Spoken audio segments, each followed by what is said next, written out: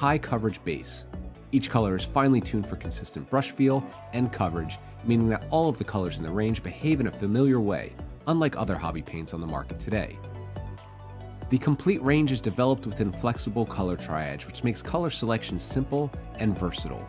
And all of our paints are filled in spill-proof dropper bottles that are preloaded with 2 high-grade, rust-proof mixing balls. The starter paint set features the key colors needed for painting your gaming miniatures. Inside you will find 11 paints in total with 7 colors, 2 metallics, a wash, and a brush-on primer.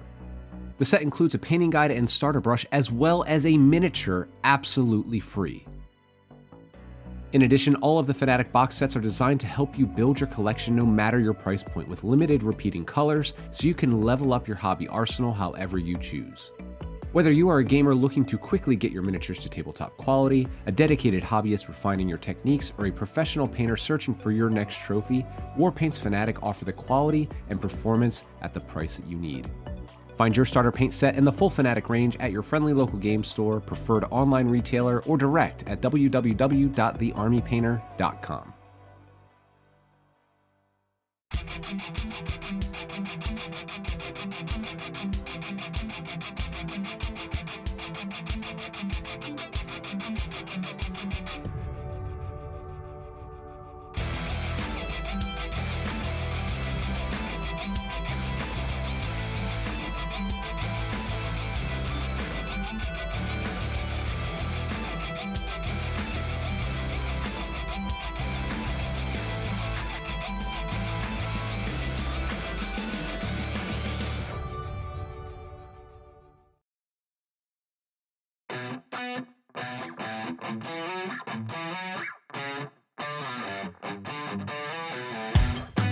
Hello everybody and welcome back to another video. Today we are going to be going over the pairing process for an 8-man team event. And in order to do pairings, that means that you are going to attack and defend with certain factions, and you will end up with matches along the way.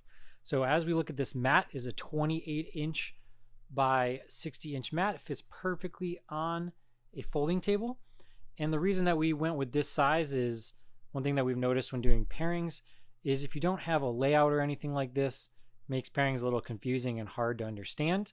And it's also really nice because you're gonna have 8 players that they can kind of be around this table on your side without being super cramped or crowded, for those of the people who want to be involved in the pairing process. For us, for example, when we go to team events, we generally have 3 people, 4 people sometimes that really care about pairings. So even fitting that amount of people around a table could be super cramped. So we wanted to give everybody a lot of room. Now, when we look at this mat and how it's laid out, you've got a spot for your defender here on both sides. You've got 2 spots for your attackers on both sides. Then, as the pairings happen, they will fill out here, and they will pick a map that they will be playing on. With the National Tabletop League, there are 8 table layouts, so every single one will be used inside a single round. That means one pairing happens on every single map. And the way that our maps are is we use the 4 GW layouts. We think that it's really good layouts to start with, and also for teams, they have found it proven very amazing. And then Art of War was kind enough to design 4 other mats for us, getting us to that 8 total.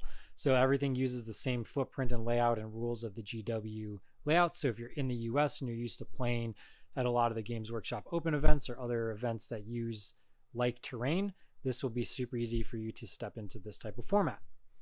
So now when we look at the rules of how you go pairing a round, it all starts with a dice roll. The person who wins the dice roll is going to pick the first map.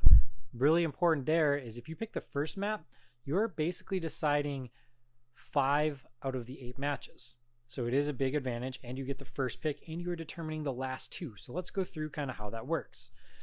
Now, for all intents and purposes, let's just say we roll off. The side of the table that I'm on is going to have the first table pick, and the side on the other side is going to have the second table pick. So first thing we do, we're going to put our first defender down. The other player is also going to put their defender down. So there's our 2 defenders. All right, they're down. Let's flip them over, and let's see what we got here. So there's our first defenders. Now we get to discuss as a team, who do we want to attack? We're going to go through this kind of quick, just so it doesn't take 15 to 30 minutes to do all of this. So we're going to throw these cards down on both sides. Once those are down, those are your attackers. Now, both sides will flip over their attackers to see what they get to pick from. The defender gets to pick out of those two who they are going to play against. So generally what you'll do is you'll pick up these on your side. They'll pick these up on their side. We're not going to get too fancy right now because I don't have somebody helping me. We're going to look over these and we're going to say, oh, do we want this one? Do we want that one? We're going to decide. And then we're going to say, okay, we've decided that we're going to pick this one. You can have this card back. Then they're going to decide they want one. They're going to give us our other card back. So they've both decided who is going to attack into, who the defender is going to play into. So then we flip those over and we get our first matches. So because this side has first table pick, they will become our first pairing. Then they're going to pick a table. We've got these cards here for the tables. So they are our first pairing. They're playing Search and Destroy on table layout 8. Then the second pairing is going to come in here because that also happened. And the other side of the table is going to pick what they're going to play on. Boom, they're going to be playing Search and Destroy on table number 2. That's our first round of pairing. Now we're going to do the exact same thing over again. The biggest difference here is going to be that whoever gets table pick is going to flip sides. So now their side is going to have first table pick this round. My side is going to have second table pick. So we're going to do this exact same process, and we're just going to go through it really fast and not fancy. We're not even going to worry about flipping cards over or anything, just so we can get through this round. So you end up with that. It's all similar. We're going to choose between them. We're just going to say this is here, and then this is here. Okay, so they've got first table pick there, so their matchup goes first. Then our side has table pick here, so it ends up like that. Boom, we've gone through 4 pairings of the 8. Now, we have 4 cards left. This is a very pivotal part in the pairing process, and it gets a little tricky. So your decision here can lead to a lot of good things or a lot of bad things from our experience. So it all starts the normal dandy. We're going to put something down to defend with. And you'll see why these decisions are very, very important as you go through this. Now, we're going to attack on both sides with those cards. Okay, now we both have 1 card left. The 1 card that is left is going to find its way all the way down to the end of the table here. That's a fall through pairing. So when you are making your decisions on this, who is going to be taking up each spot in here, it's very important because this fall through pairing could be really good for you, could be really bad for you. So just be very mindful of that as you're doing this. Now, all of this has happened. We can flip over all these cards. So let's flip it all over and see what we're working with. We know what this pairing is already, so we also have that in mind. So we know our last pairing, but we don't know what table they're playing on yet. That's something that's very important here. The table pick back over to me on this side of the table because as we walked through this, they had table pick, they had table pick, they had table pick, they had table pick. Now it carries over here, and we're going to have table pick here again. So I'm not going to do that whole process of hiding things. We're just going to say, okay, we're going to end up here, and we're going to be playing against this team, this player rather. And we're going to be playing on this map, okay? Now it goes through whatever they ended up picking. They would get table pick. You also have to be mindful of whatever you're picking in this round because you'll notice that each of you end up with 1 more card. So this 7th pairing is automatically going to happen based on what isn't picked here. So you have to be very mindful in these last 4 pairings, who you're defending with, who you're attacking with, who your fall through is, and then who you're picking, because there's so many outcomes that can happen in this last one, and it can either go really good or really bad for you. So they've picked their map. Then this match happens here. Now it comes back on my side of the table. So now I get to pick here, which is also determining this last one. And so this is why I said you get to do 5 and not 4. Because if I pick that map, this map falls through there. So I'm also determining what they are playing on there. So if we look at this one more time, got 1 pick, got 2 picks, got 3 picks, got 4 picks, and then the fall through happens. But this is essentially deciding that as well. So you get all 5. So that's how the rounds end up. We have all 8 of our pairings. Now the players are able to go to their tables, which already has all of the terrain and everything set up on them, and they're able to get their game started.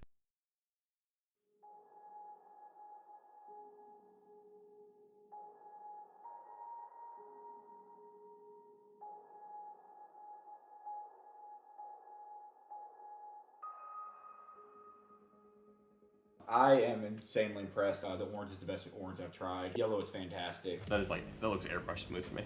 Coverage is very good. I've been mixing a lot of the paints and they kind of flow really good into each other. Several of these were just one coat and fine. In general, the coverage is impressive. Yeah. Yeah, this yellow, it looks good. We've added shit ton of pigment to it. Normally that will make the paint, thinner, but what we did develop was a stabilizer. It all comes from the stabilizer. Yeah, originally I was sent a very small sampling of these colors.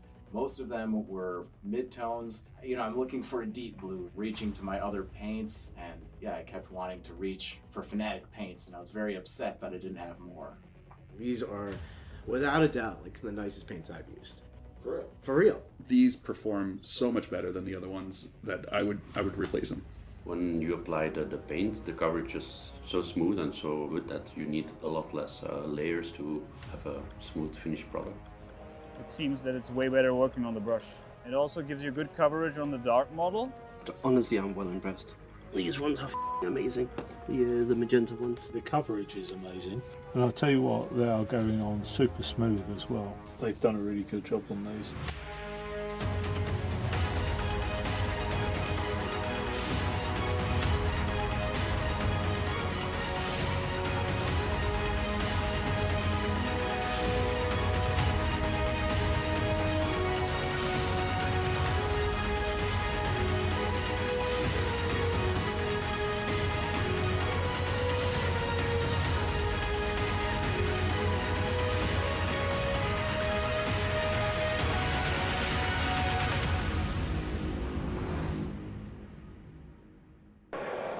What's up, chat? Welcome back to the stream. We're live with the finals of the 2024 8TC Midwest Monstars versus Pro Tabletop. We're about to jump into the pairing process right now and listen in on the team captains.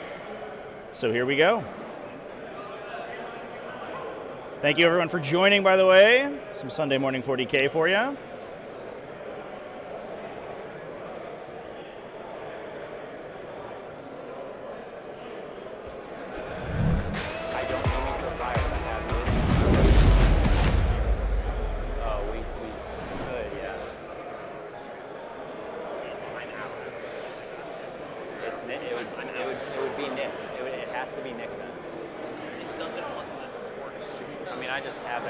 So I'm gonna set ours.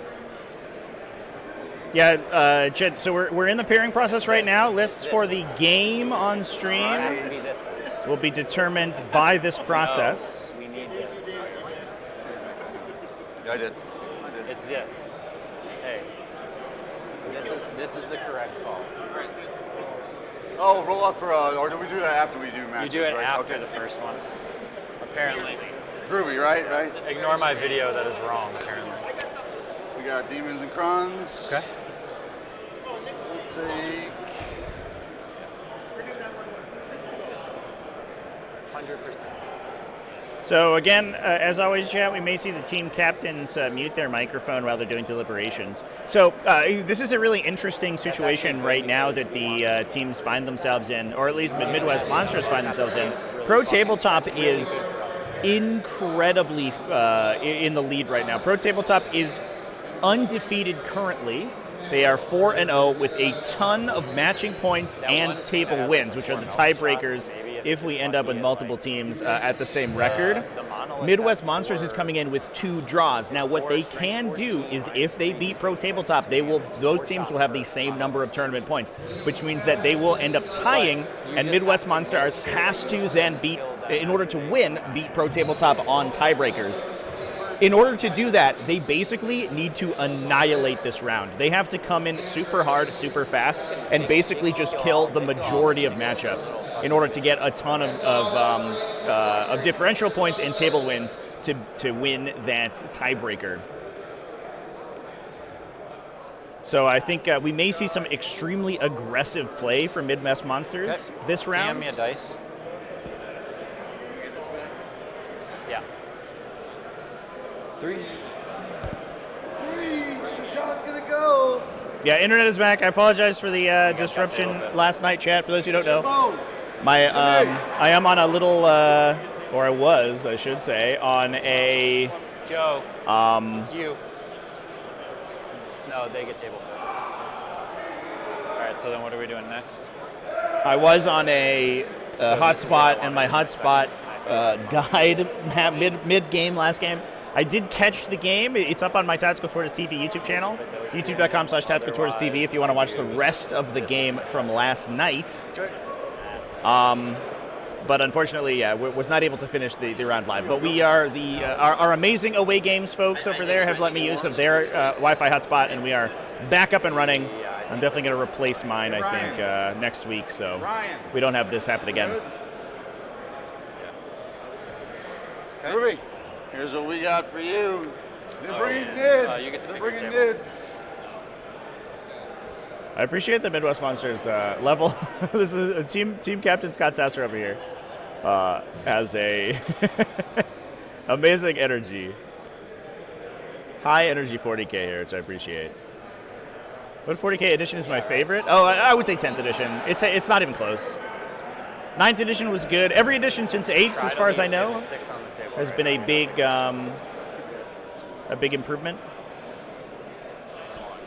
Oh, they took 6? No, they didn't.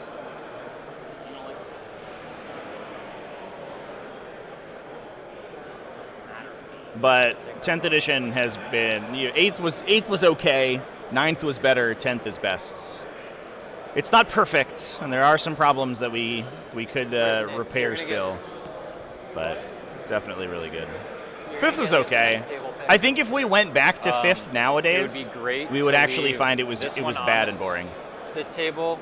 I think it was just as good as we had back at the. So it depends. At that time. We'll see what they put in. Yeah. Be a little entertaining. Marines, Grey Knights. Okay, cool. Tyranids into Space Marines and Grey Knights. World Eaters and Necrons. Votan into World Eaters and Necrons.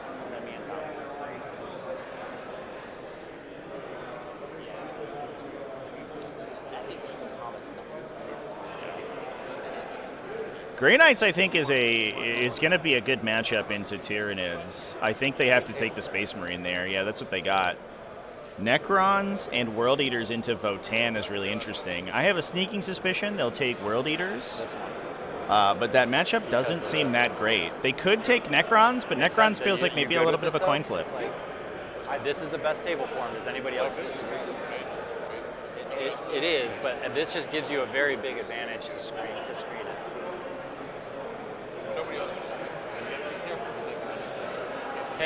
Hey, Mitchell, Steven. If they pick you, do we want, or do we? Oh no, Votan's gonna table pick. They won't pick this, so you can pick this. Which one do you like?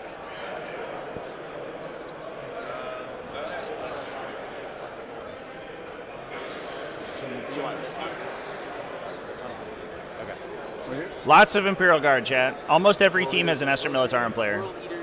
They're a really powerful tool in the pairing process because many matchups do not want to see mass indirect fire across the table from them, and so they'll actually skew matchups for really powerful factions in weird ways. You want to put Astra Militarum into factions like Eldari or Adeptus Sororitas that are extremely lightly armored and easy to kill, but are good at scoring and can be very dangerous. Where those Astra Militarum can simply blow those armies off the table and call it a day. Talk about it forever. It's fine. And then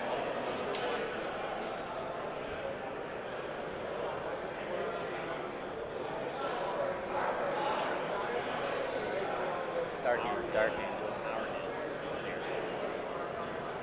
Yeah, unfortunately, we were right under a skylight, chat, so the glare this weekend hasn't been great for our cards and plexiglass terrain.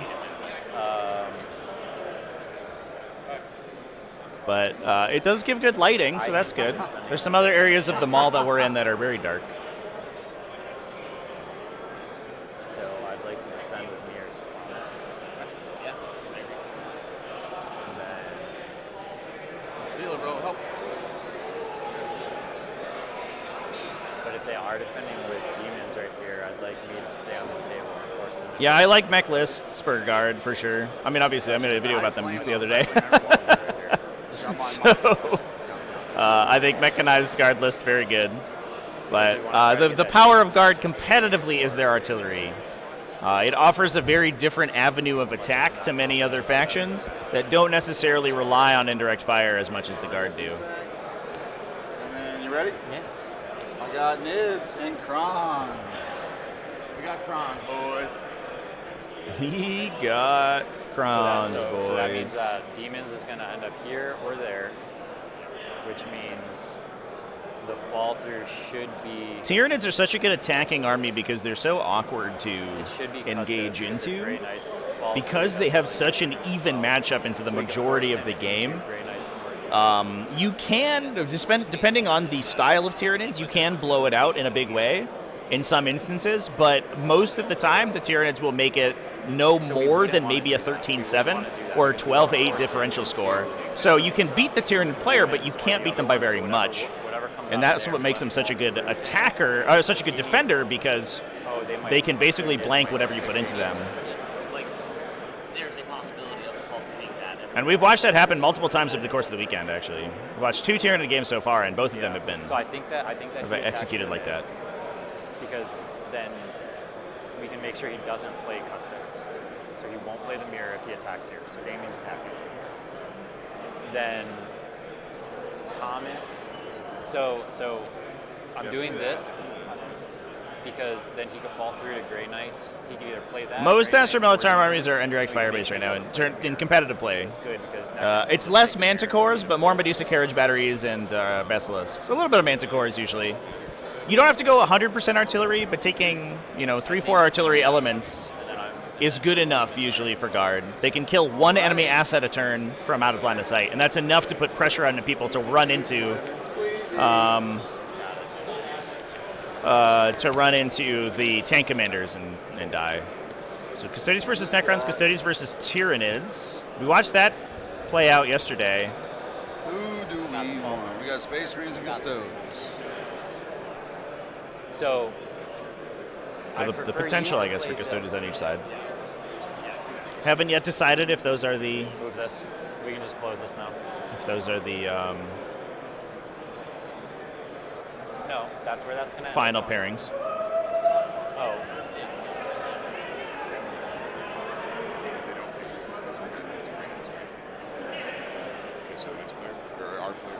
Yeah, so we are scheduled for Orcs versus Death Guard right now, chat. We have watched a lot of Orcs this weekend. Might get it to switch. Yeah. Hey, you're either going to end up playing Grey Knights or Nids. We have that would be our third Orcs game of the weekend, so I might get a flipsies.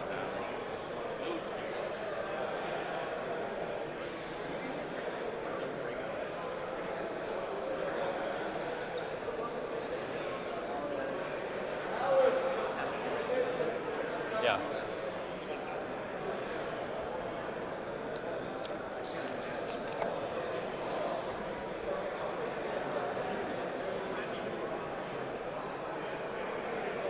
Walter, you'll have to pick your table after they pick theirs.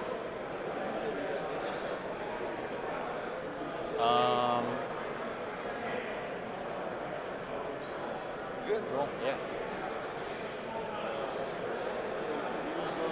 So you guys, you guys get the first pick here.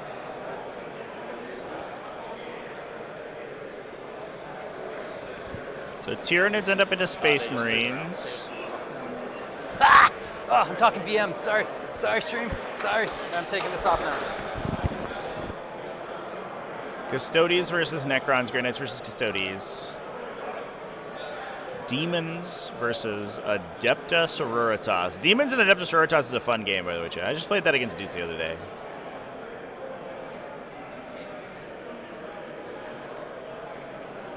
See what the layouts we end up with are. As the team captains confer with their teams for the final terrain setup. They'll choose terrain or determine terrain and deployment zone right there.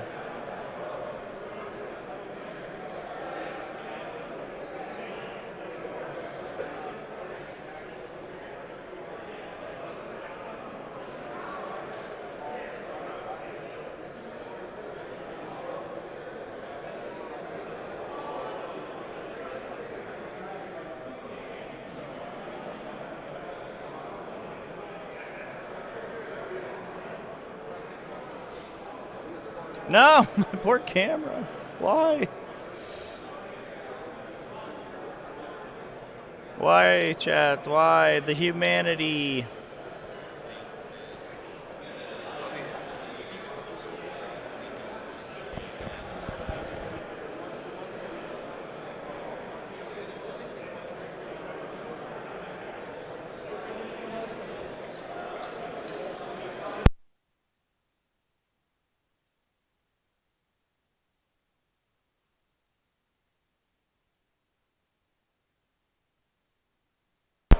All right, so yeah, we're gonna determine the final layouts, chat, and then I think we'll confer. I'll confer with the players for a moment. Looks like the layouts are going down right now. If they're comfortable on stream, and if we can move the stream table, just so as not to get orcs for a third time in a row, or not in a row. We'll try to get Votana World Leaders. We'll see how the players feel about it.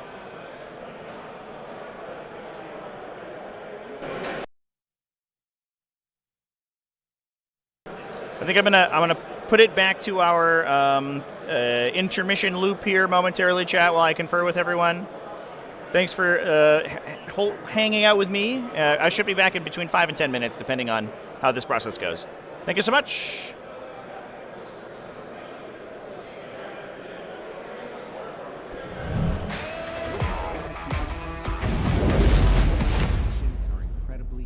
To use, making them the new gold standard for miniature paints thanks to their performance, price, and availability. And the starter paint set is the perfect entry point for beginners or anyone who is eager to try out this exciting new range. Thanks to our innovative stabilizing technology, Warpaints Fanatic features 300 to 700% more pigment set in a high coverage base. Each color is finely tuned for consistent brush feel and coverage, meaning that all of the colors in the range behave in a familiar way, unlike other hobby paints on the market today.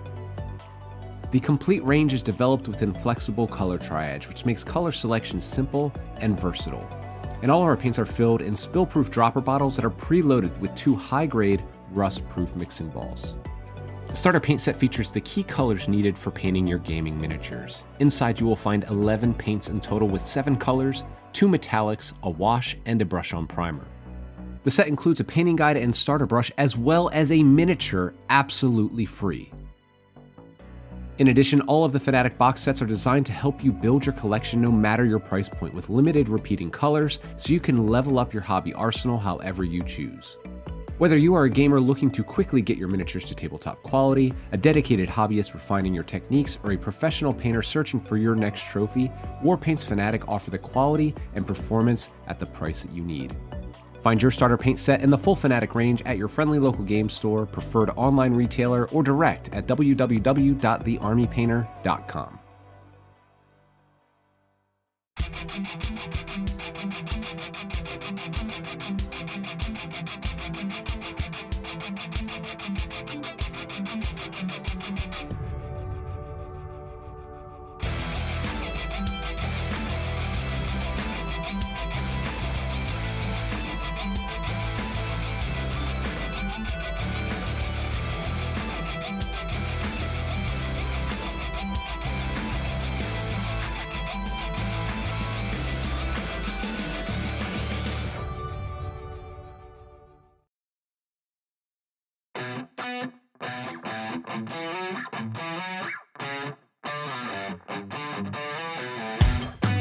Hello everybody and welcome back to another video. Today we are going to be going over the pairing process for an 8-man team event. In order to do pairings, that means that you are going to attack and defend with certain factions, and you will end up with matches along the way. So as we look at this mat, is a 28-inch by 60-inch mat. It fits perfectly on a folding table. And the reason that we went with this size is, one thing that we've noticed when doing pairings is if you don't have a layout or anything like this, it makes pairings a little confusing and hard to understand. And it's also really nice because you're gonna have 8 players that they can kind of be around this table on your side without being super cramped or crowded, for those of the people who want to be involved in the pairing process. For us, for example, when we go to team events, we generally have 3 people, 4 people sometimes that really care about pairings. So even fitting that amount of people around a table could be super cramped. So we wanted to give everybody a lot of room. Now, when we look at this mat and how it's laid out, you've got a spot for your defender here on both sides. You've got 2 spots for your attackers on both sides. Then, as the pairings happen, they will fill out here, and they will pick a map that they will be playing on. With the National Tabletop League, there are 8 table layouts, so every single one will be used inside a single round. That means 1 pairing happens on every single map. And the way that our maps are is we use the 4 GW layouts. We think that it's really good layouts to start with, and also for teams, they have found it proven very amazing. And then Art of War was kind enough to design 4 other mats for us, getting us to that 8 total.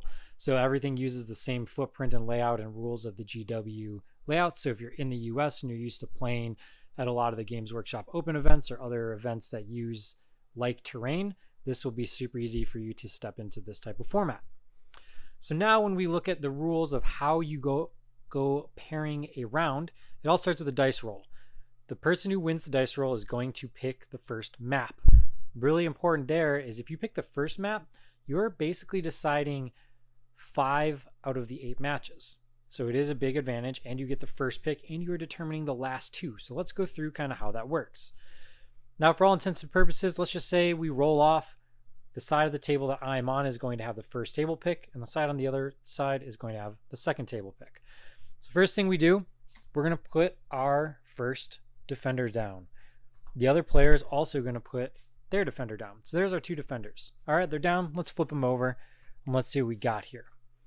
So there's our first defenders. Now we get to discuss as a team, who do we want to attack? We're going to go through this kind of quick, just so it doesn't take 15 to 30 minutes to do all of this. So we're going to throw these cards down on both sides. Once those are down, those are your attackers. Now, both sides will flip over their attackers to see what they get to pick from. The defender gets to pick out of those 2 who they are going to play against. So generally what you'll do is you'll pick up these on your side. They'll pick these up on their side. We're not going to get too fancy right now because I don't have somebody helping me. We're going to look over these and we're going to say, oh, do we want this one? Do we want that one? We're going to decide. And then we're going to say, okay, we've decided that we're going to pick this one. You can have this card back. Then they're going to decide they want one. They're going to give us our other card back. So they've both decided who is going to attack into, who the defender is going to play into. So then we flip those over and we get our first matches. So because this side has first table pick, they will become our first pairing. Then they're going to pick a table. We've got these cards here for the tables. So they are our first pairing. They're playing Search and Destroy on table layout 8. Then the second pairing is going to come in here because that also happened. And the other side of the table is going to pick what they're going to play on. Boom, they're going to be playing Search and Destroy on table number 2. That's our first round of pairing. Now we're going to do the exact same thing over again. The biggest difference here is going to be that whoever gets table pick is going to flip sides. So now their side is going to have first table pick this round. My side is going to have second table pick. So we're going to do this exact same process, and we're just going to go through it really fast and not fancy. We're not even going to worry about flipping cards over or anything, just so we can get through this round. So you end up with that. It's all similar. We're going to choose between them. We're just going to say this is here, and then this is here. Okay, so they've got first table pick there, so their matchup goes first. Then our side has table pick here, so it ends up like that. Boom, we've gone through 4 pairings of the 8. Now we have 4 cards left. this is a very pivotal part in the pairing process, and it gets a little tricky. So your decision here can lead to a lot of good things or a lot of bad things from our experience. So it all starts the normal dandy, we're going to put something down to defend with. And you'll see why these decisions are very, very important as you go through this. Now, we're going to attack on both sides with those cards. Okay, now we both have one card left. The one card that is left is going to find its way all the way down to the end of the table here. That's fall through pairing. So when you are making your decisions on this, who is going to be taking up each spot in here, it's very important because this fall through pairing could be really good for you, could be really bad for you. So just be very mindful of that as you're doing this. Now, all of this has happened. We can flip over all these cards. So let's flip it all over and see what we're working with. We know what this pairing is already, so we also have that in mind. So we know our last pairing, but we don't know what table they're playing on yet. That's something that's very important here. The table pick back over to me on this side of the table because as we walked through this, they had table pick, they had table pick, they had table pick, they had table pick. Now it carries over here and we're going to have table pick here again. So I'm not going to do that whole process of hiding things. We're just going to say, okay, we're going to end up here and we're going to be playing against this team, this player rather, and we're going to be playing on this map. Okay, now it goes through whatever they ended up picking. They would get table pick. You also have to be mindful of whatever you're picking in this round because you'll notice that each of you end up with one more card. So this 7th pairing is automatically going to happen based on what isn't picked here. So you have to be very mindful in these last 4 pairings, who you're defending with, who you're attacking with, who your fall through is, and then who you're picking, because there's so many outcomes that can happen in this last one, and it can either go really good or really bad for you. So they've picked their map. Then this match happens here. Now it comes back on my side of the table. So now I get to pick here, which is also determining this last one. And so this is why I said you get to do 5 and not 4. Because if I pick that map, this map falls through there. So I'm also determining what they are playing on there. So if we look at this one more time, got 1 pick, got 2 picks, got 3 picks, got 4 picks, and then the fall through happens. But this is essentially deciding that as well. So you get all 5. So that's how the rounds end up. We have all 8 of our pairings. Now the players are able to go to their tables, which already has all of the terrain and everything set up on them, and they're able to get their game started.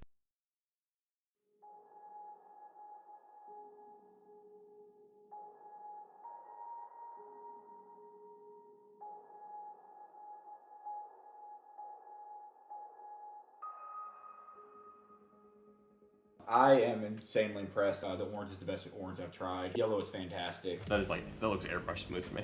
Coverage is very good. I've been mixing a lot of the paints and they kind of flow really good into each other. Several of these were just one coat and fine. In general, the coverage is impressive. Yeah. Yeah, this yellow, it looks good. We've added a shit ton of pigment to it. Normally that will make the paint thinner, but what we did develop was a stabilizer. It all comes from the stabilizer. Yeah, originally I was sent a very small sampling of these colors. Most of them were mid-tones. I'm looking for a deep blue, reaching to my other paints, and yeah, I kept wanting to reach for Fnatic paints, and I was very upset that I didn't have more. These are, without a doubt, like the nicest paints I've used. For real? For real. These perform so much better than the other ones that I would replace them. When you apply the paint, the coverage is so smooth and so good that you need a lot less layers to have a smooth finished product. It seems that it's way better working on the brush. It also gives you good coverage on the dark model. Honestly, I'm well impressed. These ones are amazing. The magenta ones. The coverage is amazing. And I'll tell you what, they are going on super smooth as well. They've done a really good job on these.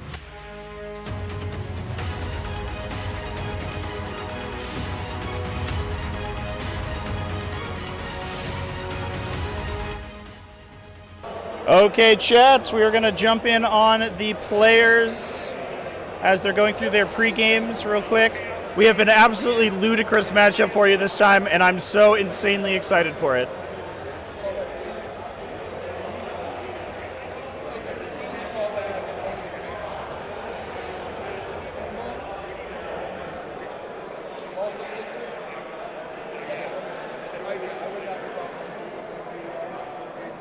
And then you have a Vect, which is only a battle tactic.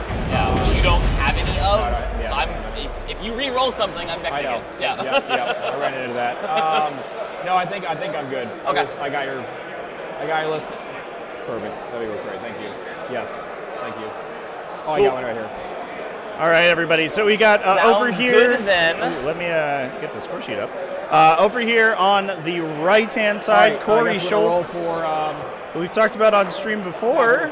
Very accomplished Necron player. Let's use the box. Playing an insane Hypercrypt Legion list, skewing 2 monoliths, and wait for it, chat. Color-coded. A Tesseract Vault. Can't have like fighting dice. That's all right. I got a 1. I got a 4.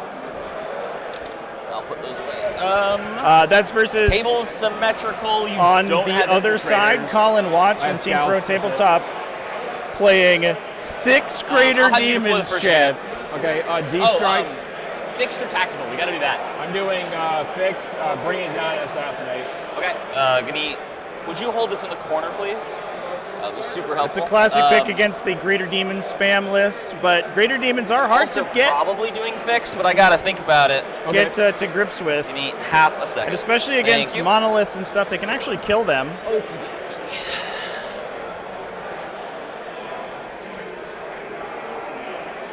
Oh, it's actually it's on the table.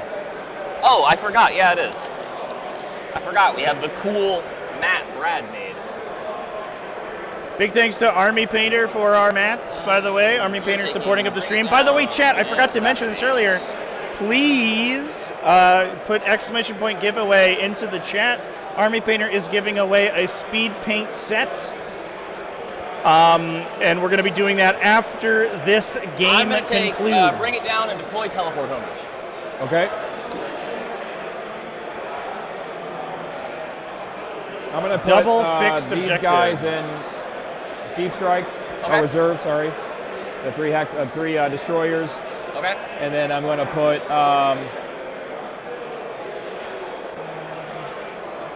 only Fate Weaver has the indirect fire, correct? Correct. Okay, that's what, D6 plus 3 shots? 6 plus D3 because I'm never gonna not overcharge it. Okay. It becomes hazardous then? Yeah. Okay. Hits on what? Hits on 2s. Yeah, so please 3s when it's indirect. drop your entries by filling that form out in the chat, everybody. Free of charge, and they did not tell me that It's a 36 threat. there were any That's shipping all we got. restrictions, so we're shipping worldwide. All in. Okay. Open to everybody. All right.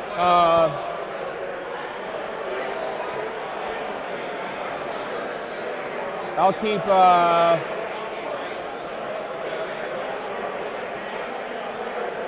I'll keep these guys in reserve too. Okay. You know what? I'm gonna keep these. Look at on this reserve, actually. Tesseract Vault That's it. chat. These are 3 destroyers. So sick. I am going to have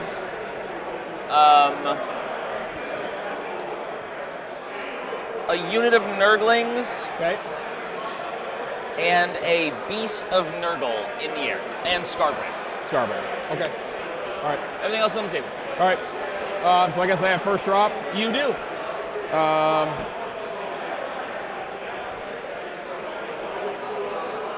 What's the range on your indirect? 36? 24. 24, okay. Hex mark, blown up. 2 inches off the wall. Beast of Nurgle. Okay. You can't bring Scarbrand on turn 1, can you? Okay. Nope.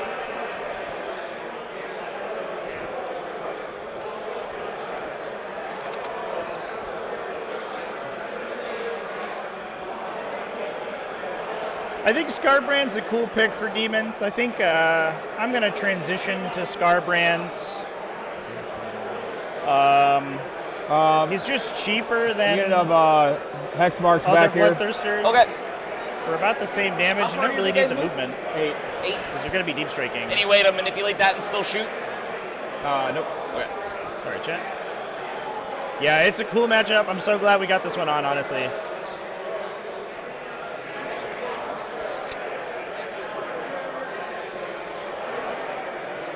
So by the way, big centerpiece in Corey's list is going to be this Tesseract Vault.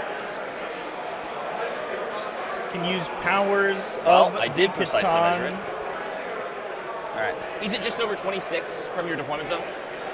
Okay. Another unit of Either an Vexmarks going indirect down fire back here. meteor, Okay.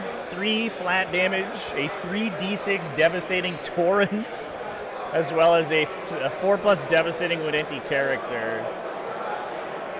Absolutely ludicrous profiles from this thing. And also 24 wounds, toughness 12 with a 4+ vulnerable save and a 2+ base armor save. Keep your secrets. Harder to kill than most knights in the game, and does fairly Put the Nightbringer behind extreme the wall. damage. The Nightbringer, the most powerful model on that size base. That's true.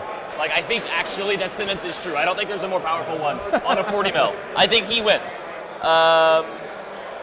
Will be tough to shoot these demons with Be'lakor in the mix, though. Be'lakor does prevent shooting outside 18 inches. Lord of Change. Okay.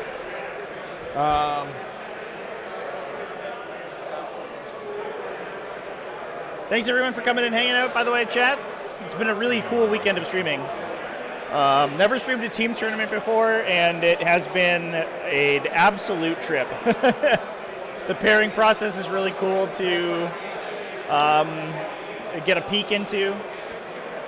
Yeah, it is sad it can't Overwatch. Although, to be fair, the way that the Tesseract Vault works, it actually, I believe, does not count as being armed with the powers of the Catan weapons outside of its own shooting phase. You can't fit. I mean, you can't. Say again? Are you moving the train? What are you doing there? I'm keeping it from moving when I move the model. Got it. That's why I was holding it yeah, down. Sure. All right. Vault. Because it, you have right to here on the select line. the power during the shooting phase, and it's only counts as being equipped with that until the end of the phase. So you actually could not Overwatch with the enormous 3d6 Pyros. shot torrent anyway, which is for the best, Monolith. to be fair. I think that was probably part of the consideration when deciding that rule.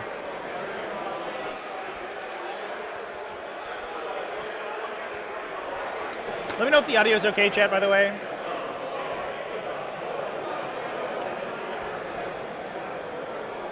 Double Monolith Tesseract Vault. That's correct, chat. Versus 6 Greater Demons. Are you kidding me, dude? This game sometimes, man.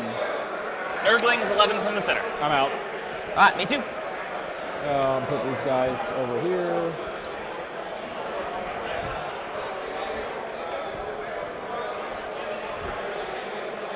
These are the kind of insane games that team tournaments make possible, I think, because SKU lists are actually Anything pretty pre-game fairly we need to do before we start? Are we good? incentivized. Well, I have scouts. Oh yeah. Go right ahead.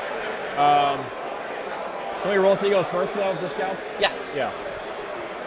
I got a 2. You got a 6. You're going first. All right. Look at that Tesseract Vault. It like dwarfs the terrain on the table. It's like you're playing with your own building. So let's do some scout moves here.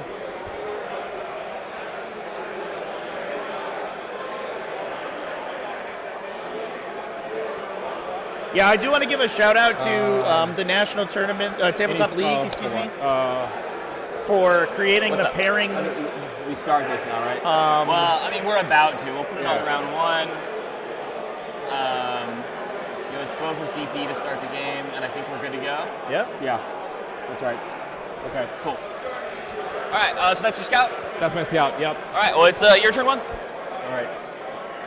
But yeah, they created those pairing mats and card decks, which I think has made the process so much easier to follow. Okay. All right. Versus just using, pieces of paper or whatever. I'm going to probably roll an advance there. This is the only way you should play demons. Andrew, we are speaking the same language, my guy. Where you want him? Let's just put him right there. All Greater Demons is the only way to play.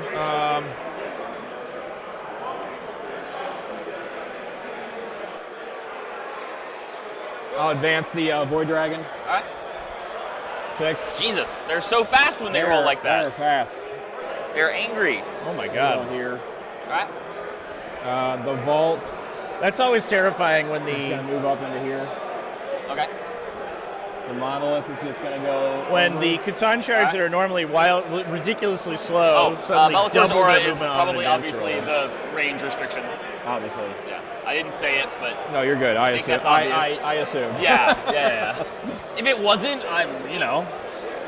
we'd be playing a weird game. Yes. You're going to go there. Do I have extra camera equipment on this table, chat, or are those just the Necron army? You know, nothing in range. Yep. That's my turn. Cool. All right. How do you go to next player? When we hit pass turn to just add CP, I gotta decide if I want to be in the air or not. Okay. Let me think about that for half a minute.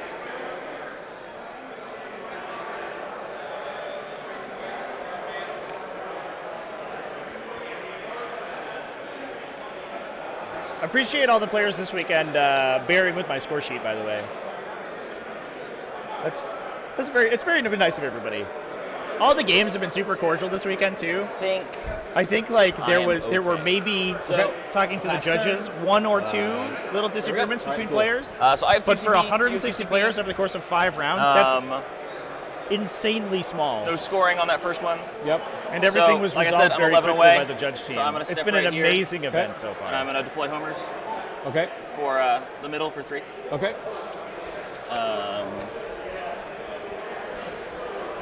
So we'll do that. Is that a movement or a teleport? And then send all your boys over. Taju Cipolla, thank you for I the swear on shout out, stream. dude. Am I allowed to do that? I don't know. Come on over. No. No, we're good. Appreciate Thanks. you. Congratulations on winning. The only thing we might want to do, 24 is still like out here. We don't want that. Don't forget to join this stream's giveaway. That was our stream from Captain Con, by the way. You know, it's tricky because you're so violent. You're so violent. A set of Dice Bear and Dice, but we're giving away a speed paint set for Army Painter, who's sponsoring the stream this weekend. So please, exclamation point giveaway in chat. Don't forget to jump in there.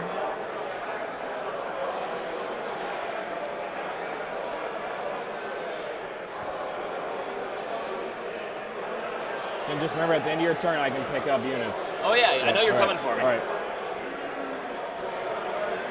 I know.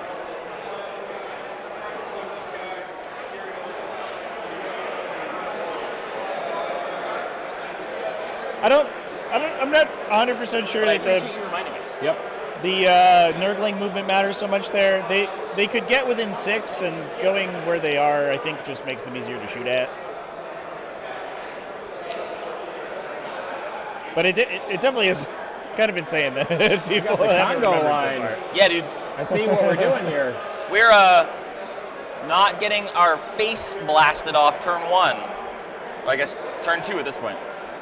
So that would be deeply scary. You're not going to be in range. Yeah, it's swarms that can't go through walls yet. The beasts definitely can, which is funny that a huge beast of Nurgle, of which this army has 2, can go through a wall, but a little tiny group of minuscule Nurglings get stuck. They can't make little mouse holes for some reason. All right, so everyone's within Bellator's aura. We've done that. We have a dude on our backfield and a Kairos just randomly. So I think we're gonna do some minor shooting. Okay. And then pass the turn back to you. I'm trying to think if there's anything I have forgotten. I think the answer is no. Good there. I can measure the hole, right? I'm not doing that wrong? Okay, You got it. All right, so let's start with Relic Lord of Change over here. Yeah, the Scarabs is especially weird. It's gonna put all the shots into the. Not only are they bombs Fast and track can breach terrain easily, but also they big gun, fly. hitting on 2s. They like hover. All right. All hit, 1 sustained D3. Big Lord of For Change. 3 more. Okay. Hell yeah, dude. And then this is streak 12, your T13. Yeah, T12 on the vault. Your T12. Oh, monoliths are higher toughness than the The vault? monolith is T13. Yeah, I was saying the monolith is higher toughness than the vault? That's wild. Yeah. Okay, so 4s. Well, that's not a good roll. Give me 4 minus 2s, please. 4 minus 2. And what's the damage on these? Is it D3. D3. Who's this from? The blue Lord of Change right there. Got it. Save them all. You don't care. All right. Save All right. them all. Might be a situation we're going for ignore covers a little bit better, but small gun since in the range. Yes. The Lords of Change can actually choose a. They have a modal set of abilities they can apply to their Bolt of Change every round. They can literally change their Bolt of Change. This means 5s. Give me 2 at a -1. I get cover. Save. Why would you get cover? Can you see all of me? From here? Yeah, absolutely. Oh, okay. Well, it doesn't matter. It doesn't matter. I was just Yeah, curious. I thought it was further back. Oh, no. Kairos is about to shoot him, and you will get cover there for sure. 6 plus D3 for 9.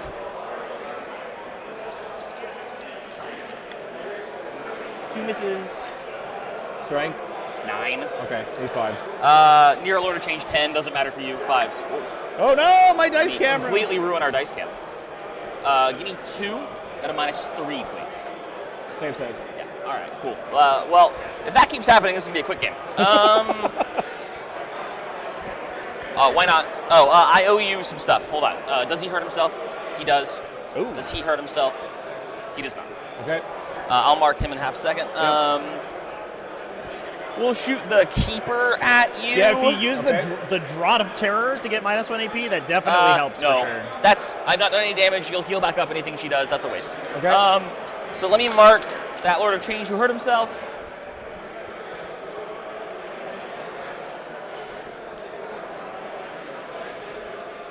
And actually, what I should do, because we don't know a lot of these, I'll mark it with my dice. But my turn is over. At the end of your turn, I'm going to pick up some stuff. Come on in. The water is fine. I'm going to pick up the vault. Actually, do I even need to pick up the vault? No, I don't. I'll pick up both monoliths. Uh-huh. If I pick up the Nightbringer, I'm still going to get 8 for primary. I hold 1, hold more. Yep. So I'll get 8, so that's irrelevant.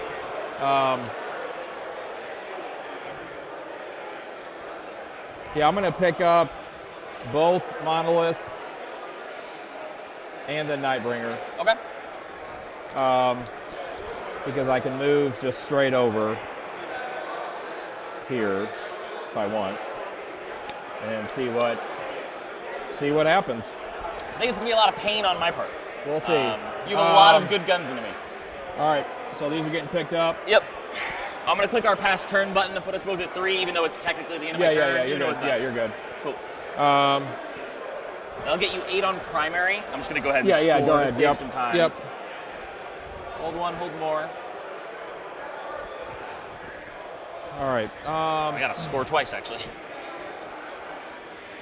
What's your OC over here? 5 each. So 7 total on this point. 7 on there right now? Yeah.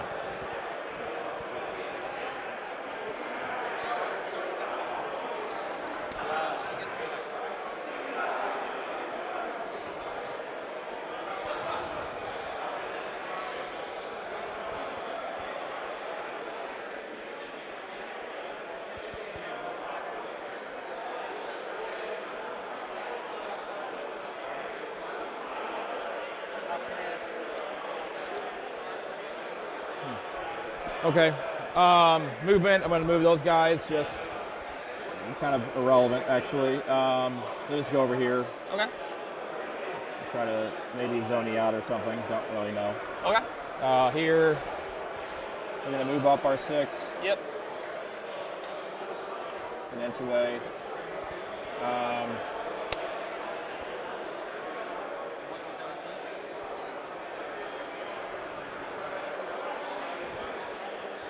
Let's do some deep strike stuff. All right, cool.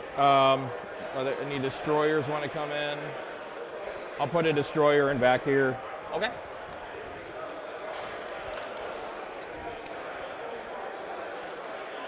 For 6 inches. Cool. I'm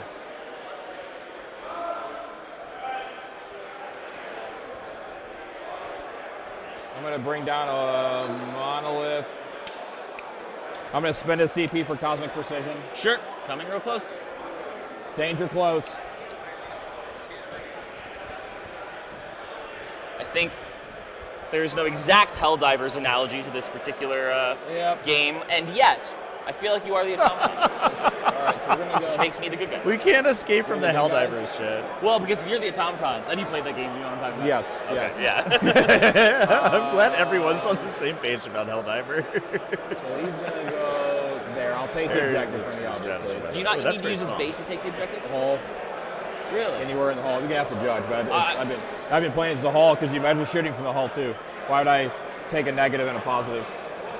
Just because I think that's how it works. But yeah, it's because they're not aircraft. Sure, I'll go ask real quick. Keep doing your movements. You can move him. It's not a problem. Yeah. That's fine. I just want to know because it might matter in the future. Let me go find a judge. Actually, hold on. Dan, can you get the judge? Yeah, would you please? That'd be great. Yeah. I'm gonna pull a unit out of the portal. Sure. You're gonna really take the objective. And I think I want to do something like.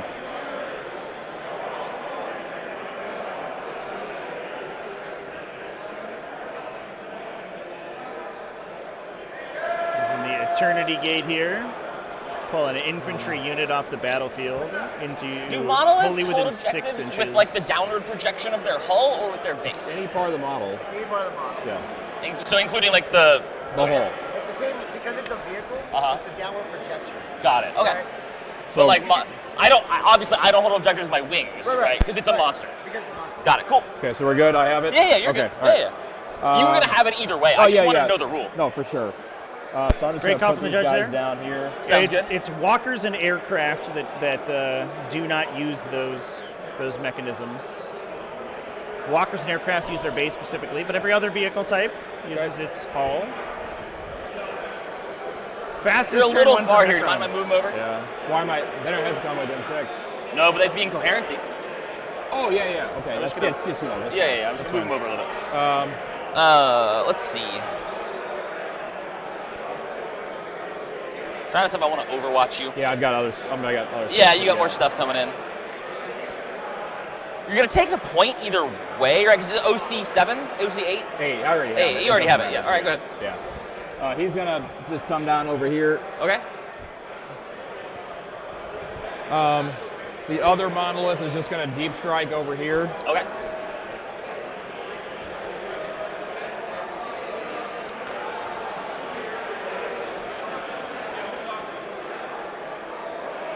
Oops.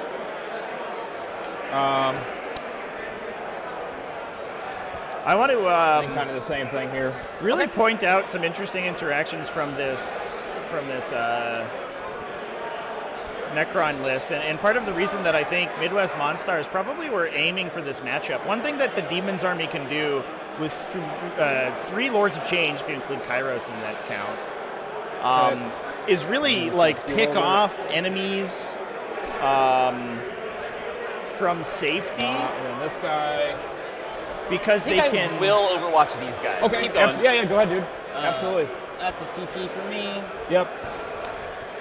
We're gonna do it with Bluebird right there. Okay. Here's 9 shots. All right. 1/6 for an extra D3 for an extra 2, so 3 hits. Moving on 2s. Okay. Give me 2 at a -2. I need 5s. That's okay. Kills 1, and then here's the other gun where we got 2 hits. Okay. 2 wounds. The Lord of Change only grants himself sustained D3 during his shooting phase.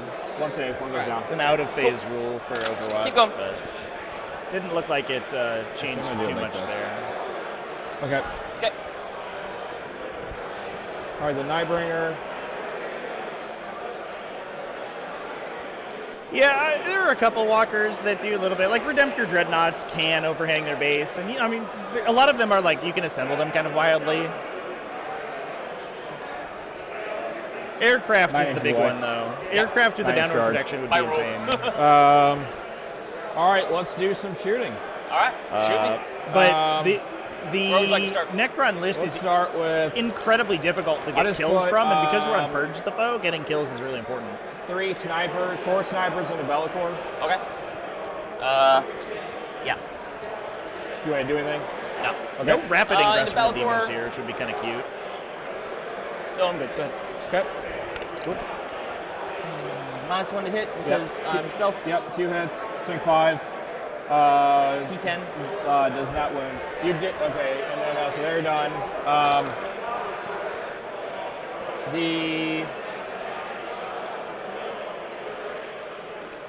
The Nightbringer will fire at him. Is he within 18? I don't know. I'm definitely at 18. Okay, he has to be within 18. All right, go ahead. D3 shots. If he's not within 18, then it's on twos. When you target him, can't shoot. the CP to let him reroll ones on his saves. Okay. Go ahead. All hit. Yep. And 12. 3 wounds. 3 wounds. All right, 4s rerolling ones. Oh, that's so bad. Wow. All right, go ahead. These are D6 plus 3. I'm aware. First one. 7. 14. He's dead. Min dead. Yeah. He's dead. Does he explode? Oh my God. Jesus Christ. That was so bad. Wow. All right, well, this game might go really quick in your favor. Oh, no. All right, well, that's a thing. Okay. We're going to just open it up here now. Bellator is one shot by the He's going to put Nightbringer's everything gun. into Big Bird. All right.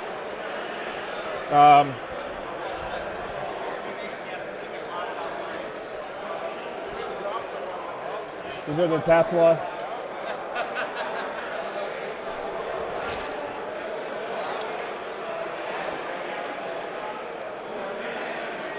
These are hitting on, you're not minus, right, on Bird? On Bird, no. These are hitting on 3, 6s. One Tesla. shot, one kill. Take out the misses. Jesus. Yeah, and there goes all their defense against range got attacks many as 6s. well. Yeah, a whole bunch of because 6s. now That's a 2. his aura is So not 1, in 2, effect. 3, 4, oh no, 5, that's 6, a 7, I have disaster. 14 more. Yep. That's an absolute disaster. And also you lose the Shadow of Chaos aura, so it's harder to deep strike Scarbrand into a relevant position. These are winning on 5. Yep. Oh no! Technically 3 shots. Thank you, Chad. I appreciate that. Technically correct's the best kind of correct. Yeah, this might end up being really 7, it looks fast. like? Yep, 7. I'll just all the dice are the same. Yep. I fail 4, Okay. so that's 8 damage, right? Chicken fried. No, they're 1 damage each. Oh, they're 1 damage each. Okay, got it. He's at 11. I guess interestingly, I'm going to times arrow you. All right. yeah, you On can 2 or also use better. the anti-character. It goes off. On a 4 or better, you take 6 mortals. 6 mortals. Yes. All right. And then I'm going to antimatter meteor him. Yep. How many shots? For 7.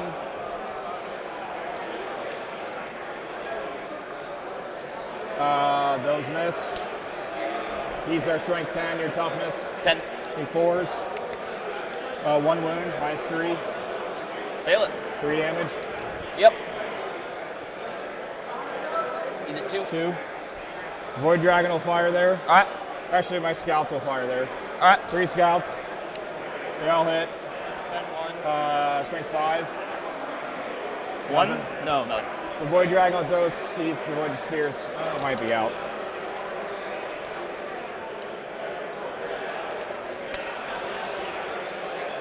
Here, I got you. You tell me if I'm 12. Yeah, I got you. Thank you. Oh, God, that's close. It's I fine. think Okay. you were just out. Okay, that's fine. Yeah, no worries. The D6 plus 3 in the other gun. Yep. For 6. Hitting on 2s. 6 Yeah. is a sustain. Flat 6 because it's net, an anti-character Strength precision 7 and weapon. 5s. Yep. My data sheet's a little out of date, by the way, 3 Chad. wounds, This is the index minus data 1. sheet. I just double checked. The current Tesseract Vault Pass data it. sheet, which is probably why Corey's playing it, fires with 2 of its powers of the katana every turn. The damage from this unit is actually sort of insane. I'm going to put my because it's also firing Tesla 3d6 spheres. blast gun there. All right. And all my death rays into her. Sounds good. 3d6 shots into her. Okay. Or into the bird for 13. Okay.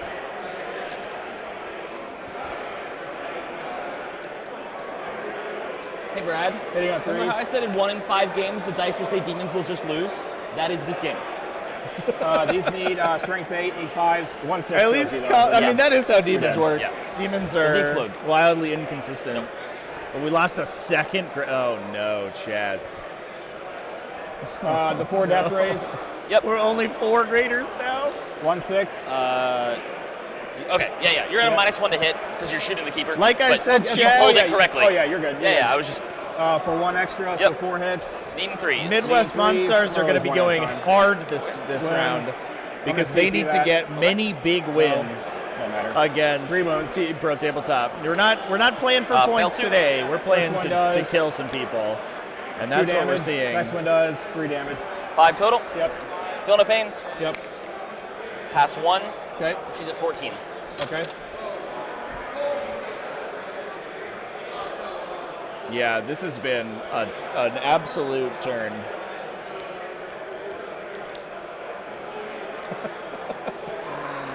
Let's not have orcs on stream again. But we got Scarbrand in reserve, chat. Scarbrand's got this. I believe. I believe. He's gonna... we didn't ingress him, which makes me sad. He could have just set up to blast a monolith next turn, but... Maybe he'll just make a 6-inch charge on that monolith that's in the deployment 20 zone. and 18. There's a universe, right, where demons come back. I'll put all my shots here. I don't know if Everstave guy died. If Everstave guy's still alive, he could like 110 12. Or maybe the Tesseract Vault if he goes insane. And then Scarbrand kills another one, and it's down to one super heavy versus like 3 greater demons, and then we have a game. That's what I'm hoping for. Strength 8. It's okay. We got 8 other games to take a peek into, Chad. So 6 dev wounds. don't worry about save. us. We'll have plenty to look at. Here's 4 up. Right, Pass that. So 6 devs. Yep. 5 ups. I passed none of them. Benefit of team tournaments. We don't have too much downtime. All right. She's at 9. But that means you better get those giveaway entries in real quick, because we're going to be giving the giveaway at the end of this game. This game's fast, then 2 extra. it's coming up on us. Looking for 3s. Looking for 3s. 3 wounds. Exclamation point giveaway in chat. 1. Thanks to Army Painter for 3 sponsoring. damage. They're the best. Take 1. Okay. She showed up a little bit there. That was nice. That's all of my shooting. All right. Let's go to assault. All right.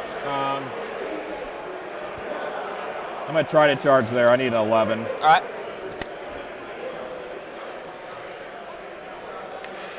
No. Okay. Army Painter is giving away a speed paint set. I will charge the Nerdlings. Okay. That they've given us to raffle made off. a- Or not raffle off, to Here, I'll start scoring you. draw randomly, I guess.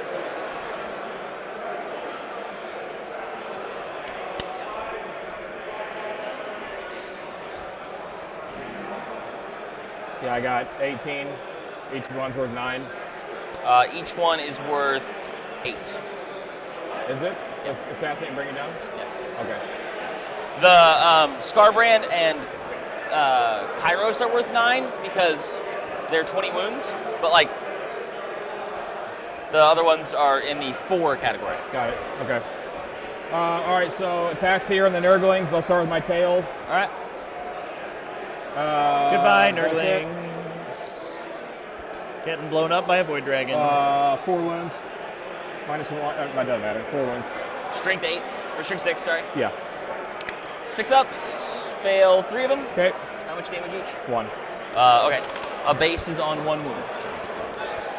Here's my sweeps. 10 attacks, hitting on 2s. All right. They all hit. Here's wound on 2s. All right. Looks like 7? 7. Yep. Okay.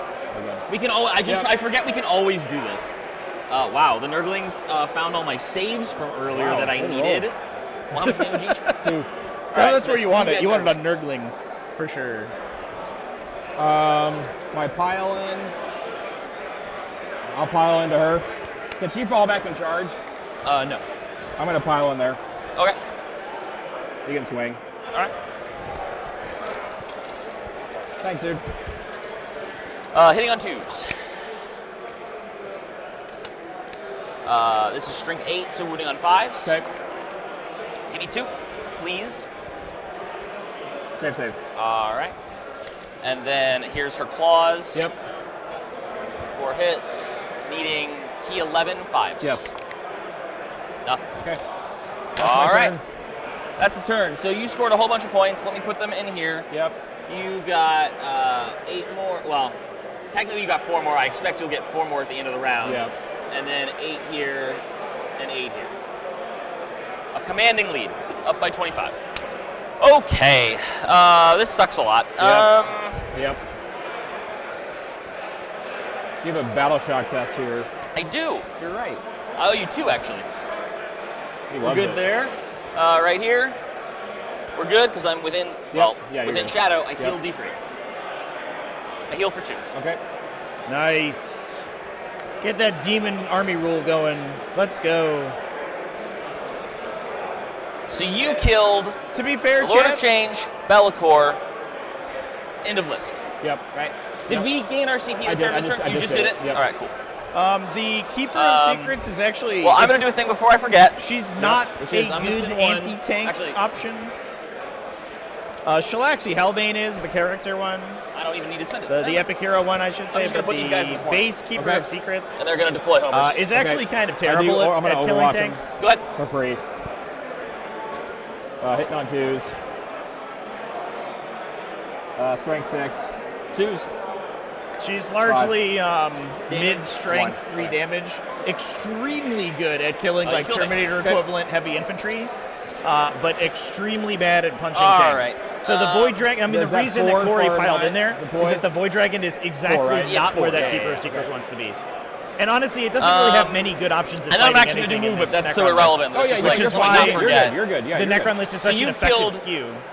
2 units this turn, right? Correct. Okay. I can't believe that Nurgling base survived, by the way. That's actually going to be huge. It can continuously just deploy teleport homers and kind of movement block with the guys on screen, which is kind of a huge deal. The little Nurgling that could, surviving the Void Dragon. Absolutely insane.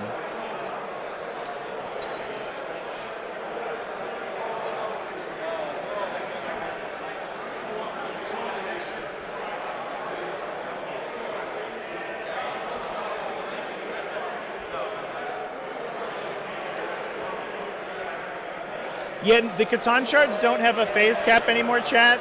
Instead, they just have kind of ludicrous damage reduction. So it's hard to kill them in a single phase simply because their stats are so high. Let me grab his data sheet real quick here.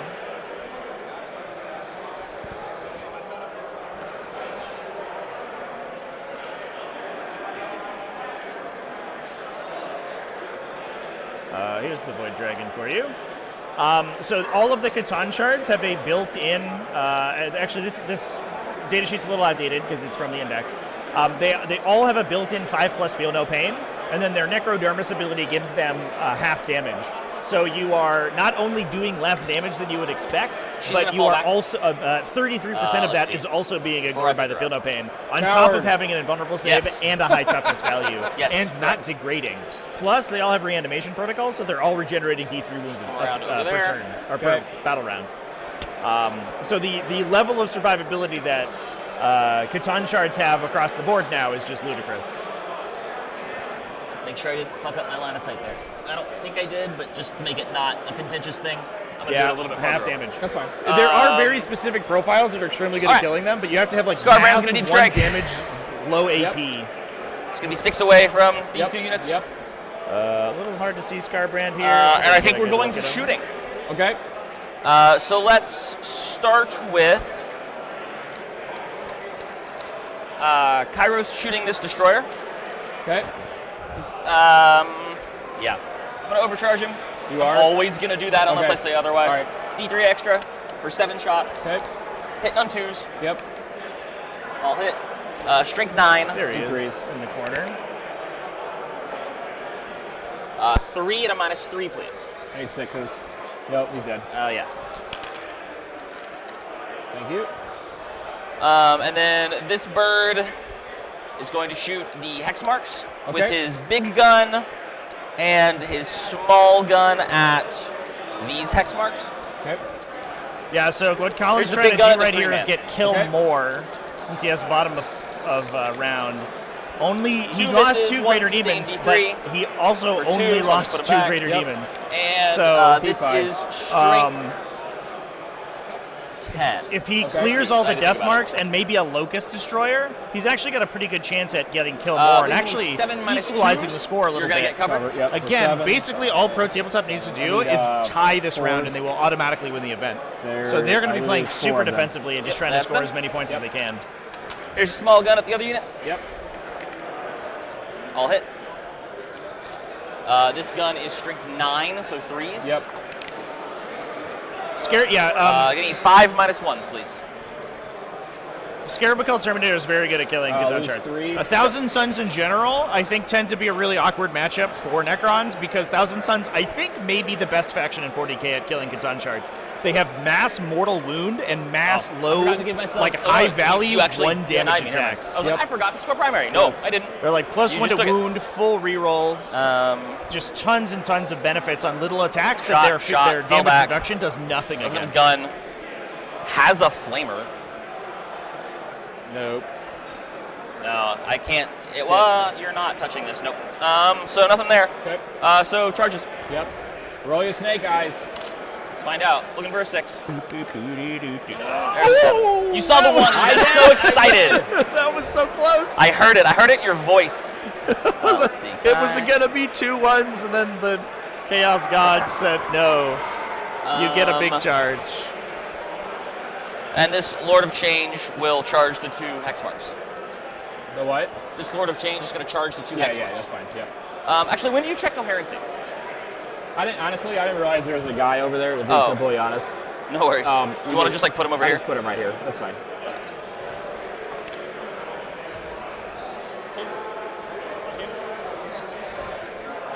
Okay. So yeah, 1,000 Suns are excellent at it. Aramon's unit by itself almost just one-shot save. We're gonna need the shields, guys. On average. All right. Here's 8 swings. With a little help, he definitely does. So far, so good. They also have a Winning on weird 3s. interaction because they have an enhancement that increases their damage, which actually gets around the damage half because of how characteristic modifiers work. So they have their Infernal Master Flamer actually straight up just shoots Catan shards for 2 damage. Second each. one, save. Third one, I will CP that. No. No. Yes. Save. Yes. All right. Take 12 damage. Did the monolith All right. just we're in business. Just tank? We're in business. Just tank Scarbrand to the face. Oh no. Oh, Scarby, no. I just pick those guys up. Okay. Scarby, What's why? his attacks? How many attacks does he I mean, have? you might not. Yeah, no, he's got 5 attacks hitting on 3s. Okay, now go do it. Yeah, then. yeah. Okay. Winning on 3s. Give me 2 saves. -1. Think Death Marks could live? It worked out, but it could have not. Oh my God, that was tight actually. So that should actually give Colin the 8 points for kill All more. right. So and he's end going of to be turn scoring his scoring. teleport homer. I'm going to get 8 on Killmore. Yes. Well, that's good for Pro Tabletop. I scored my secondary there. I have no bring it down at the moment. Casual. It is a And you gotta casual push me 12 damage damage Oh, shot, yeah. but Scarbrand's Going on possible Scarbrand, you're damage hitting is on like 2s. 42. More than that. It's in the 50s, I think. T11.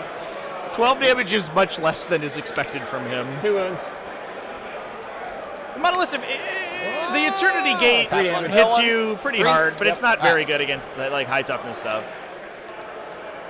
for the Monolith. All right. Am I going to pick up anything? I'm going to pick up...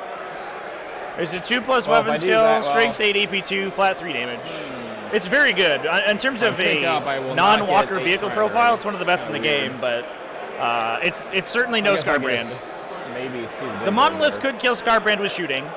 It can't fire its particle whip into melee, so it's only I'll firing pick up its the vault rays. for sure. It's Death Ray array. Yeah, I'm going to keep this. But those can spike really hard because here. of that D3 sustained hits. So, all right. So we go to, yep, you already got just did CP it. there. Yeah, we're good. So he's getting picked up. All right. All right, heal D3 over there. Yep. Is this wounds remaining or taken? That's taken. Heal 1 wound. So it should be at 11. Yep, there you go. So let's do some movement here. All right. I score 8 for the turn. Hold 1, hold more. Yeah, for sure. You hold 2, you hold 3, I hold none. Yep. Okay. Where's my tape measure? Give me my tape I measure. stole it. I'm so sorry. That's all right. No worries.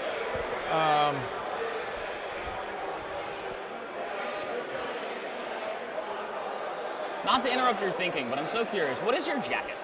What's Spider? No, I honestly, my wife bought. I have no idea. Oh, okay, fair enough. Yeah, she's. I just wear what she gives me. Fair You know how enough. it is. Okay.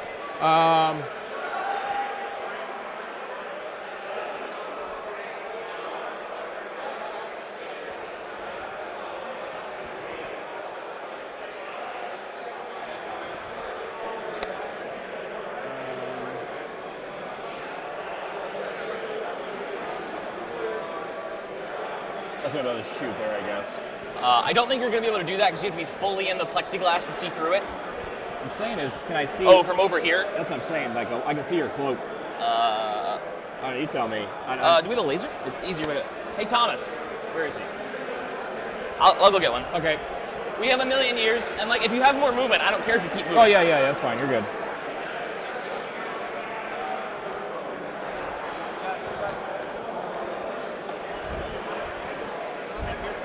Can I just say, this is the dumbest laser pointer I've ever seen. I gotta figure out how to use this. That's obnoxious. Colin has a device that it looks like it could be used as a murder weapon right now. I think it has a tape measure on it and a laser line. Yeah, there. Okay, here it is. That's on stream. Oh, it's solar powered too. Incredible. I love it. This is it's like a sci-fi thing from The Expanse. I assume you have like a millimeter more movement, It's and you so can. big. Okay. So I've just moved him. Yeah, okay, that's fine. Thank you. Yeah, no worries. It's got a cosmic precision right here.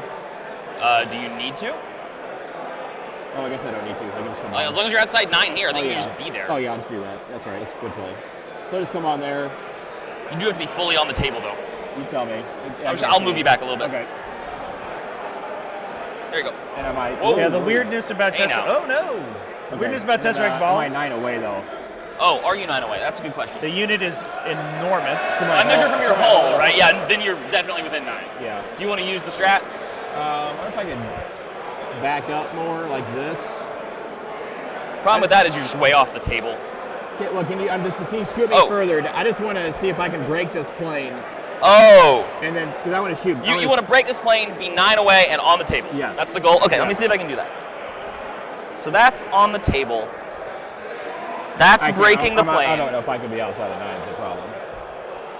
Yeah, no. I think you got to use the strat. I'm going to use it. Yeah. All right, well, then you can just be wherever you want. You want to be here? I'm just going to go, I'm just going to go just like this.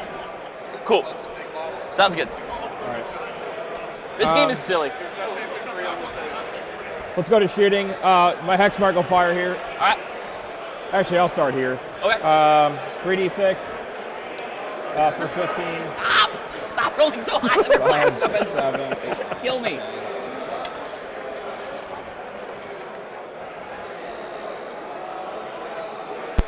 Threes or twos? I need 3s. Cool.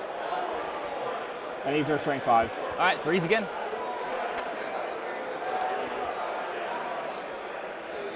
Six? Yep. Passed none of them. Yep. I'm sorry. Then the hex mark's going to fire there. Okay. We might live. We can pray. And 2s. Two wounds, -2. It's 1 wound. Strength 6. Oh, I'm sorry. I thought it was all ones. All right, he's dead. All right, there you go.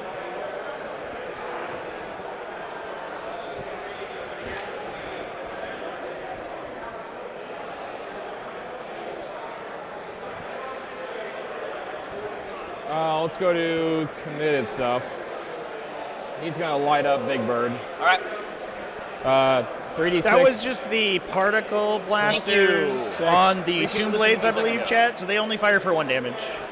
They are devastating though, so it's high volume devastating, which makes the Tomb Blades really inconsistent, but very effective when they roll well. They can roll high shots, then all ignore, or that largely ignore saves, which can plow 2 or 3 damage into almost anything in the game, which is very nice. Death rays. All hit. All hit. No sustain. No sustain. 3 wounds. Oh, sorry. No, your guy doesn't matter. Fail 1. 2 damage. That's the dice that 2 Colin was mighty looking damage. for last A mighty turn. All right. We keep like that for a little bit. The demons might be back in this game. My 3d6 blast gun from here into her. Death rays into old boy there. Can you shoot a blast gun out of combat? You just can't shoot in combat. Yeah, you're right. Okay, yeah. That is correct. All right, so 3d6 here, death rays here. Got it. When you target Scarbrand, I'm going to let him reroll 1s on his saves. Roger. So 10. 10. 6. -1. Against her, correct. No, it is. I'm shooting out of combat. Oh, that's Yeah, so the Tesseract Vault's not aircraft, so it has to use hull measurement. 2 dev wounds? So its measurement surfaces have to be overlapping the table. They can't project over the table edge. Scarbrand. If it didn't use hull measurement, it could. No way. No way. So 1, 2, 3. No way. Christ. All right. 3's to wound. Yep. That is the death rays on the monolith there. Sustained D3, so 3 D3 7? shots went back into that the is. pool. Fair. And 4 is Scarbrand's rolling just ones. going to have to tank it. Oh, solid 3. save. All right. Well, let's do some damage. I don't. How many ones do you have left? This could kill him, but it's unlikely. 17. First one, 6. Oh no. I'm gonna. You're out of CP. I'm out of CP. Right? Never mind. Don't want to do that anyway. So 5 5, is 11, 13. 13. He lives. So he's at 4. He lived. All And right. actually, Scarbrand getting damage is better for him. He gains additional attacks when he's on his damaged bracket. Damn. That's so. Hits don't stop coming. Oh my god, that was such a roll. Vault is gonna do. 4 left. Gains 2 attacks on his Slaughter and Carnage, so he goes to 10 swings for flat 6 damage once he's down below I'm in that the 7 terrain. wounds. So just it's true line of sight. Yeah. I can see it. I can see Yeah, it. yeah. I'm gonna fire the Void Dragon there. Okay. And I'm gonna throw my spear at her. Okay. The spear. No. Okay. Good talk. How many shots? It's getting better. 4. They all hit. And then I need 5s. 1 wound. Good roll. All right. I'm gonna put the vault's gonna go ahead and do. Oh no! Please don't times arrow Scarbrand and make it an old man. Vault, no. Just miss all your attacks. No, not like this. I'll start with times 0. Yep. Hits. No. He's dead. No. Does he explode? Why? No. Scarbrand. Let's go to assault. Void Dragon's gonna charge her. All right. 11. Yep. Well, he's old and dies of old age. That's so sad. I'll move the dice. 'Cause Okay, you gotta yeah, make, sorry. Yeah, you you're gotta good. make base. Sorry. No, you're good. The dream is dead, chat. My dice are in the way. It's only Lords of Monol's gonna Change charge the now. bird. All right. 5. What an I insane don't know how you're game. gonna fit. That's maybe a good point. We know where I'm at. I just want to see if I can actually do it. Yeah, no worries. I can't, so I'm just gonna stay there. Cool. I'm gonna try to long bomb charge there. All right. 9. That misses. That's it. All right. Go over here. Tail attacks. Oh, I'm sorry. I get 6. I don't know why I rolled the dice. Do you want to re-roll that? I don't care. Okay, I'll just it's a hit, but I'll re-roll it. Okay. 2 miss. Strength 6. 1 wound. Good roll. And then I'll do my. How many wounds do you have left on this chick? I'm sorry. What are you asking? How many wounds do you have left on her? 10. I count down. Okay. So the dice are what they have. Got it. So 10. I'll just do my big strike. All right. 3 hits. So -1 hit, right? Correct. Okay. These need 3s to win. All right. 3 wounds. 4 ups. Fail 2. These are D6 plus 2. All right. 6, 7, 11. Yep.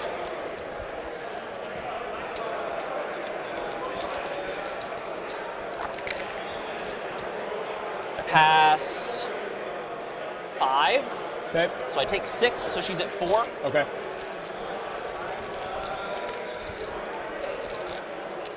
All right, her swing's back. Yep. She's degraded now. Yep. Hitting on 3s. Wounding on 5s. In the box. Give me 3. Takes 1. 3 damage, right? Yeah, goes to 2. Take 2. All right, and here are the claws. 2 hits. 3 dev wounds, so just 2 feel no pains. Take 2 more. All right.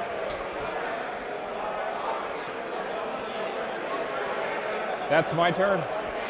All right. Let me double check that I've scored you correctly.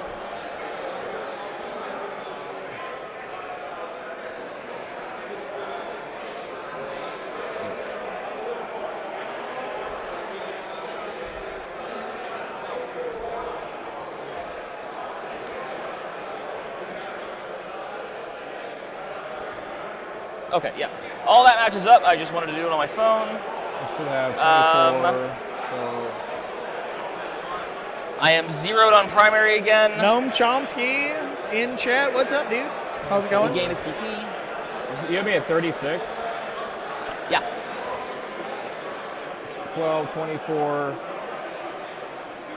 I think we're missing... I've hold 1, hold more for 2 turns. That's 8, 8, and 16. Agreed. Wait, and I've killed yeah, I have one. you at 20 on primary. Oh, I haven't added your killing Scarbrand in okay, yet. I'm sorry. That's what I'm missing. That's got me. All right. Because right now I have turn 2. I have you at 55. Does that sound more right? That seems more right. 24 okay, cool. plus 24. Yeah, that's right. Okay, cool. Yeah, I forgot to give you Scarbrand. Okay. All right.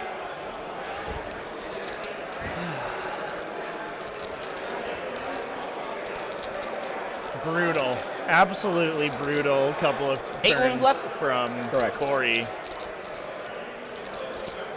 But these are the games that Midwest Monstars need to get if they're gonna have a chance at taking down this tournament. So I think Corey's playing exactly as aggressively as he needs to. Scarbrand. Yes.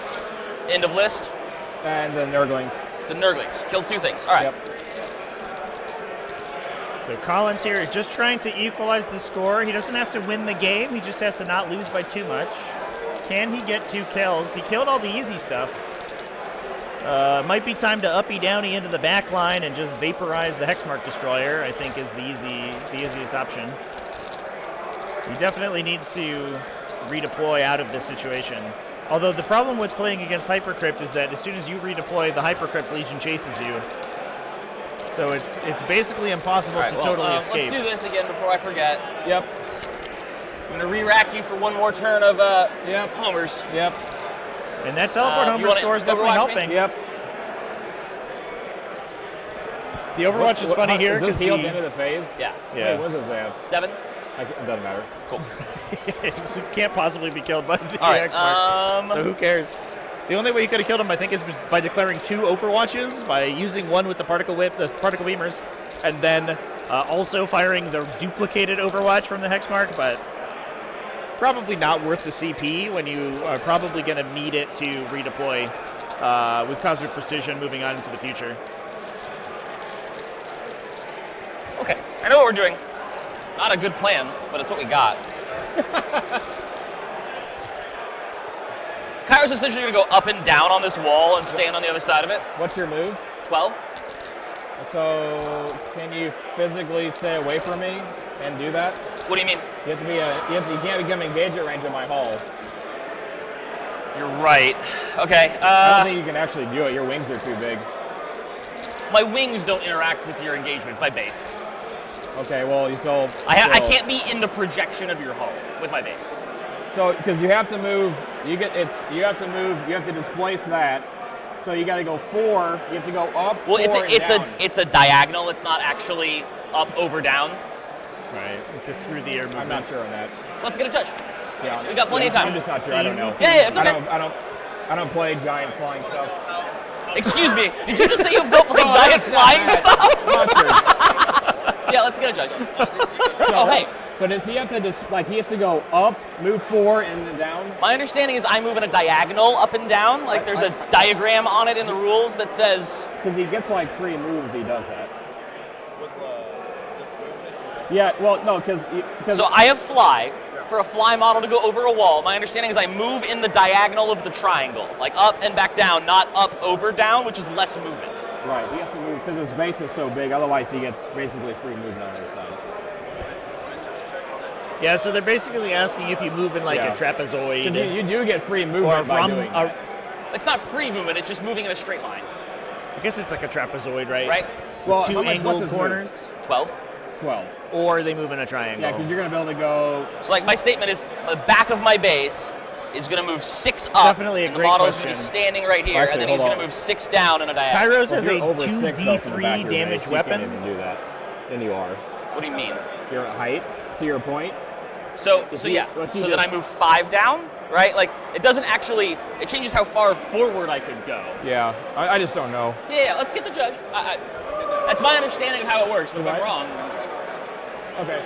All right. Definitely the right call to ask the judge in this situation. Just be like, hey we man, keep giving you questions. Through the air movement sucks. When he moves, does it move up and then over, so you have to displace this base? It's diagonal. So let's just say you're measuring from the back of the base. Yeah. You have to diagonally go. So it's like 6 up right there, 6.5 it's maybe. Which you can't do then, because your Why not? move's 12, right? You can't go down then. I can go down because then I go straight down with the back of my base. Down, it's diagonal. Exactly, diagonal. Yeah. Yes, it's okay. Look, I have another model I can just show you. So I move 6.5 up. My model is right here. Sure. I move 6.5 up. My model is right here. Right. I move forward 1 millimeter, and then I move down. I don't have to go farther forward. Right. Right. So, but let's just do this. So, let's make you 6 from the back of your base, right? Yeah, from the back of my base. Yep. Which is over 6. His move's 12. Definitely understand what they're asking.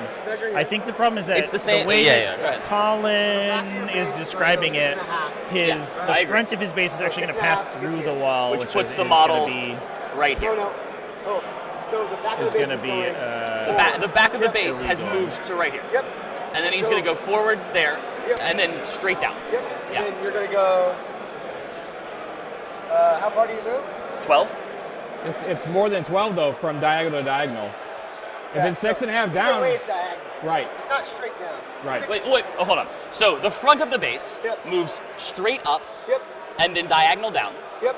And the back of the base moves diagonal up, three-dimensional straight movement, down. Chet. Right. So it's that shape, right? Yeah. Okay. I agree, but his move's 12 inches. It's 6.5 up.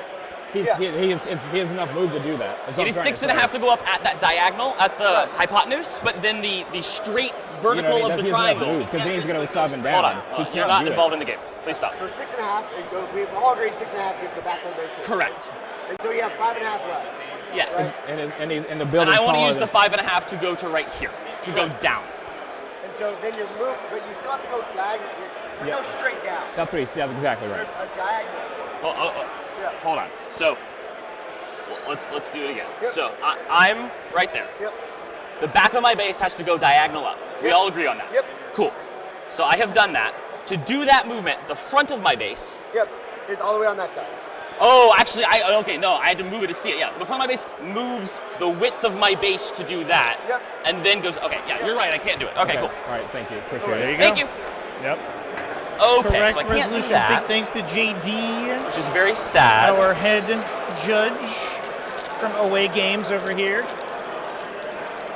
Easy peasy. Always call a judge, chat. If you got a question before you get into an argument and get salty, just call a judge. The judge got a cover for you.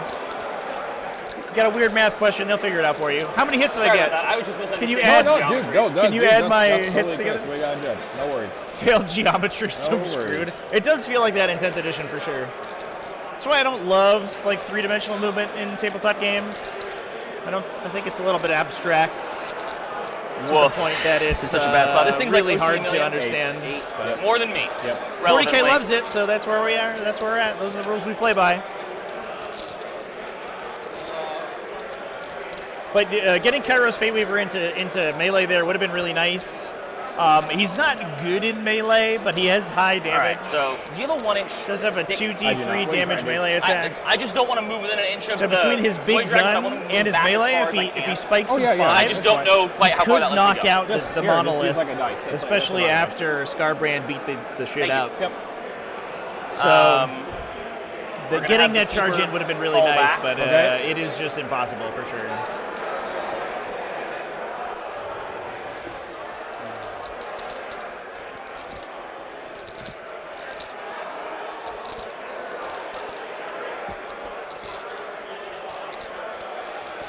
Man, this is such long odds, terrible set of decisions. So I'm just thinking about it like an unnecessary amount. Yeah, having the extra model definitely helps, chat. I always bring, anytime I'm playing I can see that destroyer. lists with lots of large models, I always make sure, if I have the opportunity, I bring extra empty bases, just proxy bases. And that helps demonstrate these situations and pre-measure your movements so easily. If you're like, oh man, I want to see if I can move to this Is area. the vault scary in combat? You can just put a base there, measure your distance to it, measure the, Tyrus moving is around gonna come over terrain here. stuff, and then demonstrate to your opponent what you're doing, and makes the entire game state so much cleaner. Light those guys up. Yeah. Yep. Highly recommend doing that. Okay. Definitely worth the $6 or so to buy an extra empty base off Amazon. Shooting. Let's Math start with the path Kairos. to winning a 6 GT. plus D3. Yep, Definitely he's a helps. -1 to hit. It's minus 1 to hit 'cause I'm shooting indirect too. Oh yeah, that's true. It It's doesn't matter. -1 for lots of Yeah. reasons. So 9 shots rather, hitting on 3s. Oh, that's so many twos. Oh, T4. T4, so wounding on 2, strength 9. Please give me 4 to -3. You have T4. cover, so it's a -2 effectively. I need 6s. Damage on these? D3. We're shooting at the All right. 3. First one. Kills a guy. Doesn't not. kill a guy, Second so the one next kill. one does. Yep. All right. Didn't get him though. Lord of Change over here. Oof.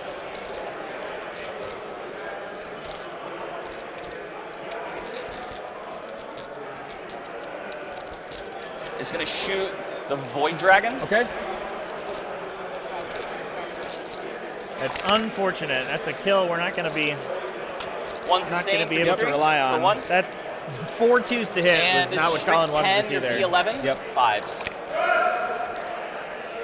Will you give me 4, please? 4. On your input. 4. 2 saves. 2 All get right, through. 2d3. So that's going to be 2 and 1. So a total of 3 feel no pains. Take 1. Take 1. Oh my Here's God. his small gun. Void Dragon. Yep. That's not enough dice. All hit. Okay. This still needs 5s. Ooh, dice go. Nope. Damage. D3. So 2. 2 total. Save. Okay. Well, this is so bad. This is just so astoundingly painfully bad. The bird is gonna charge. Yep. The Void Dragon. Yep. Makes it. Loves it.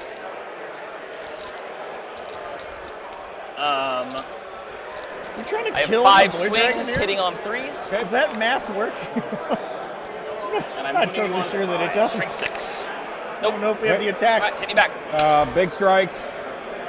Hitting on 2s. 4 hits. Yep. Winning on 3s. 4 wounds. Fail 1. D6 plus 2 for 7. For 7. My tail attacks. They all hit. I need 5s. Wow, 4. All right. 1 second.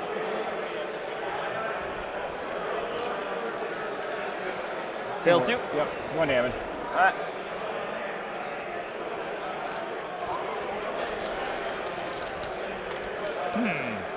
I did get kill more this time. You did. So let's see. Yep, and I did not get kill or hold. No. So I didn't kill anything. I'm surprised that I we deployed didn't homers. just drop everything into the monolith there, try to finish it off after Scarbrand did so much work to it. Is that right? I'm getting 20. Whoops.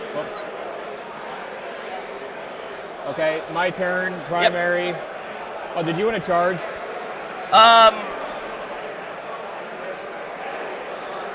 Yeah, but I didn't declare it. I don't care if you I thought that was your intention. Yeah, okay. Yeah. Aw, sorry. It's okay. I'm a little like, I have so few models. No, you're good. Appreciate it. Corey, what a sweetheart. Not that I think I'm going to do anything, but okay. It means you don't jump around, which is something, I guess. T12. T12. I need he's just going to sit on the objectives here. I'm I think almost positive he's not string 7. Colin needed to jump into the back line with the Lords of Change. For myself. He's kind of taking the fight where the monoliths are. Oh, he's string 8, actually. That's cool. 5. I don't know if that was entirely I've been the right underplaying call. him. 1 and a -2, please. Where stuff had set up, he could have 2d3. denizened into the back corner, Take 3. clipped out the hex. Do you want to just roll your heel and see if you can another mark it? Lord of Change onto the with direct fire instead of the indirect into the Tomb Blades, gotten at least tied kills. Hold on 1 second. Corey's sitting on the objectives. So he's he kind of takes disincentivized from pulling off of them because he'll lose primary score if he does. Your turn. I'm going to pick up the monolith, and that is it. Okay. He's already holding more, so he doesn't need to stand over there because I still have Colin 2 doesn't have any destroyers holds on right now. Not that it matters. Oh, no, I don't. He's got us on turn 4. We need to hit our CP, though. I don't think either of us have done that. Or did you click this? No, I didn't do CP yet. Okay. All right, so turn 4. Let's do some heals. Heal the monolith back there for 1. Okay. Heal my Void Dragon for 2. He heals D6? Oh, I'm sorry. No, I'm sorry. I did that wrong. Heals 1. All right. And that is it. Already healed over there. The sportsmanship chats, indeed.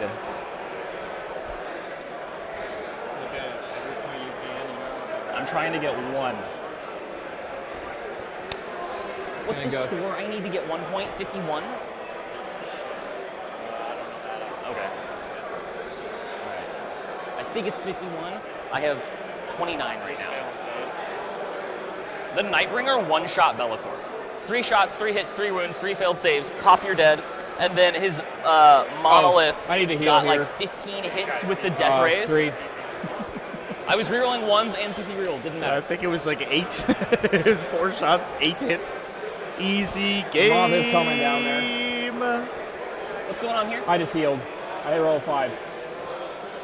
Like, oh, so it's a guy with 1 wound. That's what I'm getting dice for. Yep. Yep.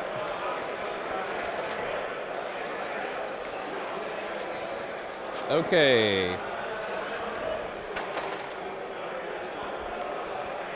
All right, so these guys are just going to move.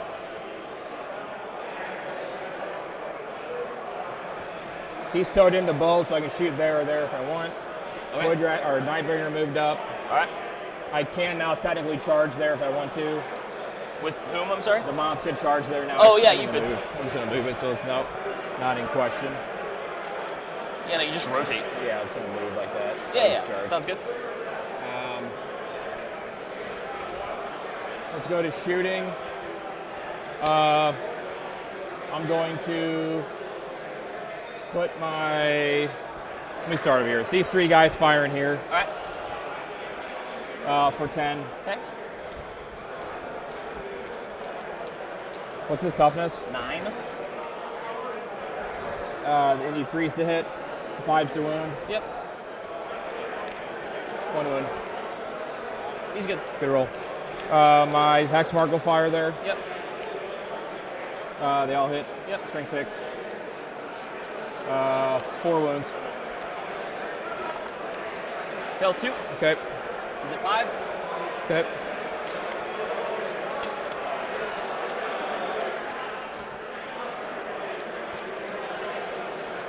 The Nightbringer will fire at Bird. Okay. How many shots? For 3. All right. I need -1. I need 3s to hit. Why -1? They all hit. Why are you -1? It doesn't matter. I'm just curious. In combat. Oh, yeah, he still is. Yeah. I need 3s to wound. 3 wounds. Fail 1. Damage is, I'm gonna CP that. All right. 3, 4. He's at 7. All right. Let's go here. He'll put everything into him. All right. 3d6. Oh God. 16. All right.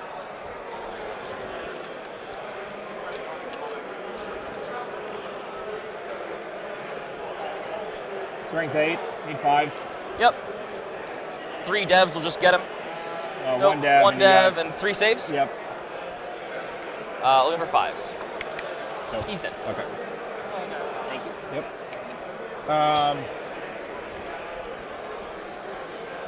Here. I'm going to put all my Tesla into this base. I'm going to put my indirect blast into her. Okay. And I'm going to time 0 him. All right. I'll start with, you just want to pick that base up with the Tesla? Let me roll that out. Yes, I do. Okay.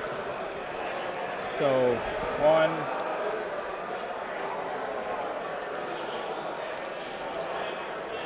2, 3, 4. Okay. Next I need 4s to hit. Yep. I'll take out the misses.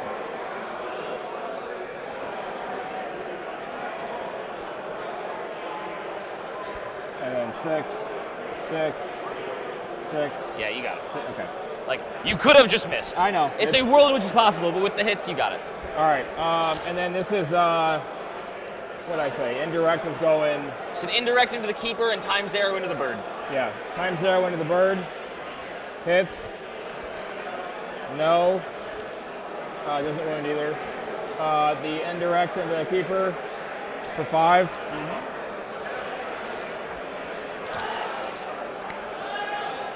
Okay.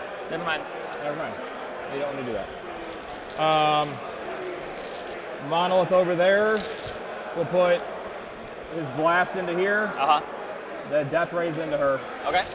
The 3, the blast. Man, this thing's gonna roll hot. Woo. 16. Yep.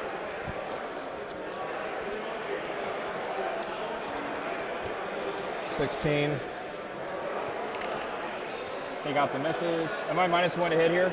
I'm sorry, who are you shooting? The keeper. The keeper, yeah, she's -1 to hit. Okay.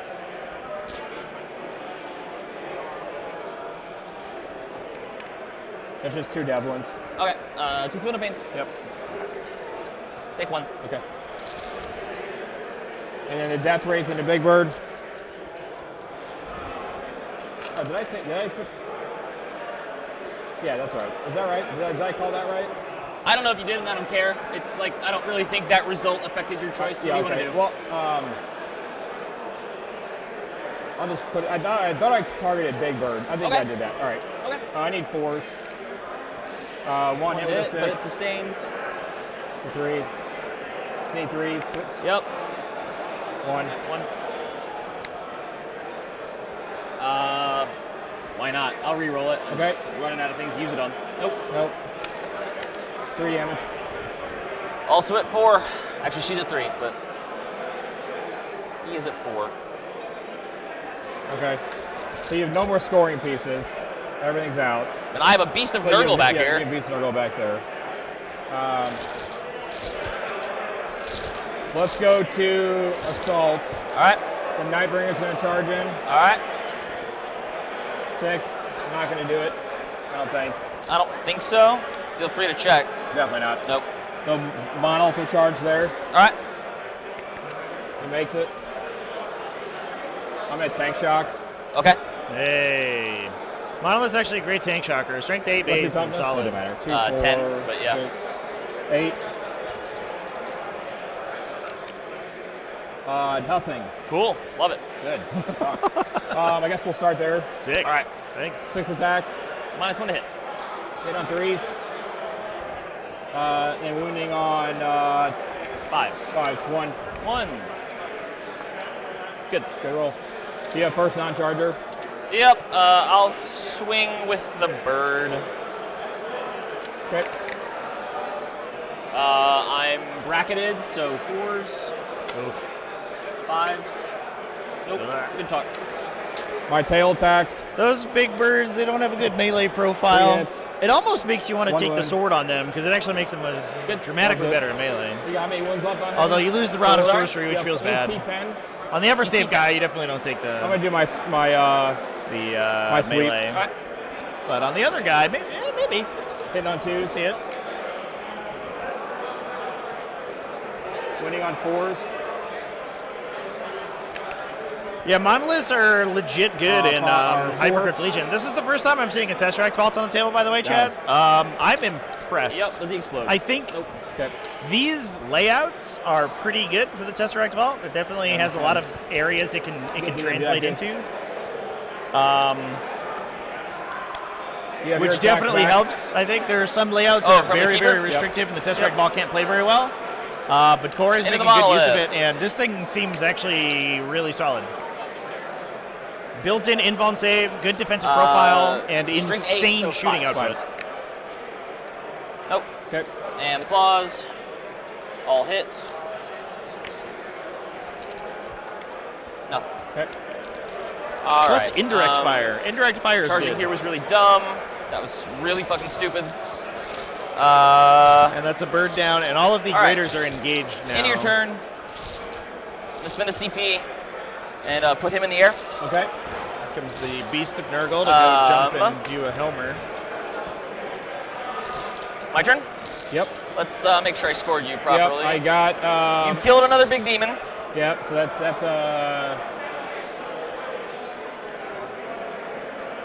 You're at 16. This is assassinate. Yep. And that's bring it down. And I got kill 1. Yeah, your primary is way higher than this. I'm gonna max my primaries. There's stop me. No. Yep. All right, there you go. You're getting 100 points. I know. I'm trying to get any number of points. That's why I'm trying to stop you. Yeah, I know. I know. Yeah, kind of the weird thing about the differential Keeper scoring owes system, you the battle shock. It kind of makes you play Passes it. ruthlessly. Heals for D3 because If she's we in were shadow. playing a win-loss system, 6. I think this game would have been talked out at this point. But it's kind of like the so dumb. prerogative is on Corey This guy's to gonna fall just back. beat the shit out of Colin until he's dead. He's a little puddle on the ground, basically. You know, and some people like that Is system. this possible? Looks like yes. I'm going to spend a CP. I don't think either of us gained it at the start of this turn. We didn't. Yeah, so I'm going to do that and then go Yep. here. And I'm going to put him here, outside 3. Yep. And he's going to homers. Yep. Okay. Wraithguard bait. It's also good at killing She's gonna shoot this Wraithguard, monolith. and also Yep. are people playing She's Wraithguard going to right overcharge. now? Okay. I don't know if I've seen Last one Wraithguard hit, she's in in combat. And the only way to actually Eldari wound you is list to dead since wound the you. updates. So no. Plus, it's actually much more maneuverable than Wraithguard are, so like. And then I think you it's get probably fine. first non-active player fight. Yep. Let's do 6 attacks, -1 to hit. And then looking for 5s. Yep. It's actually kind of a. It's actually not a bad profile against Eldari. It has lots Here's of her little sword. shots to clear out their small units, and then indirect fire She's no longer to bracketed. All hit. to clip out the big stuff. Then Plus, on the wound roll. Times Arrow can Fives. just one-shot the lone op characters. Kinda if got it. gets 4 close to enough. -2, please. Good roll. Yeah. Take 6. Okay. Here's the claws. Yep. 2 hits. I bet it's actually not too 6 bad hits. against Eldari. 3 You more could dev. just clip the spirits 3 here more. on a 4 3 up. dev. Yeah, 3 devs. If it So I wants take to. 9. Yep. I've got 2 left. Okay.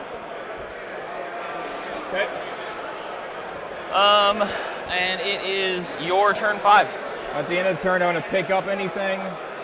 I do not Yeah, it's have to pick up anything. I don't know. I think it definitely encourages you to like play very I'm going to heal toxically. the vault on the monolith. Will heal 1. Okay. It also encourages I'm gonna the heal player the Void losing Dragon to continue for playing 3. for any benefit they can gain. So for yes. let's You win some, talk you lose for half some a with second with because we might not need to play turn 5. I'm going to table you this turn. Well, even if you don't, we can skip that for a second. Let's just imagine a world for discussion's sake where I kill that monolith, score homers, kill that destroyer, and score an objective, which would get me 8, 5 is 13, and that's 17. Might not be that able to gets even me gain to, 1 point. 46, Yeah. and you have 100, Right. which means it's a 20 up. So even if I score the maximum amount of points possible, we're not going to hit the differential where it matters. Yeah. So I don't need to play it unless you want to. If you want to, I'm happy to do it. I'd rather just play it out. All right, let's play it out. That's Good. fine. Sure. Here we go.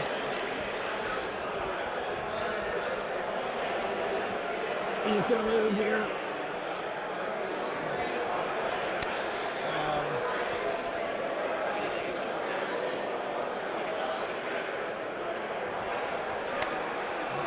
He just healed.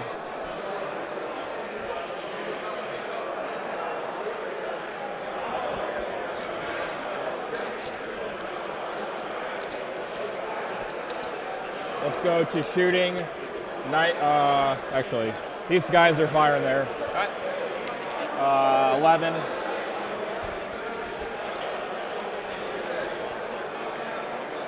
That's it. Strength 5. Need 5s? 4. Pass 3, takes 1. Okay. Is it 6? The hex mark. Yep. 2 more. Good. Okay, good roll. Nightbringer will fire at Big Bird. All right. 3 shots. 2 hits. 1 wound. That's what you say. That's a save, but if you want to reroll it, go ahead. I do want to reroll one. Okay. No. You're good. I've forgotten this the whole game. I'm going to vect that, not that it matters. Still say that. He's under the table. Oh, he's still there. Right Never there. mind. Yeah. I'm going to put all my shots here into him. All right. The death rays. Got a 6 for 2 more. So that's a miss. That's right. That's just how it is. All right. Need 3s. 4. 5 ups. Nope. Yeah, Main damage, I think, kills him. D6 plus 1, yeah. Yeah. All right.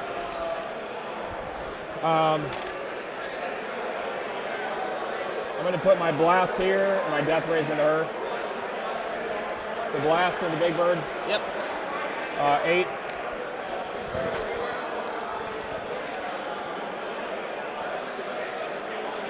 Oh, I'm in hand here. That's right. 4 dead ones. That's No. into the bird? This isn't a bird. All right. And then the death. Whoops, the death rays. There are multi-monolith 1/6 hypercrypt for lists that 3 actually more. do fairly well in singles So events. 4 total. I don't know if you would see the Tesseract vault necessarily, but the big sort of stompy robot list is definitely one that has 3, actually won 4, GTs. 7. I think 9. famously we had a GT win That's with into here? triple No, monolith that's into- Silent let's see. King, Okay. which He's is got extremely It's cool. 9 of them? Yep. All good right. roll. Takes 3. Okay. She's at 3. I'm going to time 0 her. All right. And all my other shots into here. All right. Time 0 over there. Hits. 6 dead wounds.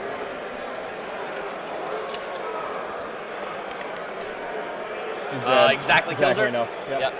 Doesn't explode. That would have been nice. I could have Yeah, killed I the just thought monolith about on the that. explosion. Yes. Just looking for it. And then 1, 2, 3.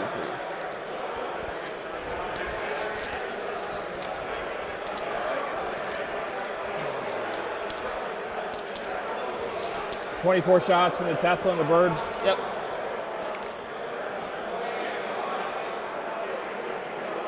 These are all 6s. Yeah, you also, it's the last round of the event too, and gonna be these another players paid a lot to be here. 8, I so imagine 16. to some extent, you know, you want to get the amount of dice rolling as you can out of it, right?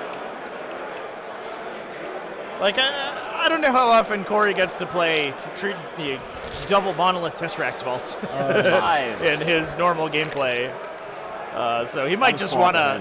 He might just want to 3, resolve the attacks because it's fun. 4, 5, 6, 7, 8. Thank you. Yep. Especially because I Colin's not like salting out or anything. 6 for 12 damage? No, it's not like we're gonna. He's at 6. All right.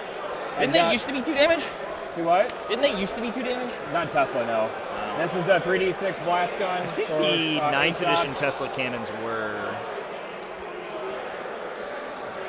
They are weirdly underpowered in 10th edition. These hits, strength 10, toughness. They're very good against 10, specifically 74, non-coordinate 6 greater right. demons. 1 but 3. bad in every other situation. Good. They might be 4 points cost, one of the Let's worst go to offensive assault. profiles in 40k. Sniper will charge. All right. But against greater demons, they're actually really, really good. The vault will charge. Okay. 9.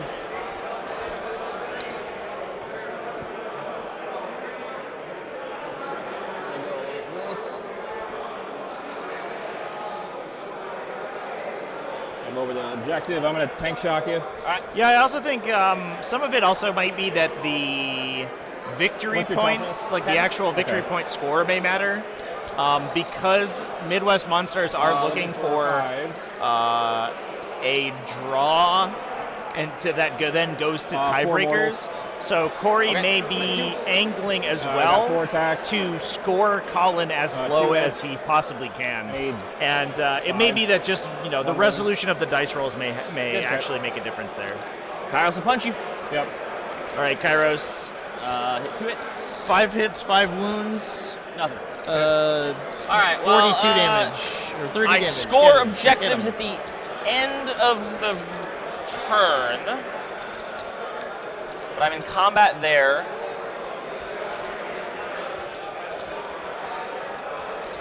And you're on The objective. every objective.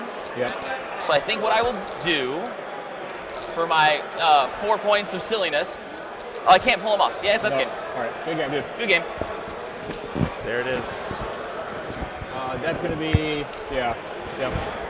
It's at 90, Bit of a bop, unfortunately, chat. But we do have other games to take a look at. I'm gonna go in and grab the player mics real quick, chat. So I'm gonna give you a musical interlude, but I will be back momentarily. Thanks for watching the stream. Please subscribe at TacticalTortoise. That's fine.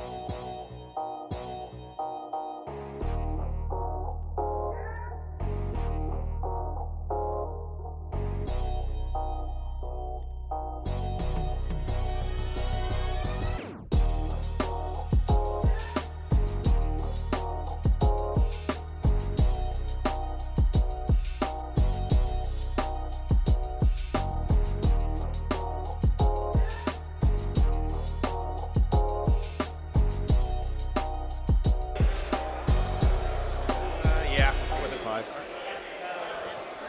I will try a charge with her. Okay. That's into this squad. There's about a 9. Okay, folks, we're actually we're peeking in on Tyranids that's gonna be my only versus Marines this time around. The players were kind enough to let me mic them, so we're going to get a little bit of a look in at how this game is going while we wait for the round to wrap up. That game was very quick, so there's still 2 hours left in this round. 2 damage each. But I will go ahead and give everybody a heads up. I'm going to give it about 5 minutes, and then we're going to be pulling a giveaway winner. So exclamation point giveaway for everybody in chat. I'll put it in there as well. If you fill out the form, you get entered into the giveaway. We're giving away an Army Painter speed paint set, excuse me. Big thanks to Army Painter for sponsoring the stream. Open to anybody, so please jump on in there. Okay. If my bot works. So that's the end of your turn, right? So end of my turn. You'll get 4 and 4 again. Yep. So I believe it's Iron Hands, chat. You did kill 2. I think this is an Iron Storm Spearhead, but I'll double check. I'll post the lists. You're 100% going to kill more. Hopefully I kill more than 2. So you're going to get hole 1? Yep, we got this one still. So I think I was planning to heroically intervene there, but the way that strat reads, it looks like you have to actually attempt to charge, right? I've never done it, so I was like, this could be cute, but I didn't know if you were going to try to tag it, right? And then, because now I can just do what I want, but I didn't know how you were going to play that, so I was like, you make the charge there. I wanted to move block the Dreadnought more than anything else. Right, that makes sense.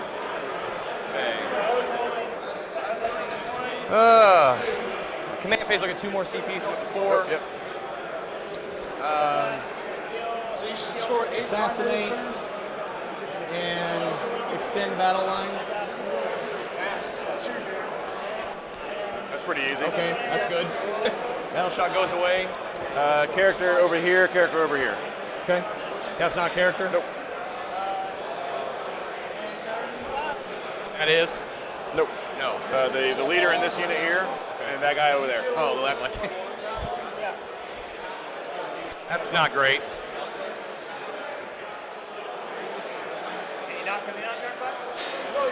So, if I move this guy, the Dread can still come through there. He just has to go this way. Yep. Yeah, which isn't ideal. So I probably won't do that. So kind of hilariously, chat, both of these teams got our Space Marines into each other's Tyranids. So we're watching Nick Fuller over on the left-hand side, who we watched yesterday, versus Scott Thompson playing Space Marines.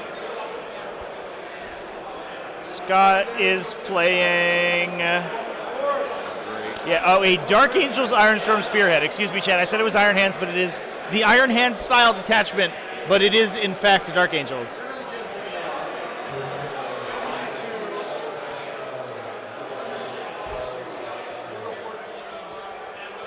That's fair. Those guys are jerks. Yeah.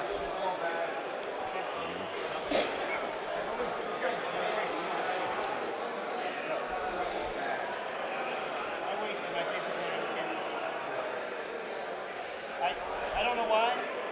I didn't just, when you came over here, I don't know why I didn't move back behind this wall. It's weird to me that I didn't do it. The biggest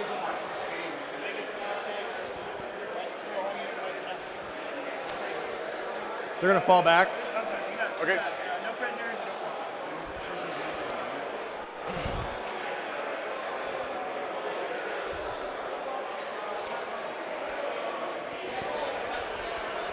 What's his OC? Just 1. Oh, okay. He's just hanging out, being cool. Yeah. Intercessors will advance.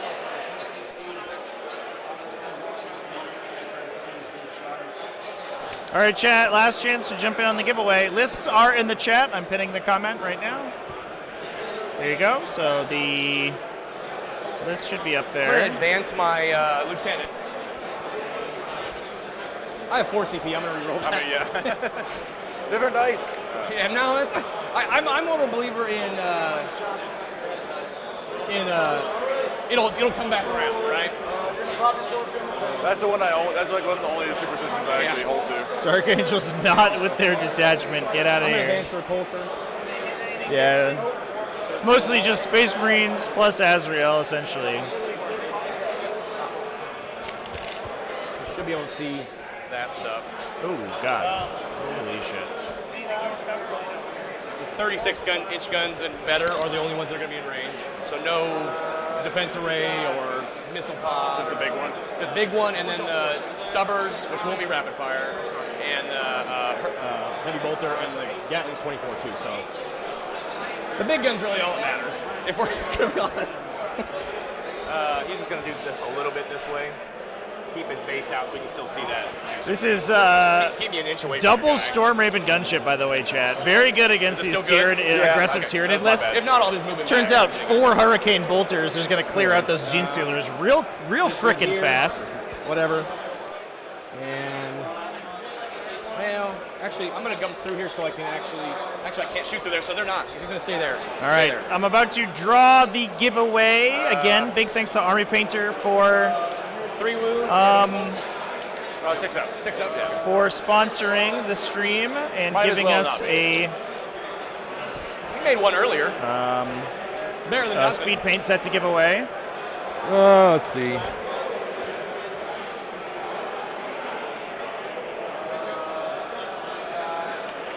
Were you able to poke around to see that guy with the jet? Yeah, so the back of his tail can see him. Entry 15. All right, I gotta split all sorts of fire. I don't like doing it. 4 up invul? No invul. Oh, okay. Not a I 1. don't feel as bad then. Worst character in the game. Fair enough. Well, let's shoot these Marines at him and see if they can do it. Actually, I'm gonna do a grenade. Fuck that. Are you with an 8? Yeah, grenade there. No more to wound, right? Or no more wound save. Okay. 1. All right. And is this where your dice go cold? Maybe. I appreciate that. Then they'll shoot. Whenever it's going to happen, if this turn could be the turn, that'd be great. That is Brian R. Brian R is the winner. Off to a good start. Here it is. And I have your info from the forum. Thank you so much, Brian R, for entering. I'm going to go ahead and forward that to Army Painter. They will get you a speed paint set Okay. posted to your location. Thanks everyone for hopping in. Brian R, congratulations on because they have reroll wounds. the W, my dude. So, Meltus here. Yep. First time you've seen Storm Ravens? Yeah, there's a bunch of Storm Ravens at the event today. He has 7 wounds with 4 pimple. They are a good. Character, though? Again, like skews are pretty good in this team format. They're a pretty good skew. No, they don't fire. Sorry. It's a lot of shooting that could potentially ignore ruins for line of sight. 6 minus 2, 1. Okay. And is fast, hard to kill. Actually, I need to shoot him first. And good anti-tank and anti-infantry pull them shooting. out of range. Little expensive, So, obviously. He'll put but his big gun into the exocrine. if you need them to deal with enemy artillery, 6 shots utility plus 3 that's hiding, the Storm Raven will just do it. Heavy bolters. He's got 4 wounds, right? That banner does not. T5. Yep. So there's 3 damage hits. 3 minus 1 is 2 damage. Fail 1. And then stubbers. Go, First one. 4 bolters here. 2 wounds in the stubber. No would be. Fail 1 to kill the guy. And then this is the good stubber, so I get a reroll wound. They all hit. I didn't move my fucking lethal guy because I'm an idiot. Oh, it now being midday, chat. This skylight is killing us. Big gun into the exocrine. Very harsh lighting right now. I apologize. The contrast is probably a little tight. CP it. I like an Iron Storm that. Oh, yeah. I'll save it for a wound. I have a CP still, so do that. And then 3. Okay. Minus 4. 6 up. Oh, no. So 2 plus 4, 6 damage. 6 damage. Down to 3. Into the exocrine. Yep. There's 5. It's not big difficult. Down to 3. Okay. And then well, now we'll go back to this guy. So Melt is here. Everything else in them. Okay. Could try to kill. How many is 3 left? 3 left. You want to split fire? Just every gun's going a different direction. I mean, what's the point of having all those guns if you're not going to shoot them all? Right. Let's see. So T10, right? Yeah. So we'll do the missiles there. Hurricane bolter's still going there. Plasma's still going there. And then the melta guns are there. Okay. So we'll start with the melta guns. 2 hits. 3s re-rolling. 2 -4s. Okay. How much damage? Minimum? Minimum 6. Yeah, he dies. Assassinate. And then let's do the missiles into the exocrine.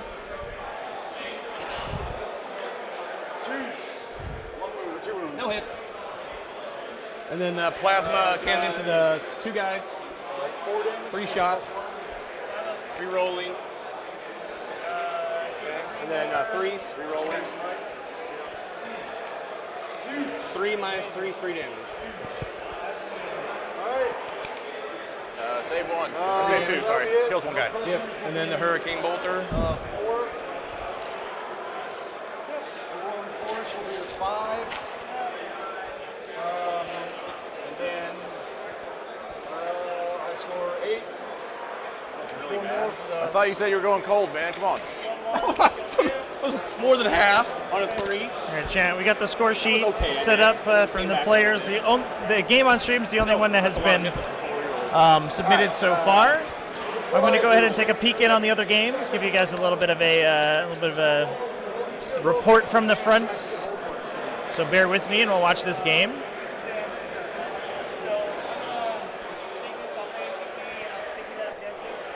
Sure. 2, 4, 6, 8, 10, 12, 13. You want to try to. Is one of yours? This gets you.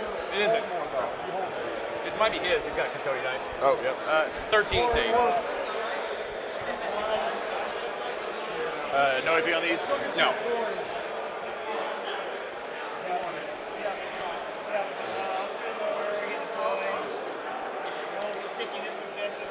All right. Good eye, then. Oh, yeah, you can get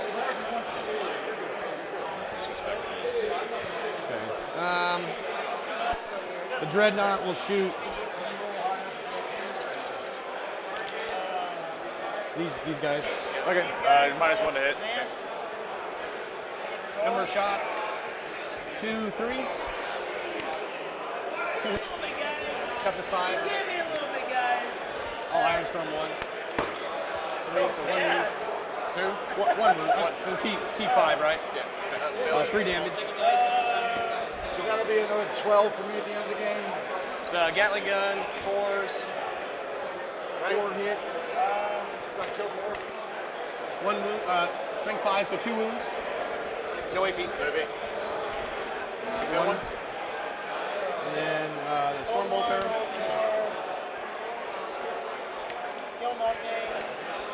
3 with the Storm Bolt. No AP again.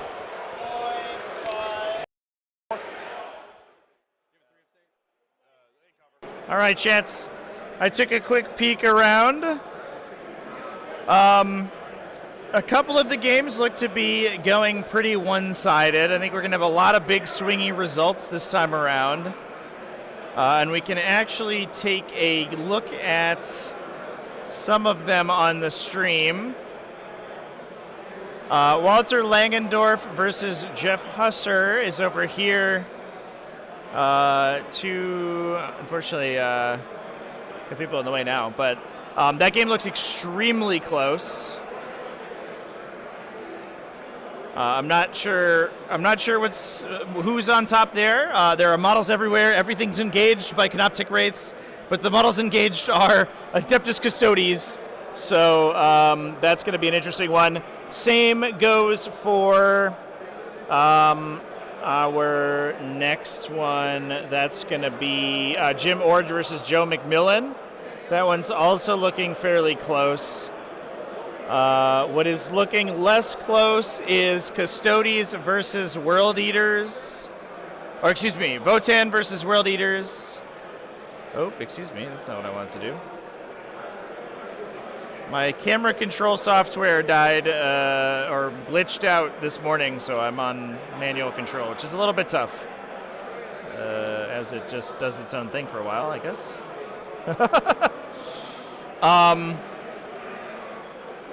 So that's over on the edge there. That is going to be... Grab the player names for you.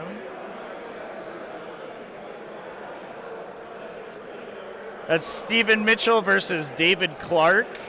Angron is dead. Most of the 8-bound are dead. They have boxed the Hecaton land fortresses into the corner of the map, but it looks like the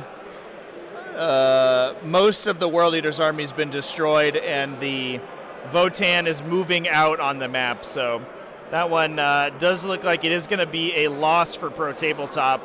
We'll see what the final score ends up being, though. It could be a little deceptive. Last table on this row is Thomas Bird that we watched in round 3. Doing some high fives over here in front of the camera. Thomas Bird that we watched in round 3 versus Ryan Verbeck playing Tyranids. That game also looks extremely close. Models are everywhere. Tyranids are everywhere. Space Marines are spread all over the map. Everything is engaged. And I have no idea who's going to win that one. That one looks incredibly close. Now, interestingly, this game that we're looking at right in front of us here, which is, that's team captain Scott Sasser playing Grey Knights versus Damian Owen playing Adeptus Custodes. I actually had looked in on that earlier, and I thought that it was a... it looks like the game might be cleared up after... actually, can we actually see the score here? 89-74... Scott versus Damien. So it looks like, and this is part of the Grey Knights, charm where everything's jumping off the table. It looks like that was going to be a cinch for Adeptus Custodes. They were on every objective. A lot of the Grey Knights infantry was destroyed, but 3 Nemesis Dread Knights dropped back in, used those new Nemesis Dread Knight attack profiles with AP2 ignore cover, a literally perfect profile for shooting at Adeptus Custodes, cleared almost everything. Insane comeback in terms of damage. Basically, the end of the game was the 3 Nemesis Dread Knights back to get back against a bunch of Adeptus Custodes, just laying waste with heavy side cannon shots.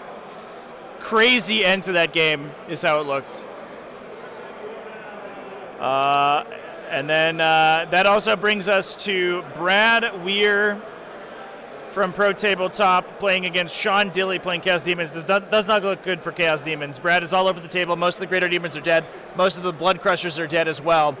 I think that's not a good matchup for Chaos Demons. That was probably an unfortunate pair for them in the pairing process, because Brad is running triple Arcoflagellants, triple Repentia. He is just a light armor blender, and then has Canis Rex to come in and punch the heavy stuff, which I think is a good team composition. He's very good against specifically armies like this Chaos Demons army that spreads around the table, is highly maneuverable, but doesn't have any armor, and those Arcoflagellants just absolutely truck them. And it looks like he's basically killed everything on the table at this point and has surrounded the table with Repentia units. I think Scarbrand's in the corner there trying to score some points, but it does look like it's going to be a win for Adeptus Sororitas. So, interesting games so far. We have a relatively small win from... actually, I'm going to give it a refresh, see if the score sheet's updated. Yeah, small win from Scott Sasser. What looks to be a big win for David Clark as well.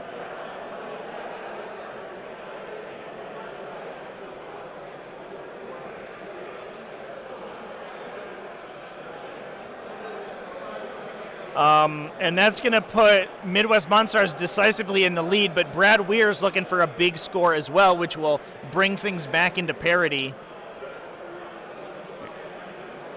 And from there, I think it's going to come down to these final couple of games that are looking super close. Really exciting finish to the ATC 2024 this year.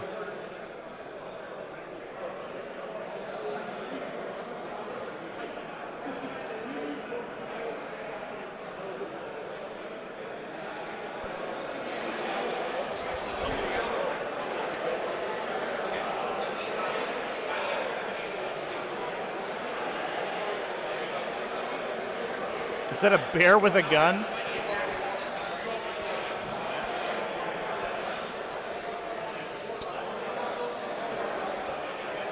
I'll roll an advance on this guy here.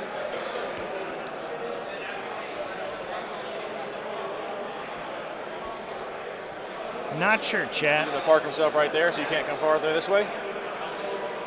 Yeah, the sisters are crazy right now, definitely. Really good army, good at scoring, good at killing. I guess they're okay at killing. They're a little inconsistent now that their auto damage combo has been nerfed in the data slate. No, he'll stay where he's at. He'll move this way a little bit just to get within 12 of that guy. For 12 of that guy. Okay.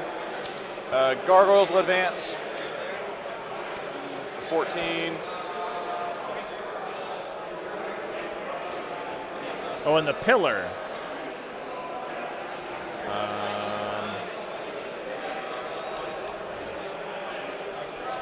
The guy in the back can get to there. This way.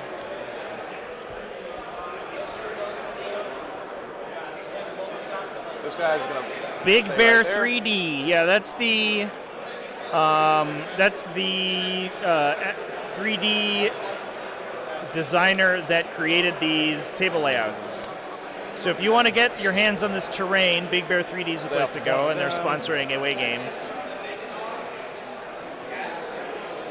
So I think the answer is yes, it is a bear with a gun. Sorry about the camera being all over the place, chat. I don't know what's going on with my software today. It's very weird.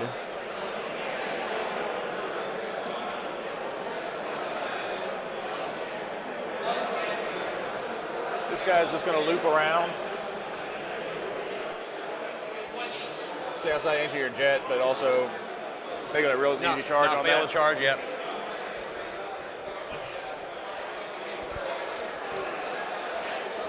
So far, though, it looks like with all the Gargoyles here. results being submitted, Midwest Monstars are actually getting the big my wins that they turn. need 4. to in order to win this game, or in order to win this event. Which could make things pretty tight for the last couple of rounds. 16. All Pro Tabletop has to do is maintain a score parity, which means they may need to get some big wins of their own, but looks like Brad Weir's going to get that, I think. Definitely helps the cause. I don't have a great job for them.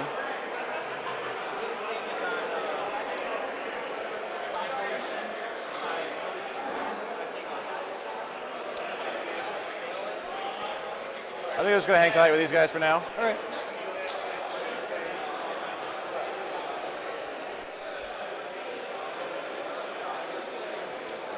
Make sure I'm doing this measurement right.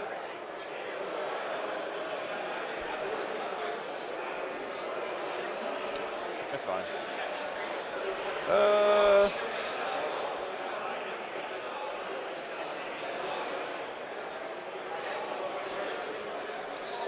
I'll roll advance on these warriors. 2, 8.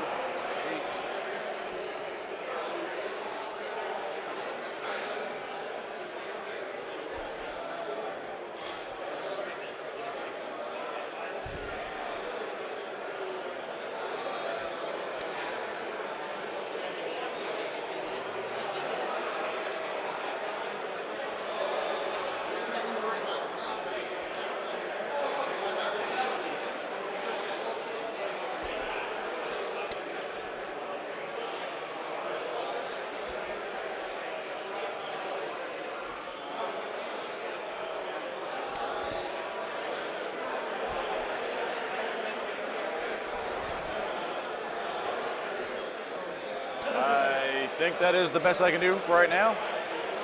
So we'll go on to shooting phase. Okay.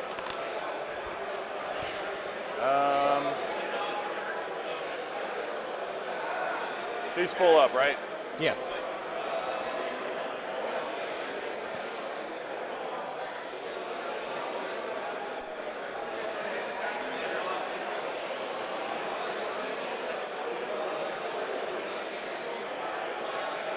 That's a pickle. I know what I want to do. OC 3 or 4? Yeah, yo, please. 4. 4. Okay, that makes it easier. So it is shooting phase. Give me a battle shock on your jet. Good. All right.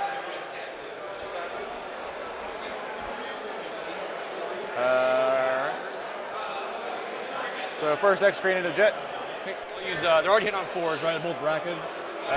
It'll be hitting on 4s and he'll be hitting on 3s. Okay, I'll get covered from him, but not from him. Right. So, I'm making it when I pop both my defensive things to keep him alive. He can shoot still, right? Yeah. Okay. Is it any good against him? Okay. I'll just do armor of contempt. Okay. 7 shots. These are hitting on 4s. Again, I wish the 6s did something. Right. And then all 5s. Nothing there. Second X screen, same target. You get 5 shots. You're hitting on 3s. 0 on the 1s. I'm saying, right? And then 5s. Just 1. Minus 3 goes to minus 2. Yep. Okay, and then minus 1. So yep. 4 up. 3 damage. 3 damage down to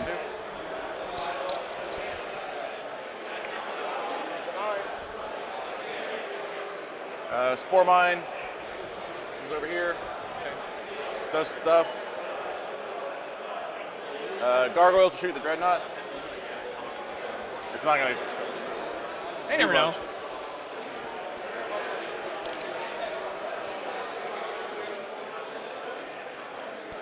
The 6s. 1. Just 1. AP. No. But I go. Whoop.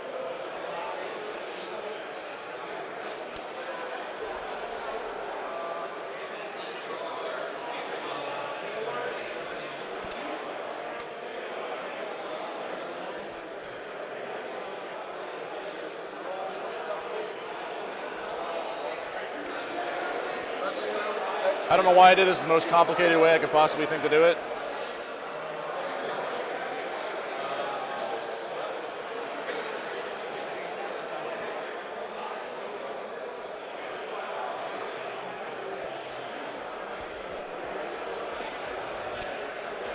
Of course, I have to enter everybody in there. Okay. Boy. All right. That is the shooting phase. Charges. The Warriors are going to try to charge your boys out there in the open.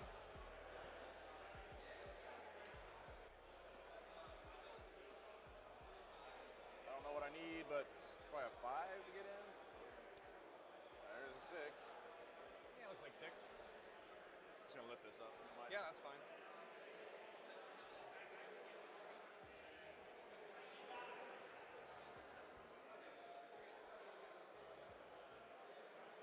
Oh, sorry, chat. I was muted. Oops, mistakes were made. Yeah, I was able to co-opt our main table, my camera here because we don't need it anymore, to get a look at the other tables. So that this table over here on the left is Thomas Bird versus Ryan Verbeck's Tyranids. Tyranids are all over the table scoring, but Thomas still has a lot of really armored assets left, which they're going to have a tough time dealing with. Might be a win for Tyranids, but if it is, it may be a small one. This is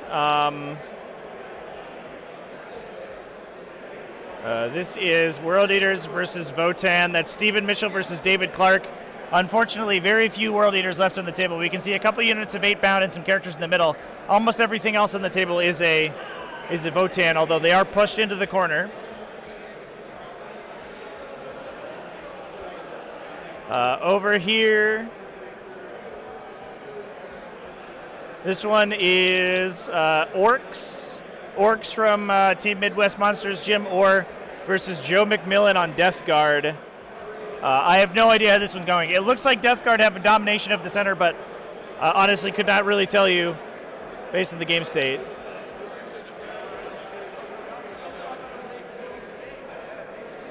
And then over our final table, that's Jeff Husser versus Walter Langendorf on Necrons. Jeff Husser on Adeptus Custodes. I think Walter Langendorf might have this one. That looks like a lot of dead Custodian guard in the dead pile there, but Walter is all over the table with scorers, although I do see some Palladius Grav tanks still hanging around.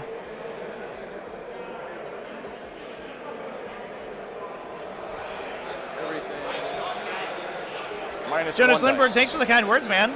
How many dice laying around? Super duper fun to stream this one. This this event has been amazing. I know when the 6 warriors swing, it's all my dice except for 1. Super exciting. Take one. And I appreciate you watching the whole time. Yes, you're right. We are only streaming one round today. Yeah, the because of the extended round times. Almost had it. Because the event used 4-hour round timers in order to allow an additional hour for pairing and for the teams to discuss matchups. It only played 2 games per round, 2 games per day, Friday and Saturday, which means today is the final round is only the 1 game. So we are, after this round is concluded, we are all done. 5. Okay. And we're still waiting on the final results from these 2 teams. It looks like it's going to be a nail-biter of a finish here. Again, to reiterate, Midwest Monstars need to win hitting on 3 by a significant margin because they have to not only win to tie the game, they are the pair up. The only undefeated team is Pro Tabletop right now. They still can win by winning the round by enough margin to then beat Pro Tabletop in the tiebreakers. So if they can win with a ton of table wins, if they can win the majority of tables by a big margin, they have a chance to win the event. But that's the only way. Otherwise, they're fighting on tiebreakers for second or third, which also means that the second table, it has the potential to fight for second place. So the table 2 between, I'll get the team names real quick here actually. Table 2 between United Midwest Project and Team Battle Brothers that we watched on stream yesterday is also going to be a nail-biter of a finish because those teams could be competing for second place as well.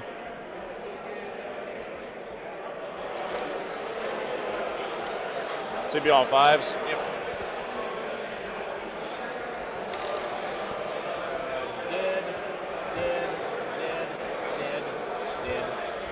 Can actually take a peek at those games going on. I killed a thing.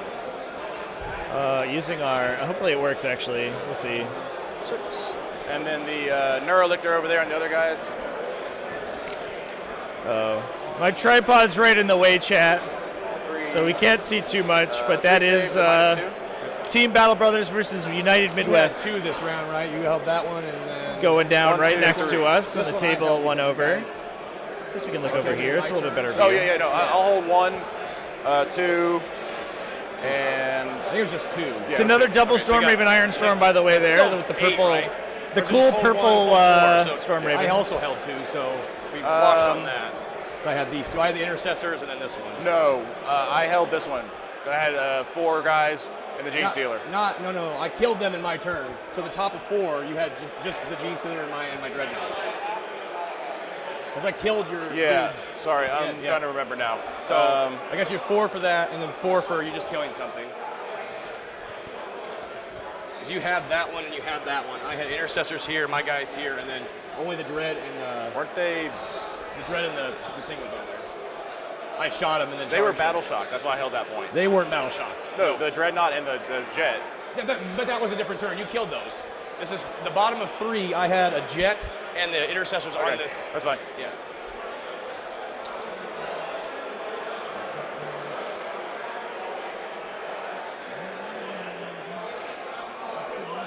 So you'll get hold 1 to start with. Yep. It was 2. Is it 2 damage each?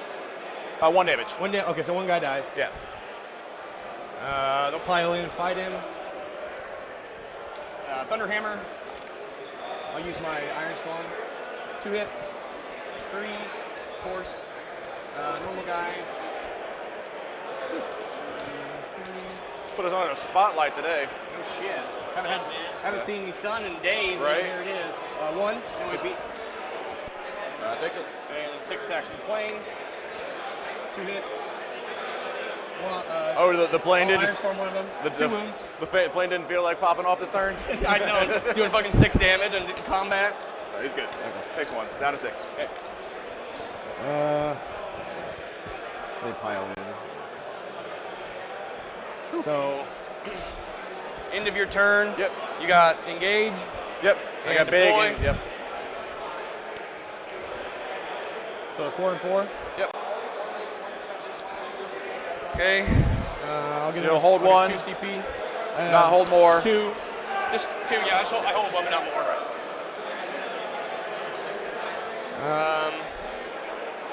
I'll probably just give you kill more this one. Yeah. Just gonna write that down. Let's see. So I got for cards. Oh yeah. No prisoners. That's a good Seems one. good. Seems good. Deploy teleport homers. Okay. Also seems good. It's okay. I don't know if I can do it. I mean, you can do it in the middle pretty easy. Huh? You can do it in the middle easy. There's another angle of the game, much better from the camera. Looks a little bit nicer with the light on it. Anyway. I can do it See if those I can cool kill Dark them Angel without stacks. using him, and then I'll do the action. Otherwise, I'll probably. Let's get a peek at Nick Fuller's absolutely gorgeous. These are going to come off in Tyranids. your turn. Check out my Instagram, by the way, chat. I took some close-ups, and I will post more images So I can put of them in the deployment zone. Nick's Tyranids. Maybe one of, if not the nicest armies at the event so far. So, in fact, all the pro they'll get tabletop +1 armies hit, have been that guy's out of gorgeous. There's actually, we can get a nice look at the demons that we just had on table. We didn't get a really good close-up of them, but Colin's demons are also absolutely incredible. They're sitting right next to the camera. Let's see if I can get a camera pic on them. Oh no! It's just out of my field of view. No, Jets! This is a travesty. I bet I could move them. Nobody would mind, right? Yeah. I'm gonna steal them.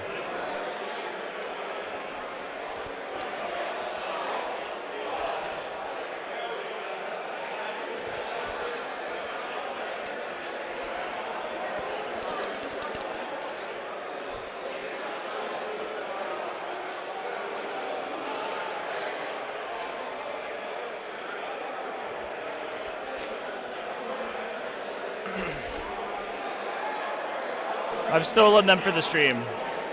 No one tell anyone. Look at these guys. They're so pretty. That's intense. Absolutely gorgeous armies from Team Pro Tabletop. Brad Weir's sisters right next door as well. These gorgeous Japanese-themed sisters. I also put pictures of them up on my Instagram as well. It's at TacticalTortoise TV if you haven't followed already. Please go do so. This is Brad's game. Again, he's cleared most of the demons out on his game as well. Looks like that's going to be a huge score for Sisters. They are all over the table, just destroying the primary.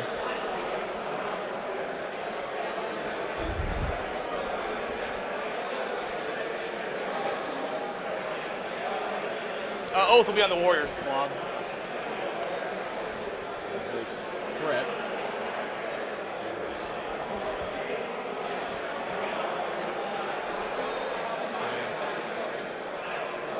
All right, let's start shooting. Oh, they're gonna come in. What am I doing? John Callahan, thank you so much, dude. Appreciate you, man. Glad you're enjoying things. This angle is much nicer. I think we're gonna stay on this angle. Way less harsh lighting from these big skylights. Yep, one more there.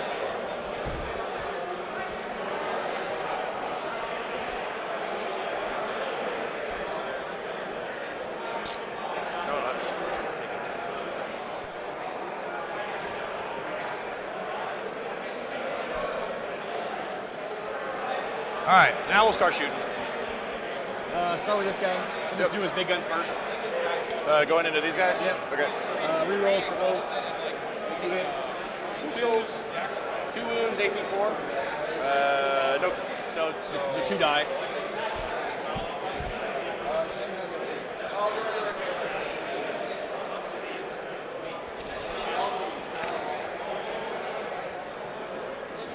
Finally within my lethal hits aura.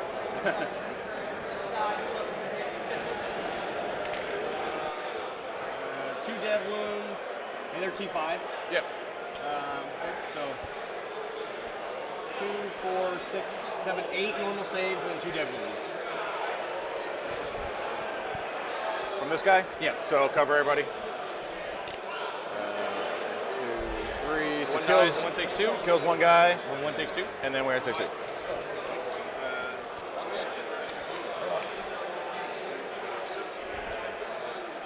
Defense array to them. Reroll on the misses.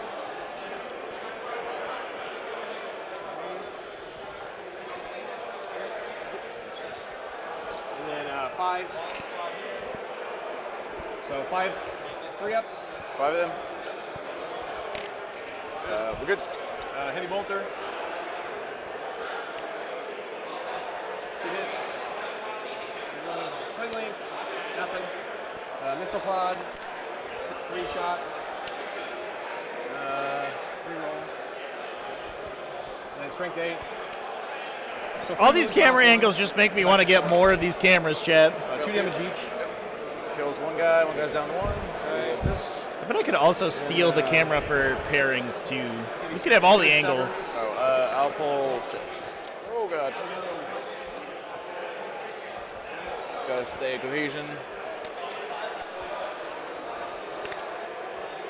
2 from the good stubber. So 2 from the stubber. Fail 1. So that guy dies then. Yep. And the bad stubber. 1 hit or 1 lethal. 2 total. 3 AP. No AP. Good. So he's done. Sorry about that. All right. We'll shoot them then. The characters? Yep. So first tech marine, this is his pistol. Can't shoot pistol and or your gun. You can either shoot pistol or your gun, but not both. I thought he could shoot both. So reroll for oath. 2. Lethals, right? Yeah, 2 lethals, and then nope, that isn't. So AP 1, 2 damage. Fail 1. Next guy shoot his gun. 2 damage, you said? 2 damage. 2 more saves. 2 more. Same thing? Yep. Kills that guy. There's a character left then? Yep.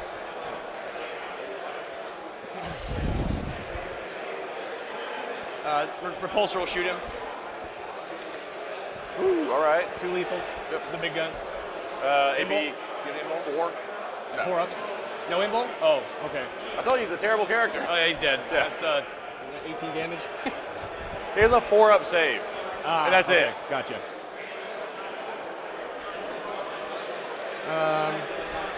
He gives the Warriors Vanguard keyword when you add him to the thing, so it gets him the advance in charge when you're in this list. Otherwise, he would absolutely not be in it. So I don't have to. I'm not deploying with him because they can deploy. So he's going to shoot now. So you're not deploying? Not with him, but with them. With them, right. Gotcha. It gives me 5. Yeah, so yeah. He'll shoot up the gargoyles. Big gun is 4, 5, 6, 7. You have 10.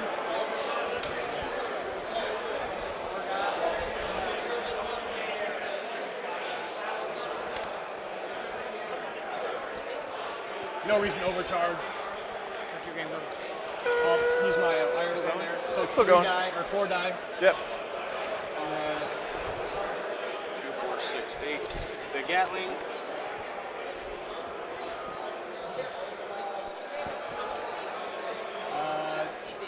Three. Do you have save? 6 up? You have 6 up save? Yeah. 3 of them. Save 1. Okay. The missile pod. 3 shots. 3 hits. Yeah, 3 wounds, -1, 2 damage each. Sorry? 3 what?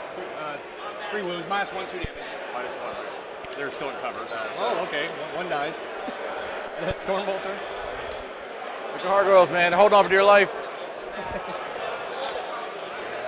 Is it a T3? Yeah. Okay. 2-1. AP what? AP, no AP. No AP, so then one one dies. dies. Yeah, okay. The 5 up still there. The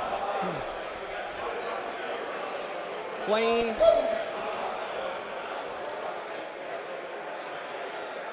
can see them. you can't Remember, see I them. tucked in very cuttingly. So He'll shoot the Meltas here. Okay. Invul, right? He has an Invul. 4 Bimble, yeah. Yeah.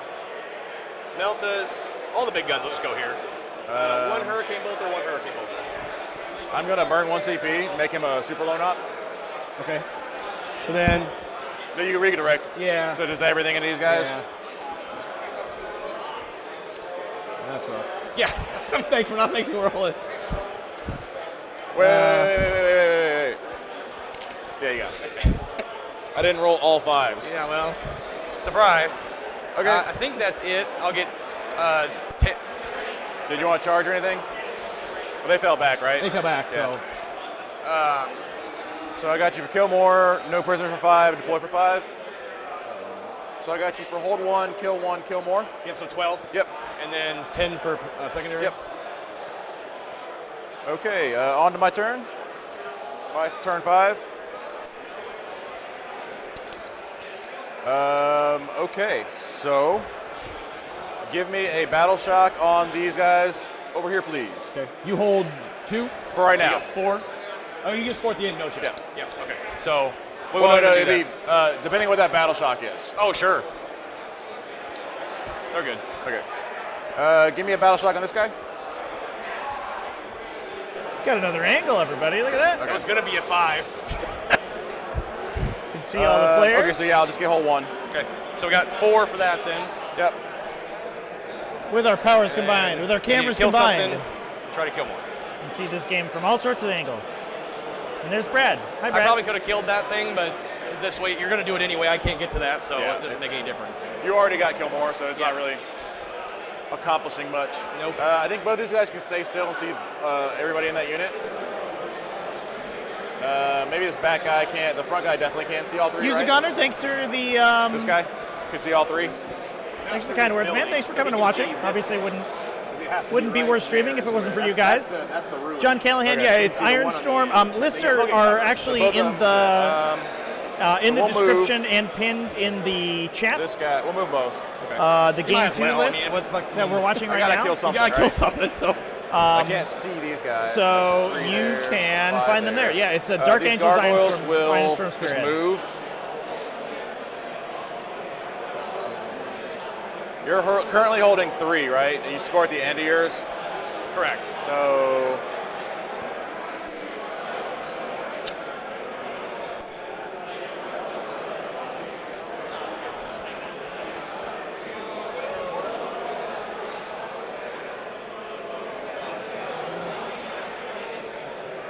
What's the OC on the tank? 4 or 5. I'll look for you. It will be relevant. Okay. Well, I guess you can just shoot, so not really. I can move and shoot. Yeah. So many angles. We got every angle for you. You need an angle? I got an angle. 5.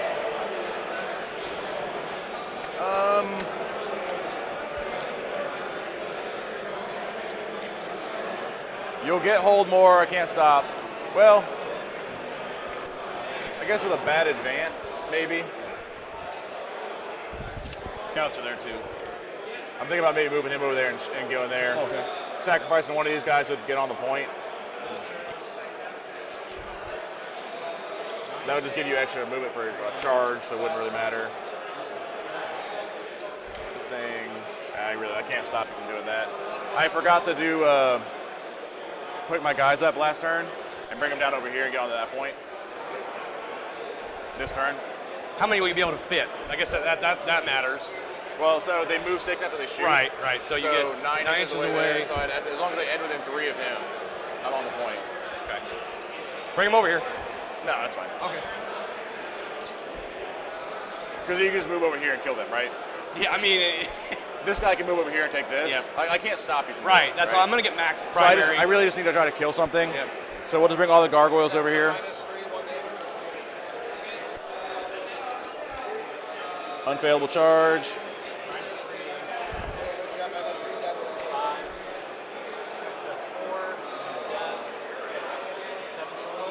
We'll just agree that if I get the charge, they all get in.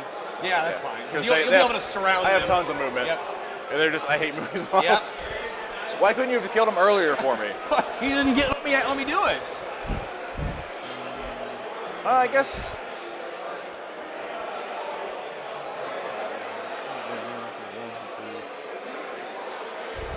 Actually, let me do this.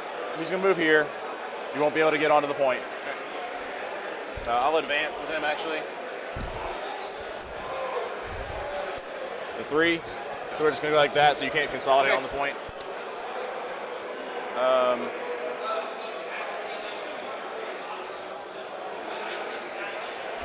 Let me roll an advance on these guys. I'm slowly becoming a war correspondent. That's true. That's true. We got lots of events coming up, by the way, chap. 2 weeks from now, we got an event. And then that's going to be Ides of March, second week of March. So the weekend after next weekend. And then 2 weeks from that, we have the ATC Florida. That's going to be, I think that's first weekend of April, I believe. So lots and lots of streaming coming up on this channel, by the way. Exclamation point calendar if you want to set yourself some notifications 2-inch advance to take for when we're live. I know, I screwed up. I moved them first.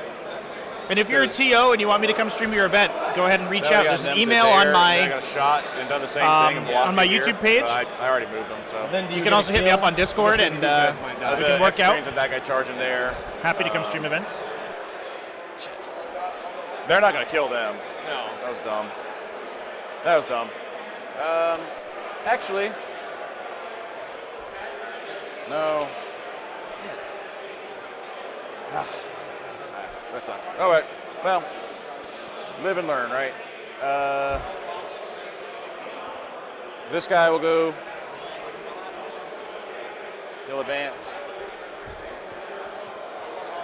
Off to a good start. 9 to right there.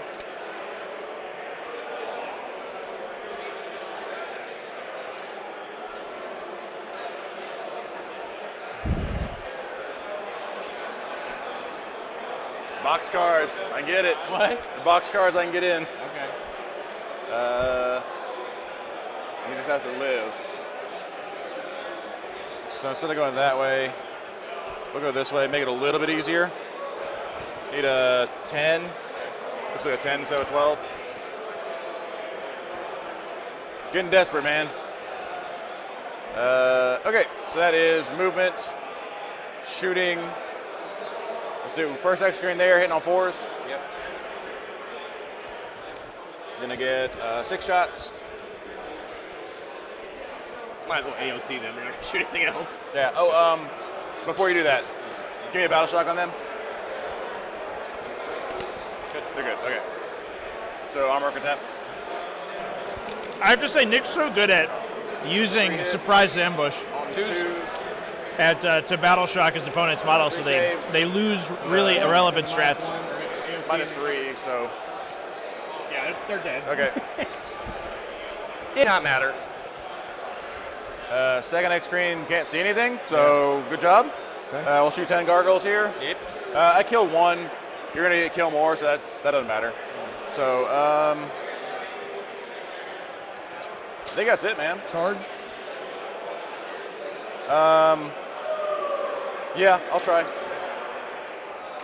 You also could die if you do get in there. I mean, it doesn't do it. It doesn't change anything. If I do get in, that doesn't. So we're good. Okay, so I'll end my turn. Okay. I will get Okay, next 2 weeks the of same tournaments deploy, play between engage, Death so Guard, max, so 40 on CSM, or Chaos secondary. Knights. Death Guard definitely really And cool I'll right get now. hold 1 for I the like last turn, CSM kill right now, 1. actually. So that'd be 8. in that turn, 8 in turn 4, 12 in turn 3. I got 32. 4 in 2 and nothing in 1.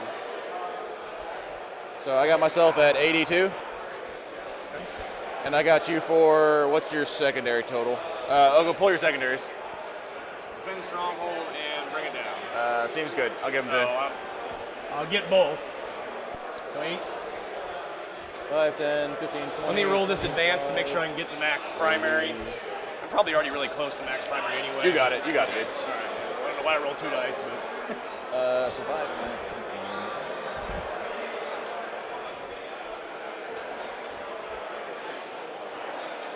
I got you 94, 82. Yep, that was good. That was a good game. That was a good game, dude. That's kind of what I expected. I Yeah. knew it wouldn't. 94, 82. You can just do this. I mean, I it's just like get automatic. primaries, yeah. You might not kill Or much, but secondaries. you automatically get secondaries. Yep. It's really good. I give up kill more like just by default. Yeah, you're not. I mean, I'm nothing you can do supposed about to pour that. mines out, right? Yeah. So, but they get me secondary points too, so it's kind of like trading off. I mean, it's a really good list into just about So everything. it looks like just a That's- minor so win I mean, for This has just got a lot of guns. Monstars. Oh, dude, no, for sure. Getting a win is big for them, but they would like big big wins. I was hoping for like a 11-9 loss or a 10-10 at best. Yeah. So I'll take a 12-8. Yeah, it's not bad. That's all I was expecting to get. When I did that, I was like, I'm gonna hope for a 12 because I think I can do that. But yeah, I mean, your turn 1, turn 2, where you just like absolutely smashing all those dice rolls. I was like, this is getting harder and harder. I survived a little bit too long there, and that helped. I mean, it did cost me 2 CP. But it was all the leadership tests. Yeah, making all the leadership It was tests, all the saves and all Because the if I fail hits. the battle shock and can't use those 2 strats. Score it's isn't like in yet, but that should put it to That was a big deal. I was sitting there looking like, 16-44 oh, man. in Oh, favor geez. of Midwest Monstars. Ah, geez, Wow. Rick. You're not making this easy for me, dude. Oh, geez, Rick. Oh, geez. They're smashing it right now. It's fun. All right, let me go grab the mic from the players.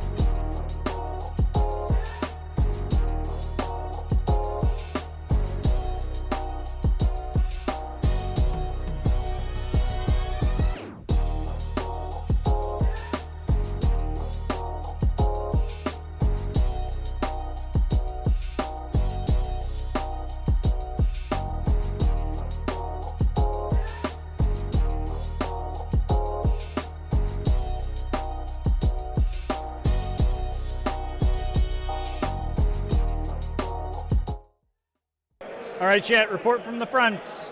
I don't believe any more games have been scored. We can just give this a recycle just in case.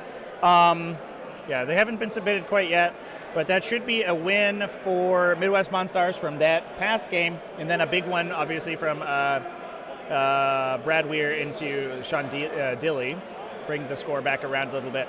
It looks like our game on the left of the screen here is Thomas Bird versus Ryan Verbeck. It looks like that's edging in favor of Ryan Verbeck.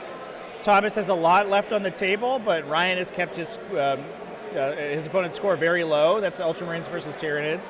And it looks like Tyranids may edge that one out. In the center here, the game in the middle on camera, Death Guard versus Orcs. It looks like Orcs are kind of pushing Death Guard out of it.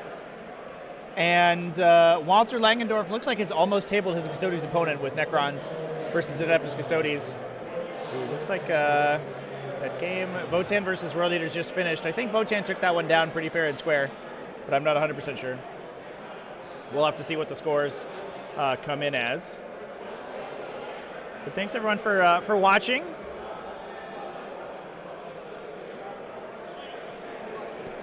We are coming down to the end of the round. Still just about an hour left in the timer, but most of the games have concluded.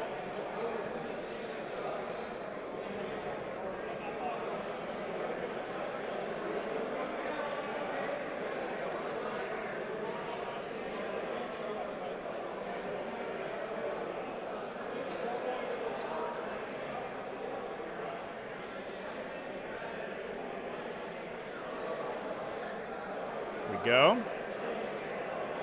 This looks a little bit better from our top camera here. This is Orcs versus Death Guard. Orcs kind of like absorbing the table, covering it in a tide of green, although some of the green are Death Guard vehicles that are still alive. It's like we're cleaning up Votan versus World Eaters today. And then this game looks like it's going to be a barn burner. Ooh, it was a back shot there, Ryan Verbeck. But Tyranids are all over the table against Ultramarines, for preventing Ultramarines from getting objective holding. They've really kept Thomas Bird's score really down low, although there's still a Gladiator Lancer and still a Land Raider on the table, cooking some bugs.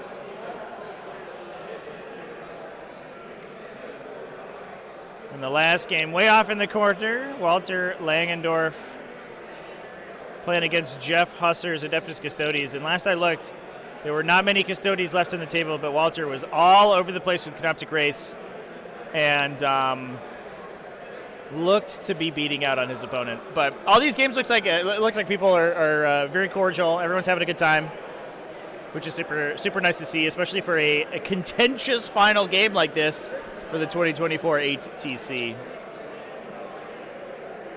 I will keep you posted, everybody, as the scores get input and we get more information about who could take down this event. If Midwest Monstars do end up performing the sweep and taking it back through the tiebreakers, it's going to be an insane story because they are coming in. I think I mentioned this in the beginning, but just so that we are clear. Oh, it looks like several more scores have been submitted, actually, so let's go ahead and get the score sheet back up. Yeah, we are currently 25-52 in favor of Midwest Monstars. Monstars are coming into this round with 2 draws. You have to beat your opponent by at least 10 points in the differential scoring.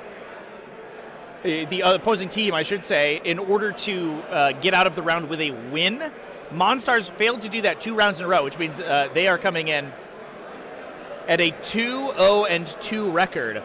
However, a draw counts as 1/2 of a win, meaning that Pro Tabletop is coming in with 4 wins. If Pro Tabletop loses this game, the extra win at 3-0-2 for Midwest Monstars will put them on the same record as Pro Tabletop, and it will come down to tiebreakers, which would be an insane finish to the event. So Pro Tabletop's done an absolute insane job of at pairing this tournament, obviously, as evidenced by the fact that they've won 4 out of 4 rounds so far. But if Midwest Monstars is able to come back and perform the comeback that they're hoping for, it's going to be awesome. It's going to be super cool.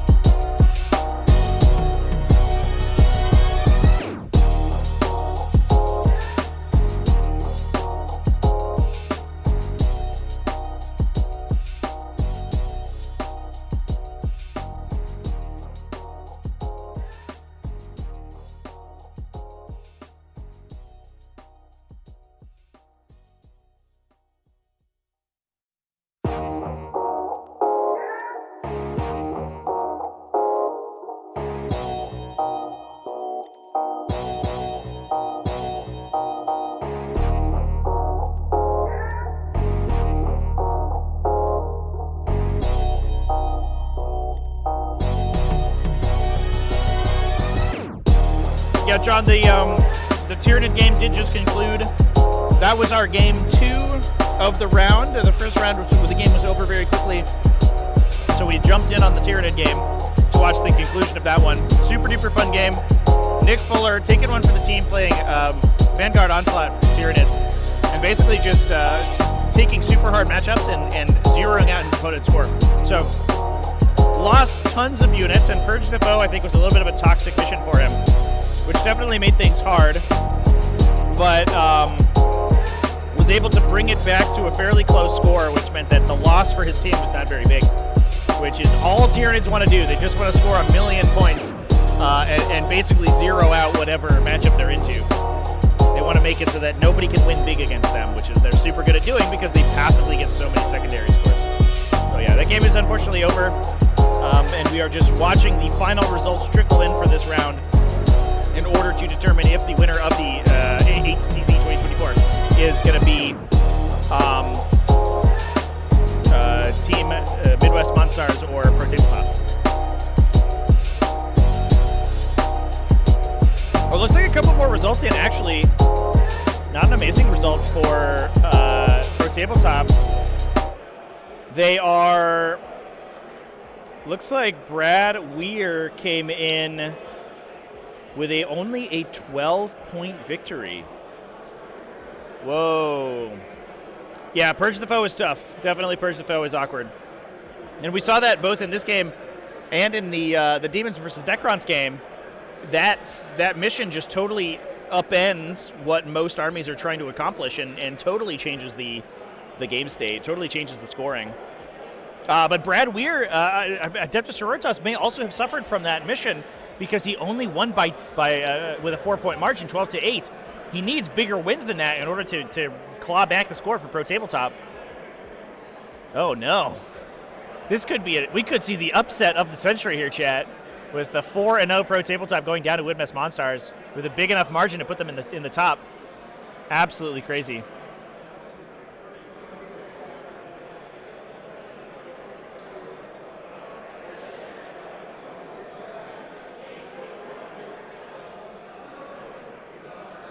Yeah, I do think that this differential scoring system does make those matchups really interesting, where armies that are good at scoring are good even if they can't necessarily win games, which is obviously what you want to do in a singles event. And it allows you to see armies like Tyranids and armies like maybe Demons that you wouldn't normally see in a singles event very often, but that actually have a place in team events. And I think that's really cool that it's a format that creates more, variety in the game, which is super awesome. We also have Ryan Verbeck's Tyranids over here against Thomas Bird as well. One of the other 3 games that's moving to its conclusion now. About 45 minutes left in the round, so the game should be over relatively quickly from here.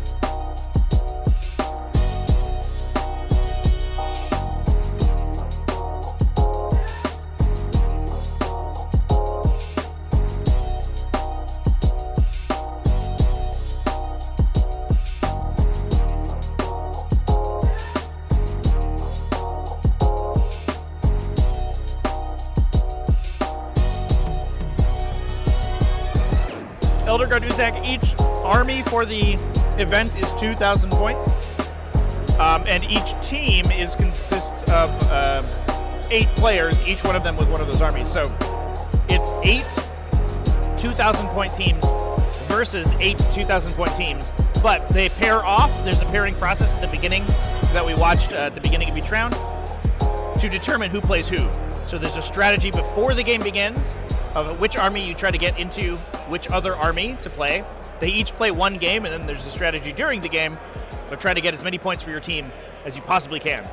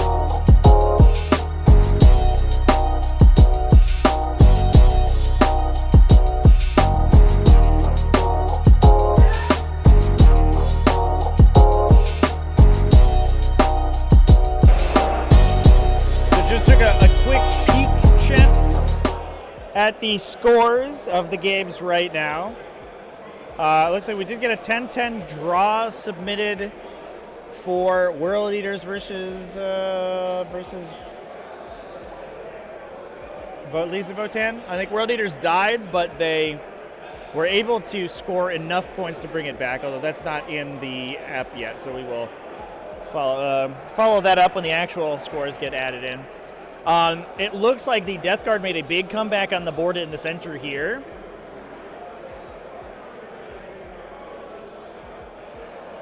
That being Joe McMillan with Death Guard versus Jim Orr with Orcs. Looks like Orcs got up in there and got ahead on scoring, but Death Guard made a big attritional comeback, and Orcs were all over the table on every objective, killing Death Guard vehicles. And that has been reversed. Death Guard came back in a big way, absolutely slapped Orcs, and now most of these green vehicles that we see on the table are in fact Death Guard units. So it may be that if Death Guard can come back in the late game, they may be able to squeak out a victory there, but that is, again, a very close game so far. Now, these close scores are beneficial for Pro Tabletop. All they need to do is tie this round, and they will win the event. Or if they lose, but only by a very slim margin, such that Midwest Monsters can't beat them on tiebreakers, that is also just as good as a win for them, because that will also leave them in first place at the event. So these really close games are exactly what Pro Tabletop wants to see. And that's why I think we saw such aggressive play from the players in our first game, because Midwest Monsters has to win, and they have to win big. They have to have these big, bombastic, high-scoring victories. The Walter Langendorf versus Jeff Husser game, Adeptus Custodes versus Necrons, is also looking extremely close. Jeff up on score, but Walter has killed almost all of the Custodians on the table. There is a... See if I can pan far enough over to it. Jeff has his kill pile next to him. Yeah, look at this. Those are all dead Custodians on the side of the table there. All of those models, all of them are Custodian Guard that have been killed. That's a lot of Custodians that have gone down this game, chat. But they've gotten lots of points so far. So whether or not they can continue to score highly and keep the game close is going to be a big question.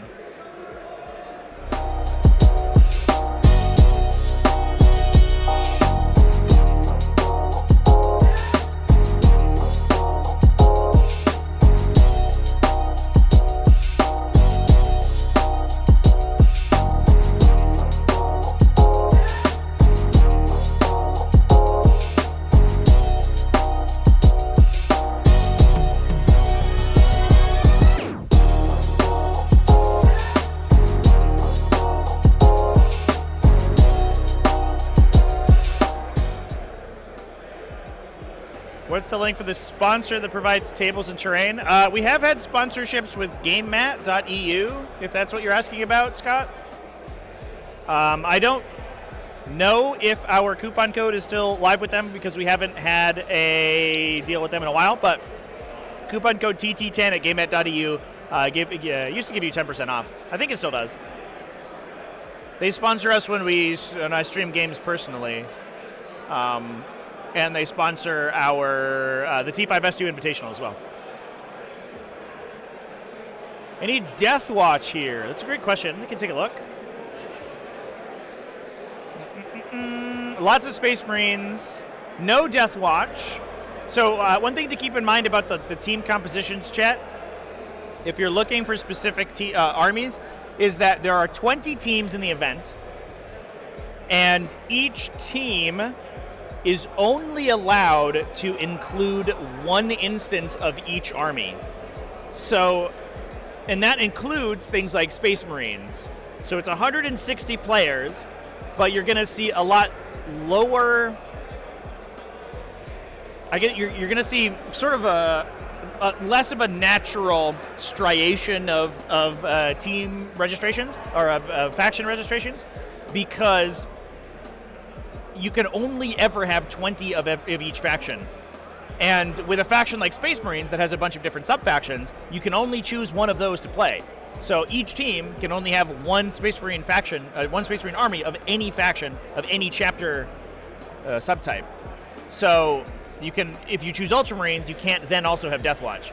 And I think a lot of players are either in Ultramarines, Dark Angels, or I think there were some Salamanders running around as well. Which means that the lesser played Space Marine chapters are probably not going to be seen quite as much.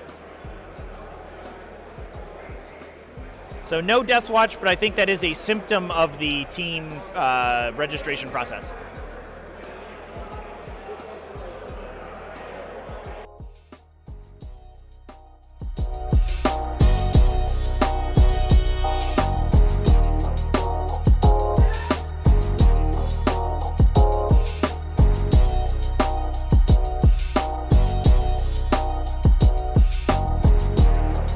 Interestingly, I should mention too, no Adeptus Mechanicus either, which is surprising to me because Adeptus Mechanicus can be a really powerful tool in a team's format, because they can either play Skitarii Hunter Cohort, which is a ridiculous infantry skew. It's very much like, it's, sorry everybody. Ooh, it looks like this game has been submitted. Let's see if the scores are in the round pairing. And it looks like we do have a score submitted. Yeah, we are down to just 2 games here.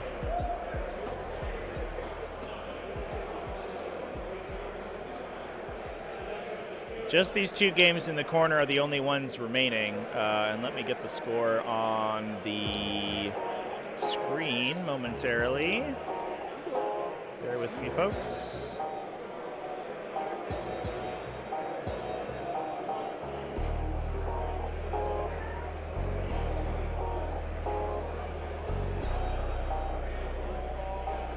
So we are currently sitting with 2 games outstanding at a record of 4-1-1 for Midwest Monstars.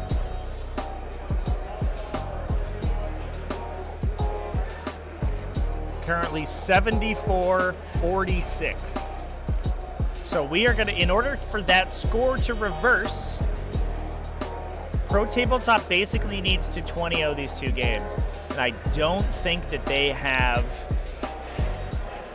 the scores to do it. I think these games are too close. We may see Midwest Monstars take this round down. Now, I don't know exactly how many wins Midwest Monstars needs to steal the round from them.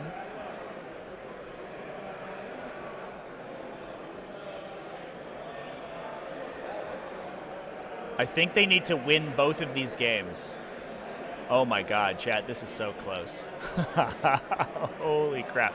So, Midwest Monstars are down 4 game wins from Pro Tabletop.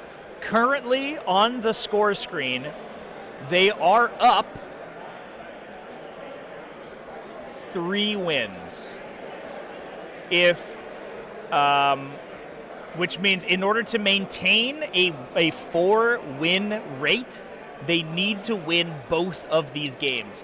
If they win both of these games, Midwest Monstars wins the tournament. Whew. This is so close, chat. Oh my God. Yeah, so Pro Tabletop, the first tiebreaker is game wins. Pro Tabletop is at 24.5 game win points.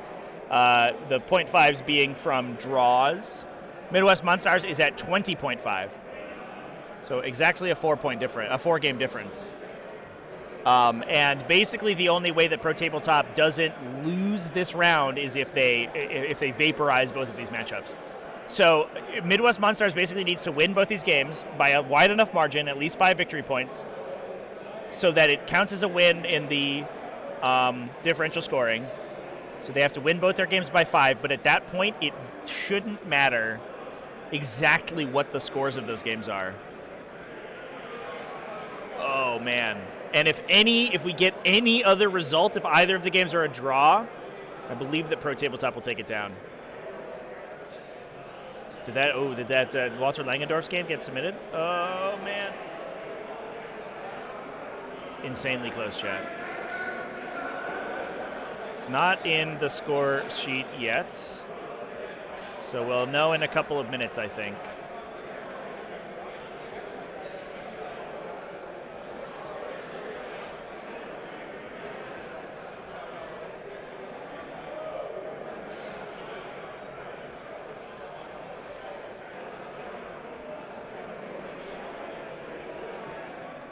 I did do the giveaway, chat. Giveaway is done. Congratulations to the winner. We completed the giveaway after the first game was done this round.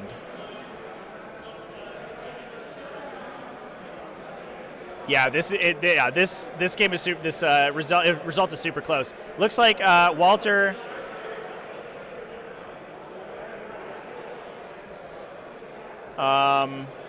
Walter and Jeff Husser. Oh man, chat. Walter and Jeff Husser have completed their game. The score has just been input. Let's look at what it is. That is a win for Walter Langendorf, 17-3, a blowout for Pro Tabletop, bringing the final differential. All results have been submitted. They also got a win in their game, Joe McMillan versus Jim Orr. They brought the score back. They were losing by 30 points. They brought the score back to 78-82, drawing the round.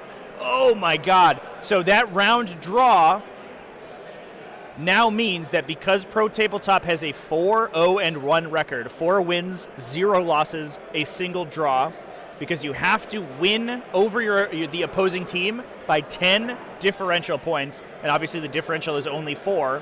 Neither team gets the win. That means Pro Tabletop is crowned as the winners of this event. Midwest Monstars ends the event with a total final result of 2-0-3. 2 wins, 0 losses, 3 draws. And Pro Tabletop takes it down. Incredible. That was a That was a insane finish to this event. So close. They almost did it, chat. We almost saw the reverse. Absolutely crazy.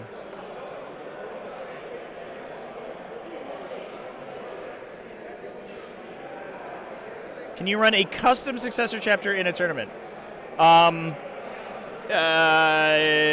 There aren't really custom chapters anymore in chat. You basically just choose a custom chapter is just a normal Space Marine army. And you can play it as any Space Marine chapter that you want to get the benefits of their specific characters and stuff. But the only benefit that you get from playing a specific chapter is you get their special detachments and special characters unlocked. Whatever you actually want to call your army and the paint scheme doesn't matter. It's just whatever you decide the keyword to be. Super duper close result from this event, chat. Congratulations for Pro Tabletop for taking it down. I think that I could get the final placings on here so that we can take a look at them.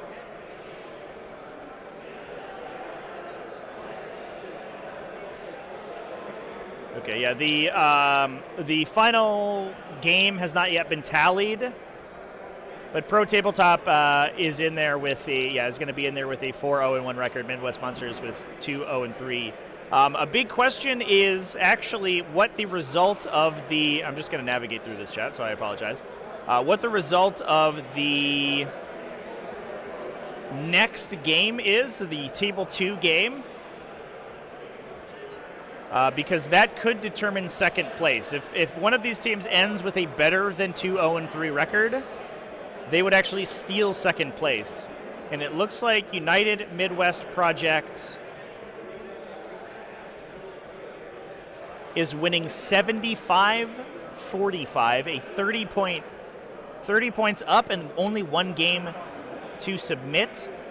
So the only way that they don't draw this round is if they get 20-0'd in that final game. I believe even if they draw, I think they're going to have 3 wins in their record. So they may still steal second place from Midwest Monstars. Take a look here at the final placings. United Midwest Project with a draw would also be 2-0-3. Oh my God. So we could have a tie for second place as well. 20 game wins versus 20.5, but Midwest Monstars got a ton of game wins from this last game. Midwest Monstars took 4.5 game win points, so they're going to be up at 25 total game win points. United Midwest Project came into this round with 20, and it looks like it's coming out with 4.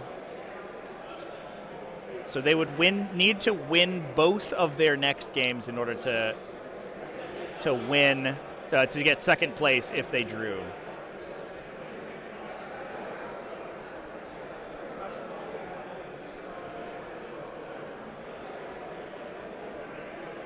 Guess we can peek the camera in on those games.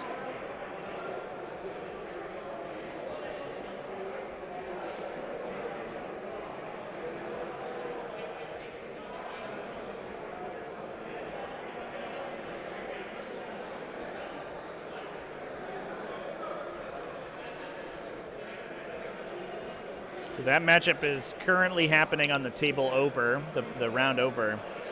Looks like Orcs versus Drukhari is the game that we're currently looking at. It's actually right in front of me.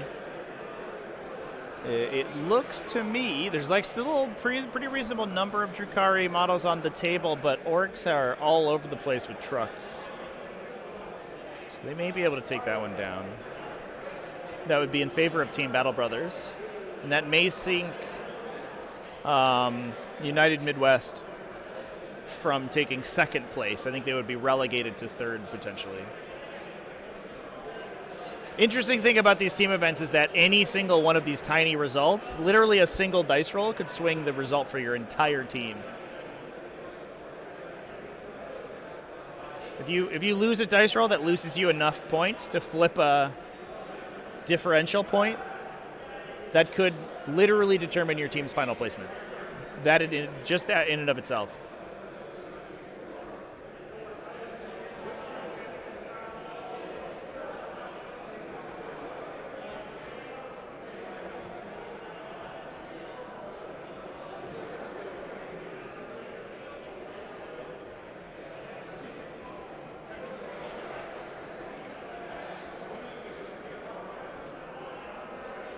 So this game is Tyler Sansone versus Michael Walsh.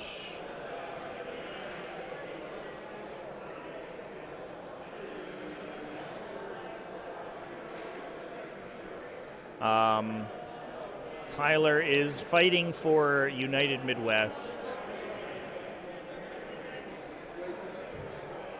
So basically he needs to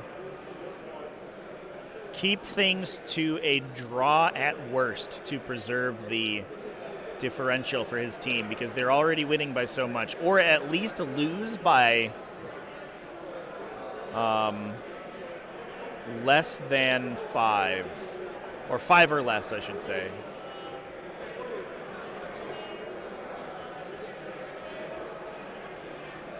How many dice end up in jail? Oh my God.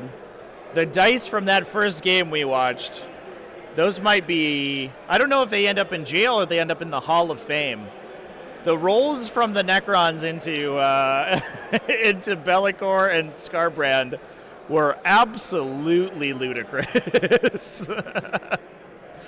I don't know if people will want to play with the stream dice more or less after that. I guess it depends on which side of the dice, the fickleness of the dice you're on.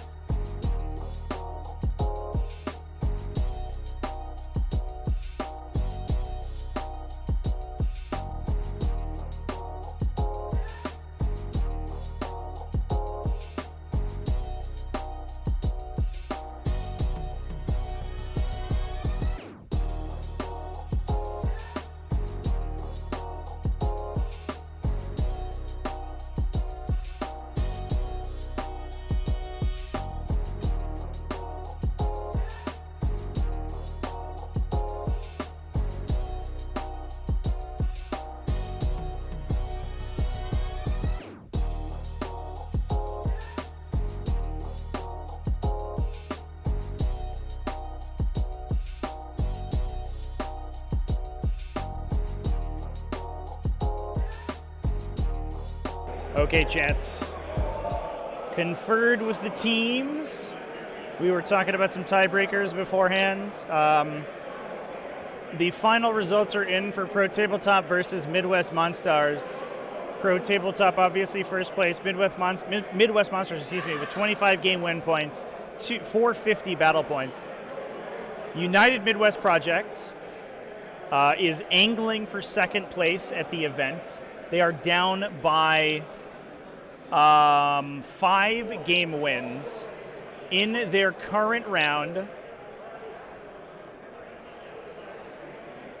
Make sure no additional results have been submitted. In their current round, they have those 5 game win points. So they are currently tied on the first tiebreaker with Midwest Monstars. Their last game, the one that's sort of on camera here, Tyler Sansone versus Michael Walsh, is currently ongoing.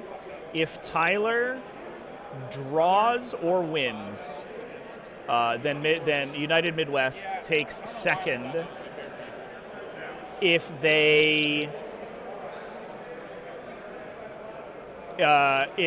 he loses, it will go to first tiebreaker. United Midwest is down 106 points in pairing. They only have 87 right now, so they would end up taking third, it looks like. So I don't know what the score is. There's a lot of Drukhari on the table looking at it right now for Tyler. It looks like Drukhari have sort of finally extended in the late game, pushed super hard across the table. We do have some Squigosaur bosses, it looks like. Mazrox Gragbad, I think, is pushing into their deployment zone, but almost all the other orcs have been removed. So it is looking like it might be a Tyler Sansone win here, which would be a second place finish for Midwest.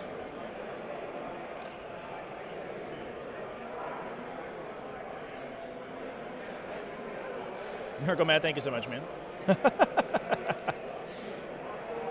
Appreciate the vote of confidence.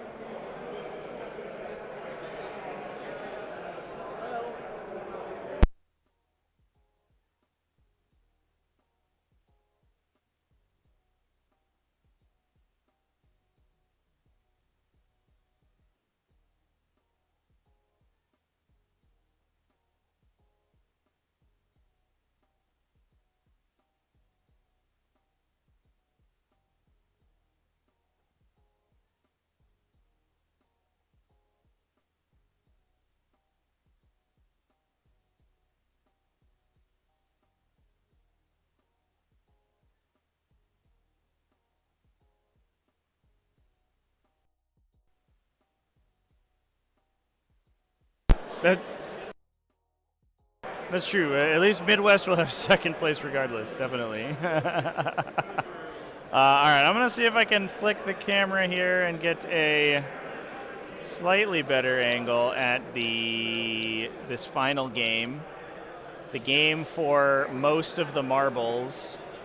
And I bet if I move my cameras, I can do it. So I will be back momentarily, chat. 1 sec.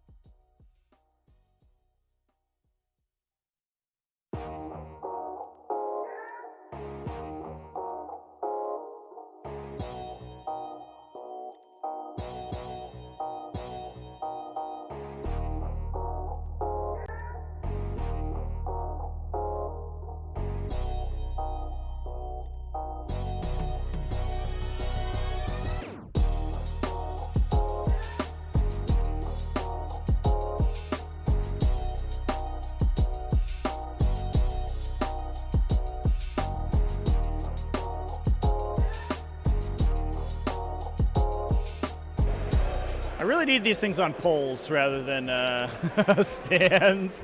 Here we go, chat. This is the final game for second place at the 8TC 2024 Tyler Sansone over here on the right-hand side versus Michael Walsh on the left-hand side. Those beige folks in the center of the table are Orc Infantry pushing onto the Drukhari table edge. However, Drukhari, it looks like, has taken basically the majority of the rest of the map. There is a Raider in the back there, top left corner behind the ruin. You can see the purple struts. It is fighting a unit of Gretchen for control of that objective. Currently being out OC'd, but could definitely, with all the attacks the Raiders get, could potentially fight its way back. Not sure what the score is, but again, all Tyler has to do is draw this game, and will secure second place for his team.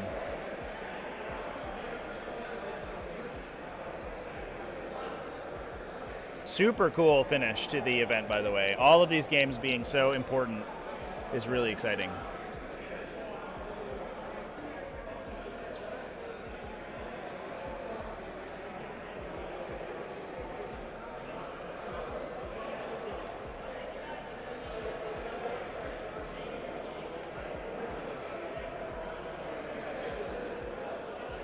You can see the dead piles here. Lots of orcs have been killed so far.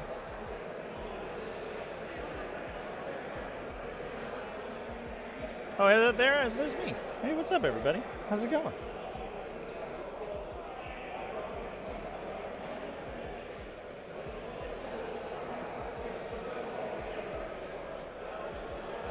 Yeah, no pressure, chat. I don't know if they've told him. That can definitely change someone's play in a big way.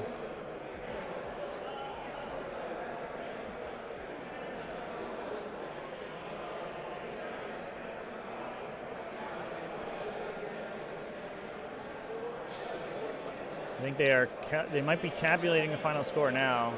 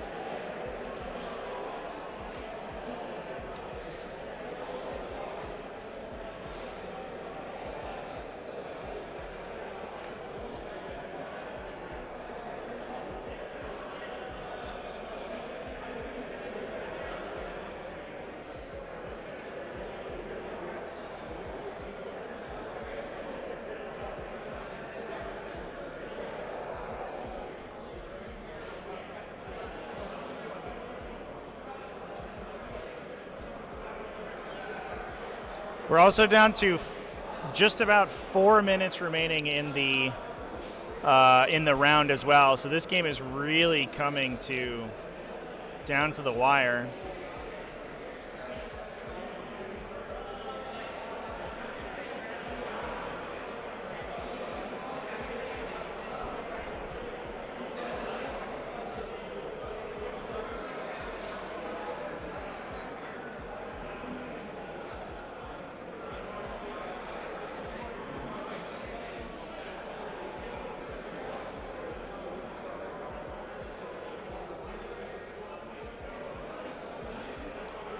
Looks like, yeah, they're tabulating the final score right now.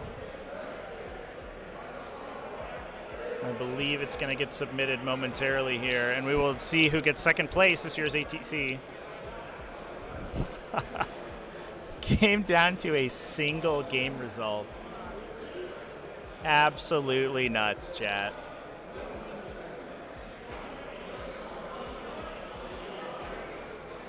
Wow. How is the Corn team doing? Cornfield Carnage? I can take a look for you. Wow, they're finally adding those results together. They are... their game is still going, although things aren't looking great for them. Okay, looks like they had the handshake here. Cornfield Carnage is currently 2-1-1. Looks like they may get a draw this round. All right, I'm going to go verify what the scores are, chats, unless they put it in. Did it submit to the event? It did.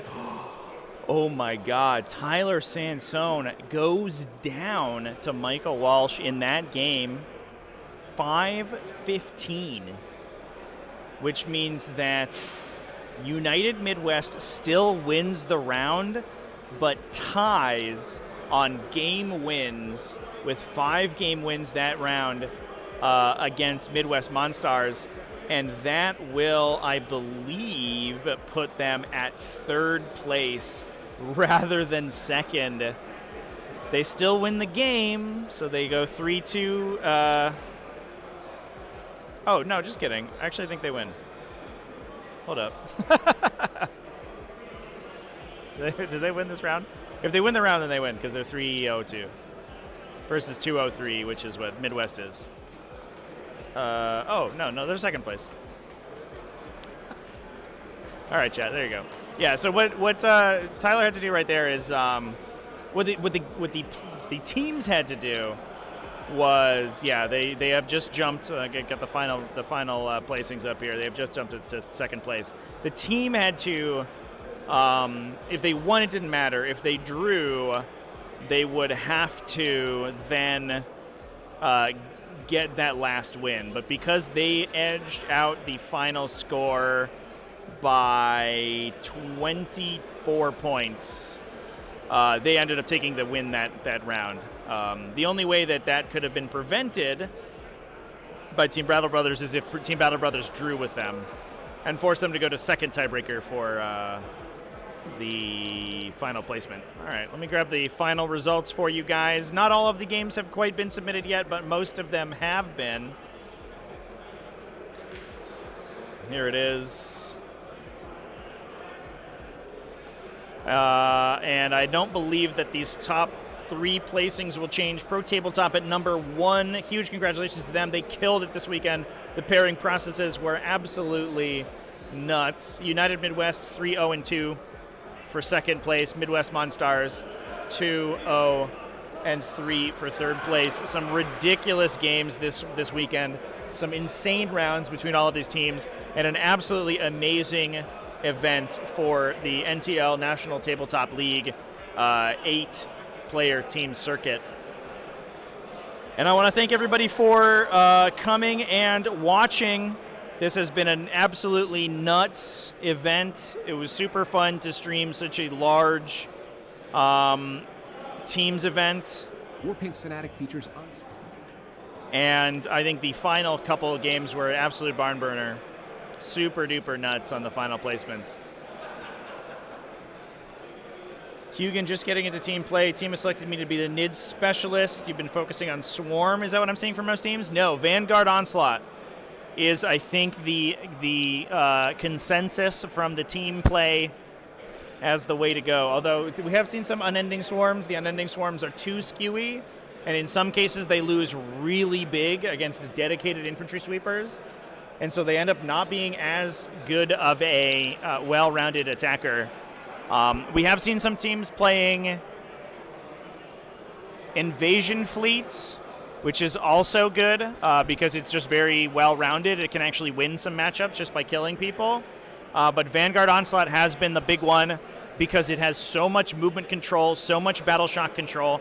You can prevent enemies from scoring, and you can prevent them from moving to objectives. And that is, that's a really, really solid option. So I believe that is, based on the Tyranid players I've talked to this event, and I've talked to a lot of Tyranid players, that's been the big performer. And the big reason for that is that it doesn't win games very often. It's not good in singles events. But what it does do is it prevents the enemy from scoring highly, and it scores highly itself. So worst case scenario, you lose by maybe 1 point, maybe 2 points. Most of the time you draw with your opponent, or you even edge them out by 1 or 2 points. And that's all that you need an attacking list to do in this format. Chat, I'm going to go ahead and leave it on our informational videos here for a little bit. Thanks, everyone, for hanging out with me this weekend. Big thanks to Army Painter for sponsoring the stream, and thanks to NTL and the 8TC for asking me to come out and stream. It's been an absolute pleasure all weekend. I will see you in 2 weeks for Ides of March, or obviously during my regularly scheduled streams. So I'm going to be live on Tuesday with Tactical Tuesday. We're going to talk about some lists.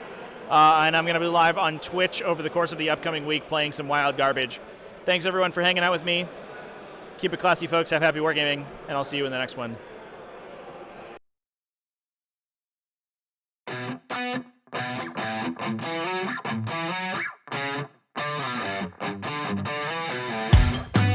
Hello everybody and welcome back to another video. Today we are going to be going over the pairing process for an 8-man team event. In order to do pairings, that means that you are going to attack and defend with certain factions, and you will end up with matches along the way. So as we look at this mat, is a 28-inch by 60-inch mat. It fits perfectly on a folding table. And the reason that we went with this size is, one thing that we've noticed when doing pairings is if you don't have a layout or anything like this, makes pairings a little confusing and hard to understand. And it's also really nice because you're gonna have 8 players that they can kind of be around this table on your side without being super cramped or crowded, for those of the people who want to be involved in the pairing process. For us, for example, when we go to team events, we generally have 3 people, 4 people sometimes that really care about pairings. So even fitting that amount of people around a table could be super cramped. So we wanted to give everybody a lot of room. Now, when we look at this mat and how it's laid out, you've got a spot for your defender here on both sides. You've got 2 spots for your attackers on both sides. Then, as the pairings happen, they will fill out here, and they will pick a map that they will be playing on. With the National Tabletop League, there are 8 table layouts, so every single one will be used inside a single round. That means one pairing happens on every single map. And the way that our maps are is we use the 4GW layouts. We think that it's really good layouts to start with, and also for teams, they have found to proven very amazing. And then Art of War was kind enough to design 4 other mats for us, getting us to that 8 total. So everything uses the same footprint and layout and rules of the GW layout. So if you're in the US and you're used to playing at a lot of the Games Workshop open events or other events that use like terrain, this will be super easy for you to step into this type of format. So now when we look at the rules of how you go pairing a round, it all starts with a dice roll. The person who wins the dice roll is going to pick the first map. Really important there is if you pick the first map, you're basically deciding 5 out of the 8 matches. So it is a big advantage, and you get the first pick, and you're determining the last 2. So let's go through kind of how that works. Now, for all intents and purposes, let's just say we roll off. The side of the table that I'm on is going to have the first table pick, and the side on the other side is going to have the second table pick. So first thing we do, we're going to put our first defender down. The other player is also going to put their defender down. So there's our 2 defenders. All right, they're down. Let's flip them over, and let's see what we got here. So there's our first defenders. Now we get to discuss as a team, who do we want to attack? We're going to go through this kind of quick, just so it doesn't take 15 to 30 minutes to do all of this. So we're going to throw these cards down on both sides. Once those are down, those are your attackers. Now, both sides will flip over their attackers to see what they get to pick from. The defender gets to pick out of those 2 who they are going to play against.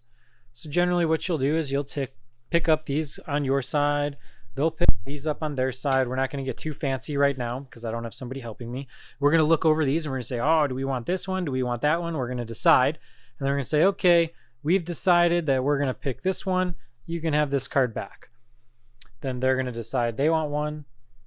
They're going to give us our other card back. So they've both decided who is going to attack into, who the defender is going to play into. So then we flip those over and we get our first matches. So because this side has first table pick, they will become our first pairing. Then they're going to pick a table. We've got these cards here for the tables. So they are our first pairing. They're playing Search and Destroy on table layout 8. Then the second pairing is going to come in here because that also happened. And the other side of the table is going to pick what they're going to play on. Boom, they're going to be playing Search and Destroy on table number 2. That's our first round of pairing. Now we're going to do the exact same thing over again. The biggest difference here is going to be that whoever gets table pick is going to flip sides. So now their side is going to have first table pick this round. My side is going to have second table pick. So we're going to do this exact same process, and we're just going to go through it really fast and not fancy. We're not even going to worry about flipping cards over or anything, just so we can get through this round. So you end up with that. It's all similar. We're going to choose between them. We're just going to say this is here and then this is here. Okay, so they've got first table pick there, so their matchup goes first. Then our side has table pick here, so it ends up like that. Boom, we've gone through 4 pairings of the 8. Now, we have 4 cards left. This is a very pivotal part in the pairing process, and it gets a little tricky. So your decision here can lead to a lot of good things or a lot of bad things from our experience. So it all starts the normal dandy. We're going to put something down to defend with. And you'll see why these decisions are very, very important as you go through this. Now, we're going to attack on both sides with those cards. Okay, now we both have 1 card left. The 1 card that is left is going to find its way all the way down to the end of the table here. That's fall through pairing. So when you are making your decisions on this, who is going to be taking up each spot in here, it's very important because this fall through pairing could be really good for you, could be really bad for you. So just be very mindful of that as you're doing this. Now, all of this has happened. We can flip over all these cards. So let's flip it all over and see what we're working with. We know what this pairing is already, so we also have that in mind. So we know our last pairing, but we don't know what table they're playing on yet. That's something that's very important here. The table pick back over to me on this side of the table because as we walked through this, they had table pick, they had table pick, they had table pick, they had table pick. Now it carries over here and we're going to have table pick here again. So I'm not going to do that whole process of hiding things. We're just going to say, okay, we're going to end up here and we're going to be playing against this team, this player rather. And we're going to be playing on this map. Okay. Now it goes through whatever they ended up picking. They would get table pick. You also have to be mindful of whatever you're picking in this round because you'll notice that each of you end up with 1 more card. So this 7th pairing is automatically going to happen based on what isn't picked here. So you have to be very mindful in these last 4 pairings, who you're defending with, who you're attacking with, who your fall through is, and then who you're picking because there's so many outcomes that can happen in this last one and it can either go really good or really bad for you. So they've picked their map. Then this match happens here. Now it comes back on my side of the table. So now I get to pick here, which is also determining this last one. And so this is why I said you get to do 5 and not 4. Because if I pick that map, this map falls through there. So I'm also determining what they are playing on there. So if we look at this one more time, got 1 pick, got 2 picks, got 3 picks, got 4 picks, and then the fall through happens. But this is essentially deciding that as well. So you get all 5. So that's how the rounds end up. We have all 8 of our pairings. Now the players are able to go to their tables, which already has all of the terrain and everything set up on them, and they're able to get their game started.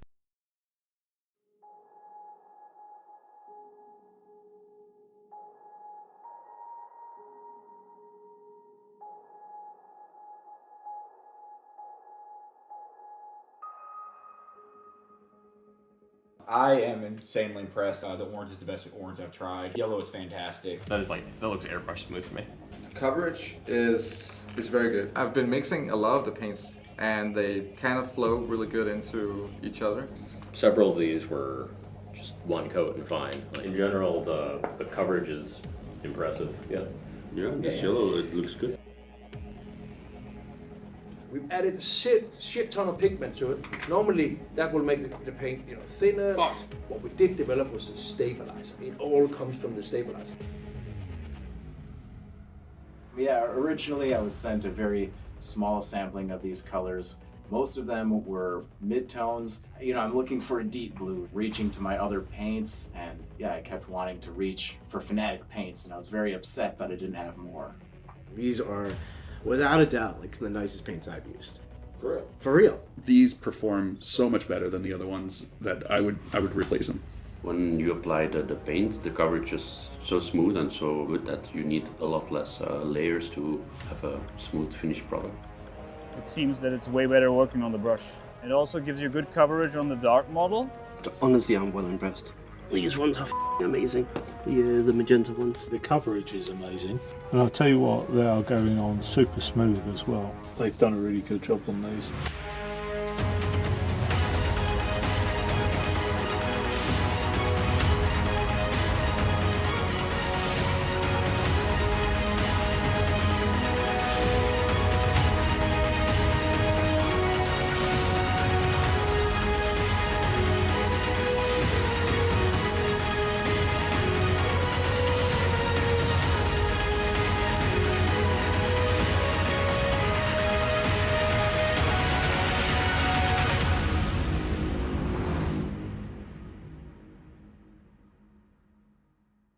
Now, I know that people might not be ready for the best paint in the world, and I know for a fact that they might not have expected the army painter to do it.